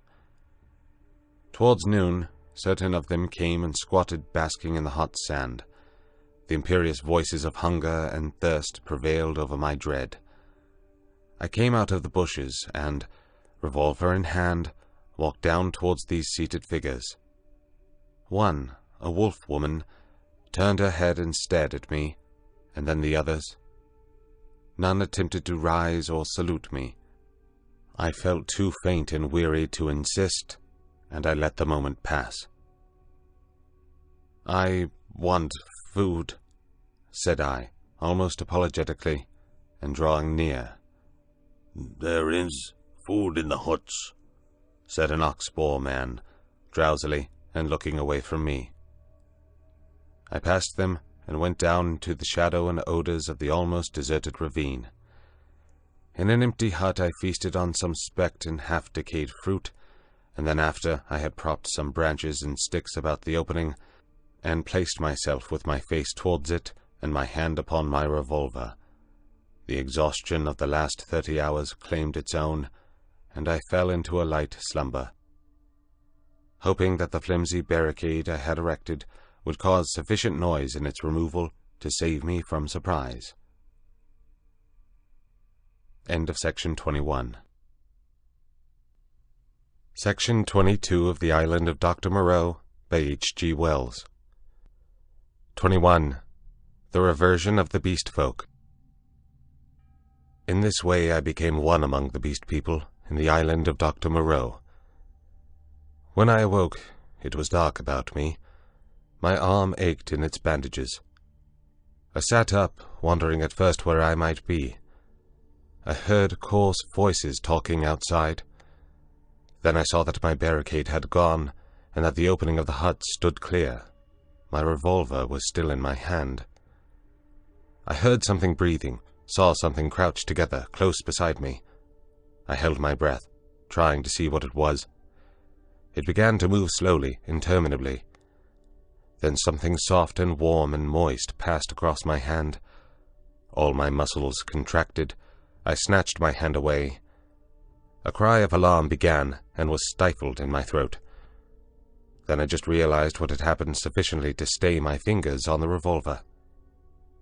"Who is that?" I said in a hoarse whisper. The revolver still pointed. Master." "Who are you?" "They say there is no master now, but I know.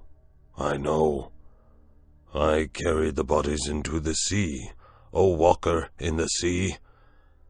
The bodies of those you slew. I am your slave, master." "Are you the one I met on the beach?" I asked. "The same, master." The thing was evidently faithful enough, for it might have fallen upon me as I slept. "It is well," I said, extending my hand for another licking kiss. I began to realize what its presence meant, and the tide of my courage flowed. "Where are the others?" I asked. "They are mad. They are fools," said the dog-man. "Even now they talk together, beyond there. They say the master is dead. The other with the whip is dead. The other who walked in the sea is as we are. We have no master, no whips, no house of pain, any more. There is an end.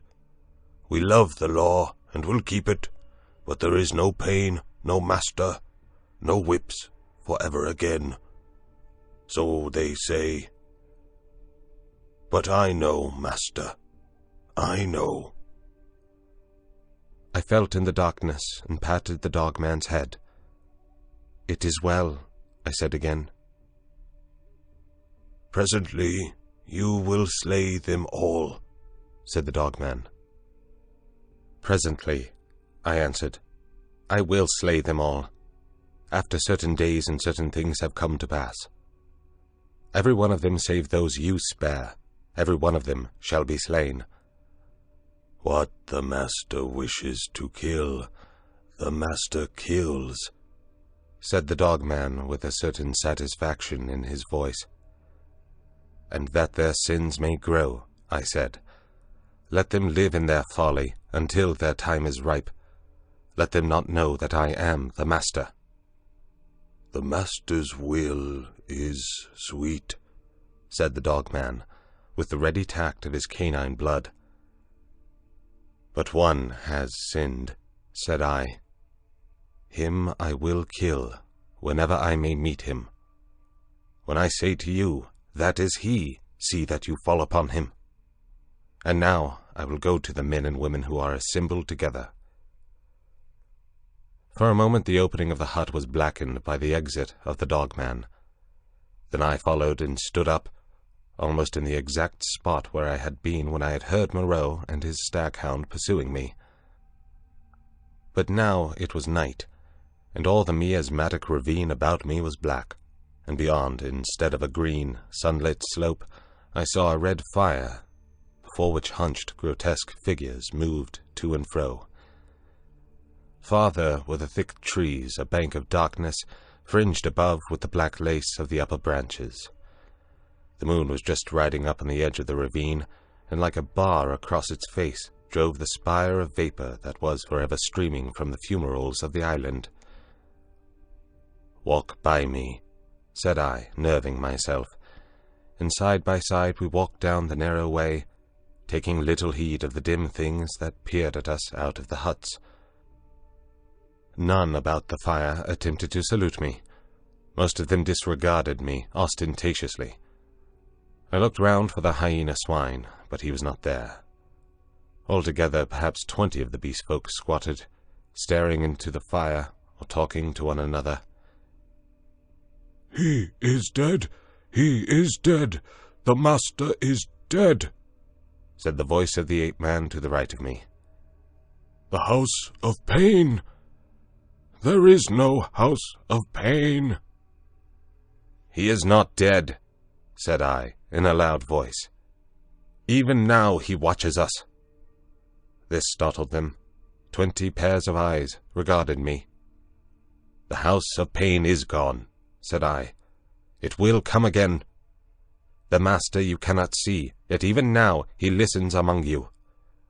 "True, true," said the dogman. They were staggered at my assurance. An animal may be ferocious and cunning enough, but it takes a real man to tell a lie. "The man with the bandaged arm speaks a strange thing," said one of the beast folk. "I tell you it is so," I said. "The master and the house of pain will come back again. Woe be to him who breaks the law." They looked curiously at one another. With an affectation of indifference, I began to chop idly at the ground in front of me with my hatchet. They looked, I noticed, at the deep cuts I made in the turf. Then the satyr raised a doubt. I answered him. Then one of the dapple things objected, and an animated discussion sprang up around the fire. Every moment I began to feel more convinced of my present security. I talked now without the catching in my breath, due to the intensity of my excitement that had troubled me at first. In the course of about an hour, I had really convinced several of the beast folk of the truth of my assertions, and talked most of the others into a dubious state. I kept a sharp eye for my enemy, the hyena swine, but he never appeared. Every now and then a suspicious movement would startle me, but my confidence grew rapidly. Then, as the moon crept down from the zenith, one by one the listeners began to yawn, showing the oddest teeth in the light of the sinking fire. And first one, and then another, retired towards the dins in the ravine. And I, dreading the silence and darkness, went with them, knowing it was safer with several of them than with one alone.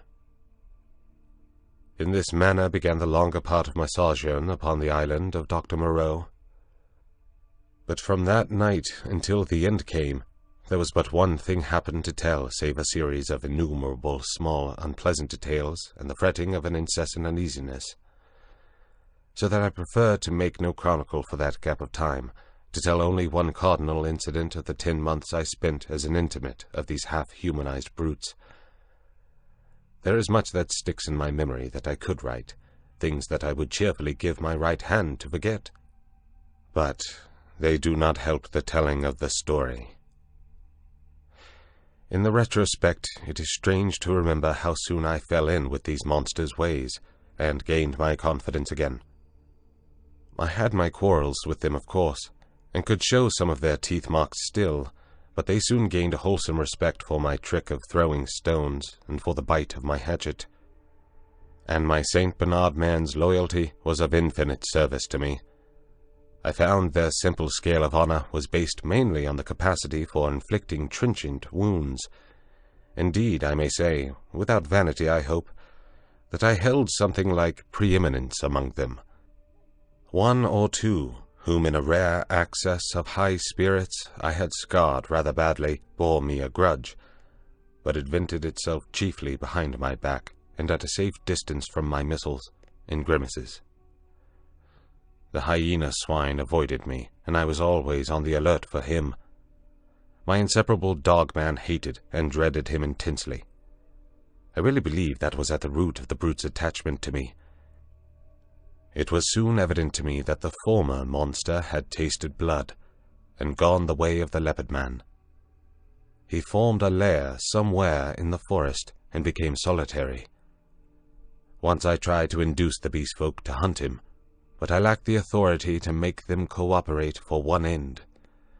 Again and again I tried to approach his den, and come upon him unaware, but always he was too acute for me, and saw or winded me and got away. He too made every forest pathway dangerous to me and my ally with his lurking ambuscades. The dog-man scarcely dared to leave my side. In the first month or so the beast folk, compared with their latter condition, were human enough, and for one or two besides my canine friend I even conceived a friendly tolerance. The little pink sloth creature displayed an odd affection for me, and took to following me about. The monkey man bored me, however. He assumed, on the strength of his 5 digits, that he was my equal, and was forever jabbering at me, jabbering the most errant nonsense. One thing about him entertained me a little. He had a fantastic trick of coining new words. He had an idea, I believe, that to gabble about names that meant nothing was the proper use of speech. He called it big thinks, to distinguish it from little thinks, the sane, everyday interests of life. If ever I made a remark he did not understand, he would praise it very much, ask me to say it again, learn it by heart, and go off repeating it, with a word wrong, here or there, to all the milder of the beast people. He thought nothing of what was plain and comprehensible. I invented some very curious big thinks for his especial use. I think now he was the silliest creature I had ever met.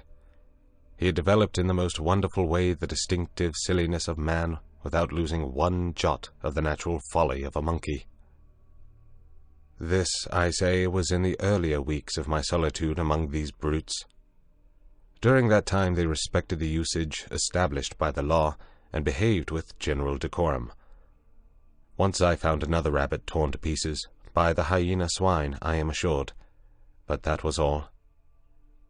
It was about May when I first distinctly perceived a growing difference in their speech and carriage, a growing coarseness of articulation, a growing disinclination to talk. My monkey man's jabber multiplied in volume, but grew less and less comprehensible, more and more simian. Some of the others seemed altogether slipping their hold upon speech, though they still understood what I said to them at that time.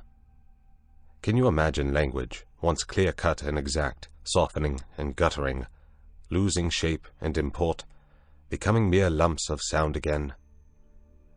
And they walked erect with an increasing difficulty. Though they evidently felt ashamed of themselves, every now and then I would come upon one or another running on toes and fingertips, and quite unable to recover the vertical attitude. They held things more clumsily. Drinking by suction, feeding by gnawing, grew commoner every day. I realized more keenly than ever what Moreau had told me about the stubborn beast flesh. They were reverting, and reverting very rapidly. Some of them, the pioneers in this, I noticed with some surprise, were all females, began to disregard the injunction of decency, deliberately for the most part. Others even attempted public outrages upon the institution of monogamy. The tradition of the law was clearly losing its force. I cannot pursue this disagreeable subject. My dogman imperceptibly slipped back to the dog again. Day by day he became dumb, quadrupedal, hairy. I scarcely noticed the transition from the companion on my right hand to the lurching dog at my side.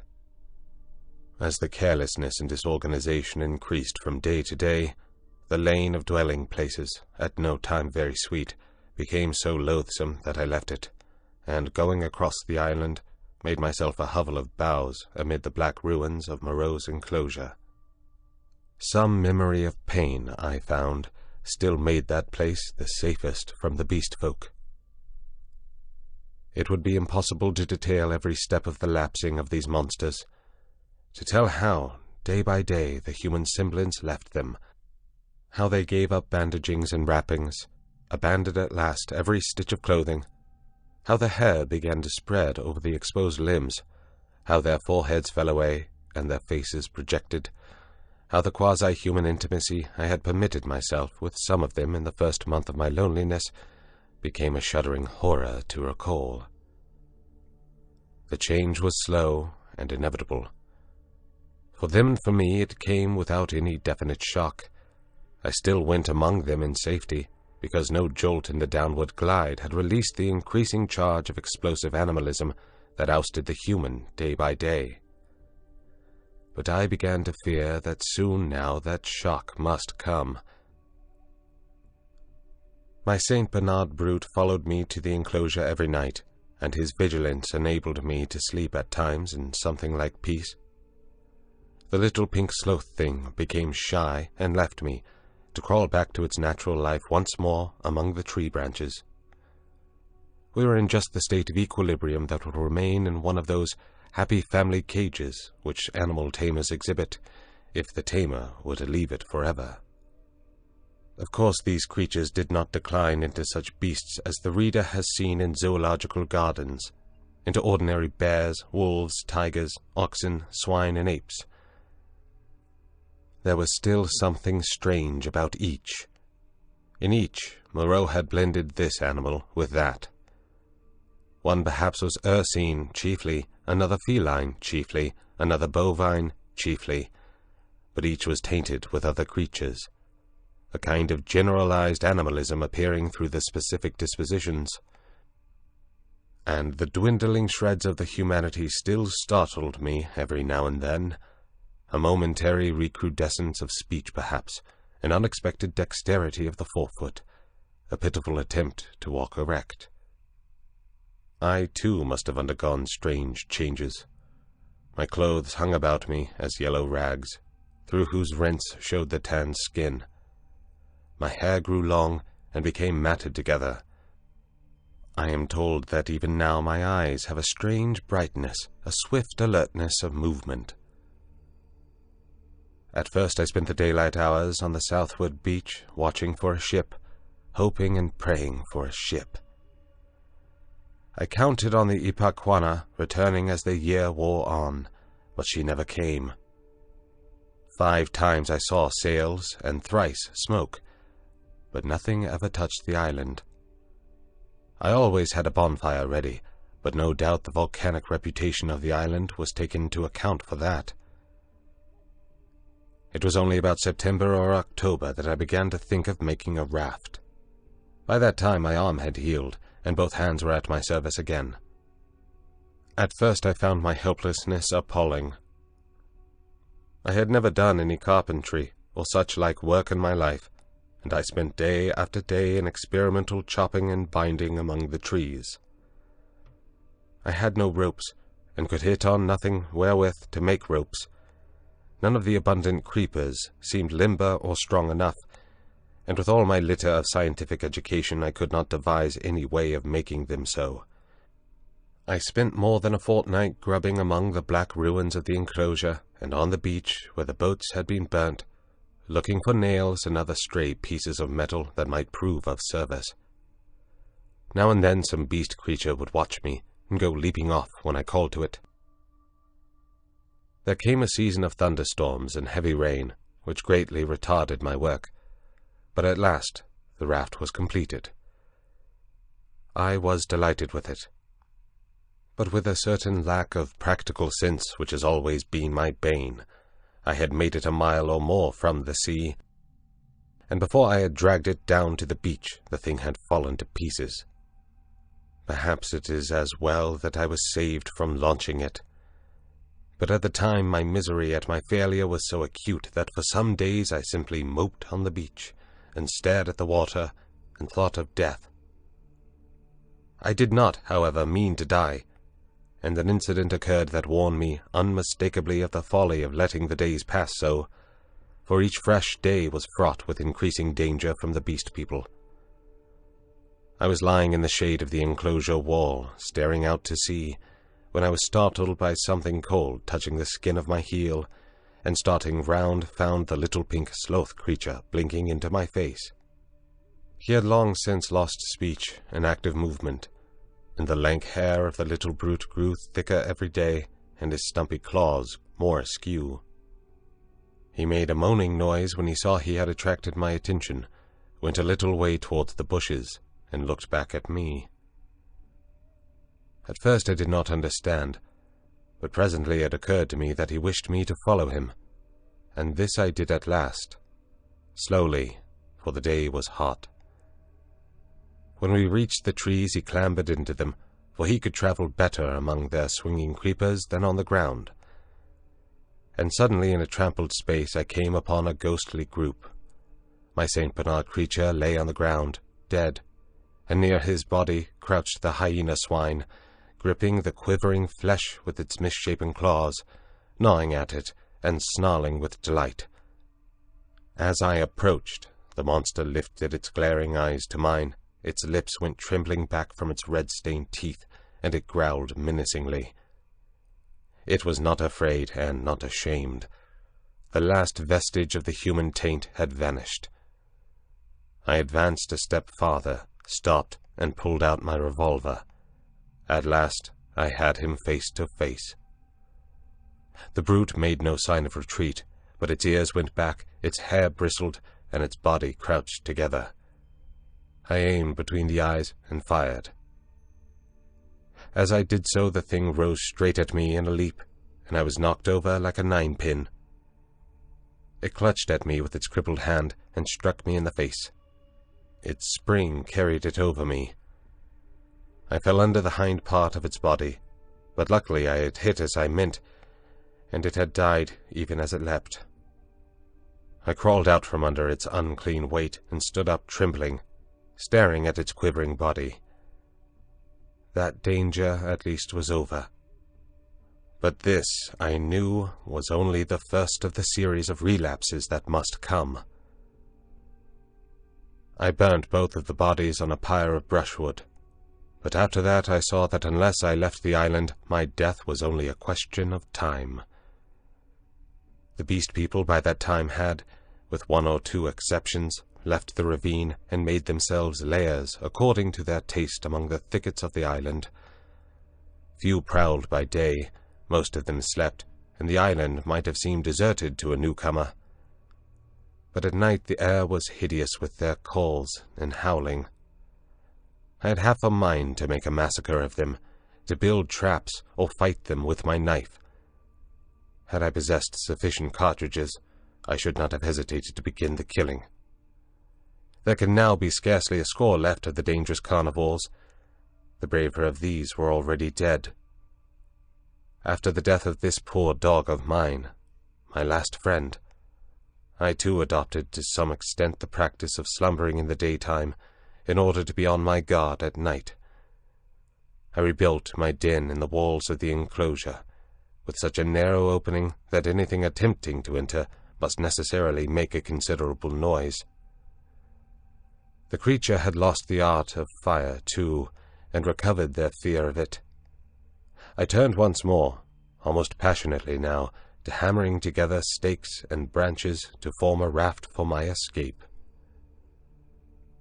I found 1,000 difficulties. I am an extremely unhandy man. My schooling was over before the days of Sliod. But most of the requirements of a raft I met at last in some clumsy, circuitous way or another, and this time I took care of the strength.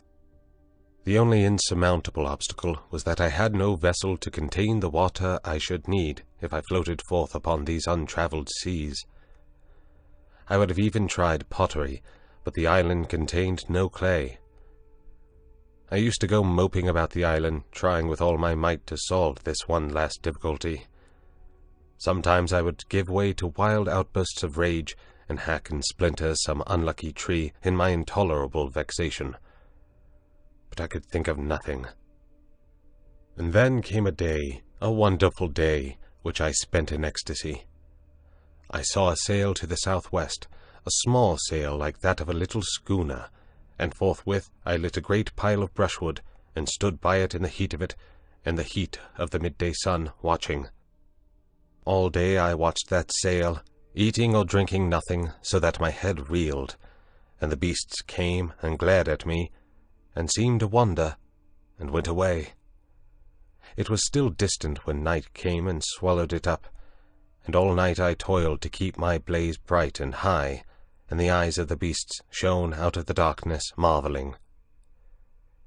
In the dawn the sail was nearer, and I saw it was the dirty lug sail of a small boat, but it sailed strangely. My eyes were weary with watching, and I peered and could not believe them. 2 men were in the boat, sitting low down, one by the bows, the other at the rudder. The head was not kept in the wind, it yawed and fell away. As the day grew brighter, I began waving the last rag of my jacket to them, but they did not notice me, and sat still, facing each other. I went to the lowest point of the low headland, and gesticulated and shouted. There was no response, and the boat kept on her aimless course, making slowly, very slowly, for the bay. Suddenly a great white bird flew up out of the boat, and neither of the men stirred or noticed it. It circled round, and then came sweeping overhead with its strong wings outspread. Then I stopped shouting, and sat down on the headland, and rested my chin on my hands and stared. Slowly, slowly, the boat drove past towards the west. I would have swum out to it, but something, a cold, vague fear, kept me back. In the afternoon the tide stranded the boat, and left it 100 yards or so to the westward of the ruins of the enclosure. The men in it were dead, had been dead so long that they fell to pieces when I tilted the boat on its side and dragged them out. One had a shock of red hair, like the captain of the Ipecacuanha, and a dirty white cap lay in the bottom of the boat. As I stood beside the boat, 3 of the beasts came slinking out of the bushes and sniffing towards me. One of my spasms of disgust came upon me. I thrust the little boat down the beach and clambered on board her. 2 of the brutes were wolf beasts, and came forward with quivering nostrils and glittering eyes. The third was the horrible nondescript of bear and bull. When I saw them approaching, those wretched remains, heard them snarling at one another, and caught the gleam of their teeth, A frantic horror succeeded my repulsion. I turned my back upon them, struck the lug, and began paddling out to sea. I could not bring myself to look behind me. I lay, however, between the reef and the island that night, and the next morning went round to the stream and filled the empty keg aboard with water. Then, with such patience as I could command, I collected a quantity of fruit, and waylaid and killed 2 rabbits with my last 3 cartridges. While I was doing this, I left the boat moored to an inward projection of the reef, for fear of the beast people. End of section 22. Section 23 of The Island of Doctor Moreau by H.G. Wells. 22. The Man Alone. In the evening I started and drove out to the sea before a gentle wind from the southeast, slowly, steadily, and the island grew smaller and smaller, and the lank spire of smoke dwindled to a finer and finer line against the hot sunset. The ocean rose up around me, hiding that low, dark patch from my eyes. The daylight, the trailing glory of the sun, went streaming out of the sky, was drawn aside like some luminous curtain, and at last I looked into the blue gulf of immensity which the sunshine hides, and saw the floating hosts of the stars. The sea was silent, the sky was silent. I was alone with the night and silence. So I drifted for 3 days, eating and drinking sparingly, and meditating upon all that had happened to me, not desiring very greatly then to see men again. One unclean rag was about me, my hair a black tangle. No doubt my discoverers thought me a madman. It is strange, but I felt no desire to return to mankind. I was only glad to be quit of the foulness of the beast people. And on the 3rd day I was picked up by a brig from Apia to San Francisco. Neither the captain nor the mate would believe my story, judging that solitude and danger had made me mad, and fearing their opinion might be that of others, I refrained from telling my adventure further, and professed to recall nothing that had happened to me between the loss of the Lady Vane and the time when I was picked up again, the space of a year. I had to act with the utmost circumspection to save myself from the suspicion of insanity. My memory of the law, of the 2 dead sailors, of the ambuscades of the darkness, of the body in the canebrake, haunted me, and, unnatural as it seems, with my return to mankind came, instead of that confidence and sympathy I had expected, a strange enhancement of the uncertainty and dread I had experienced during my stay upon the island. No one would believe me.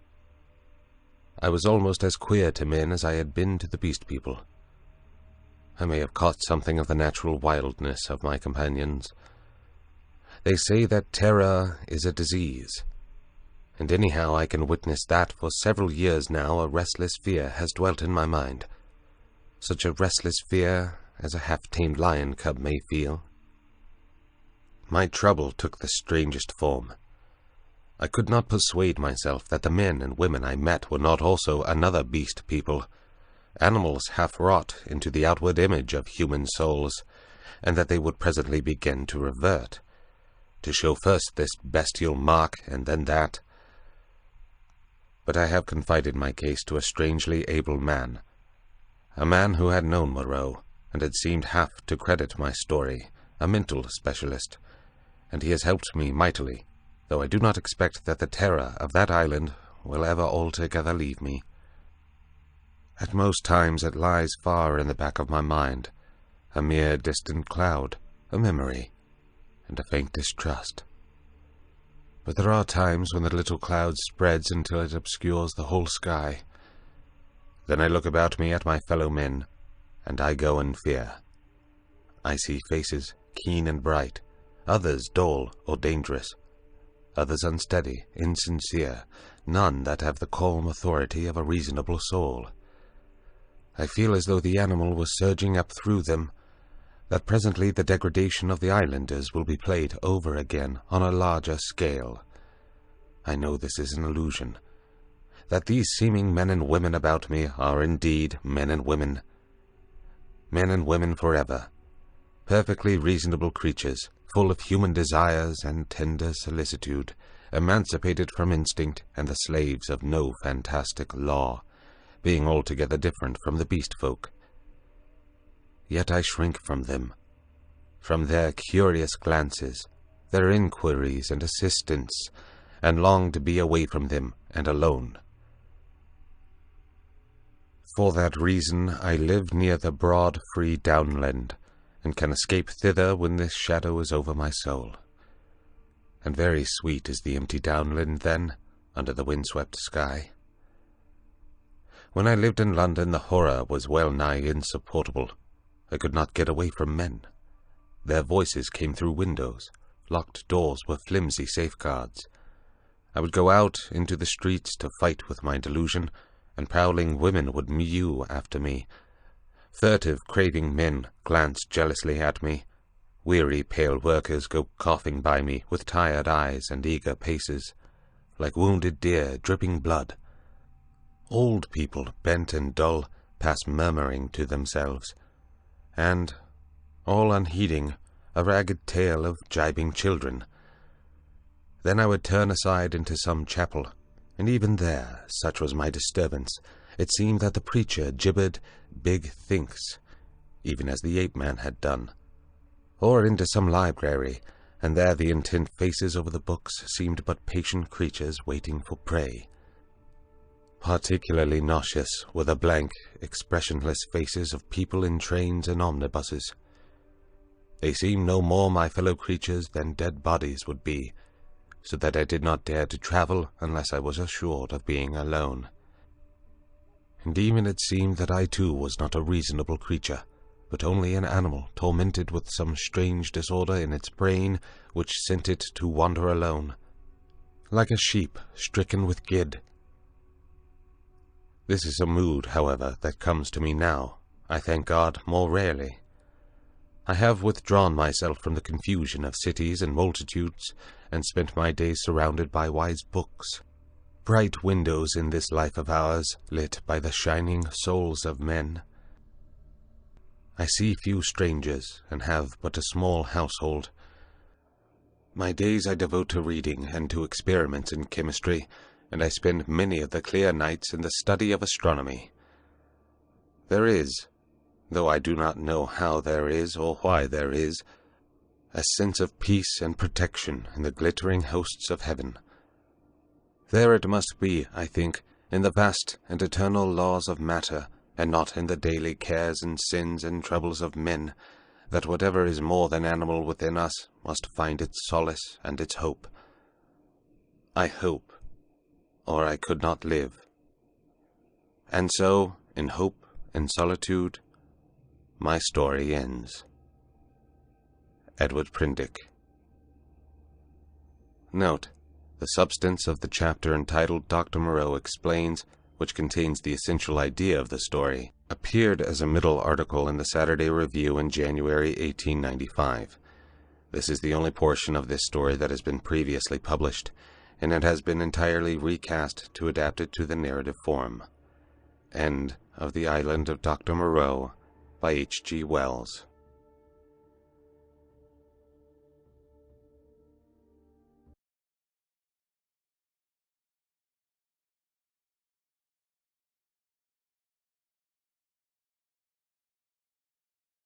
Thank you for listening to our audiobooks. We do our best to regularly upload quality books with clear narrations. Please subscribe to our channel and click the notification bell icon so we can bring you more great books. Thank you very much, and we hope you enjoyed listening to your audiobook.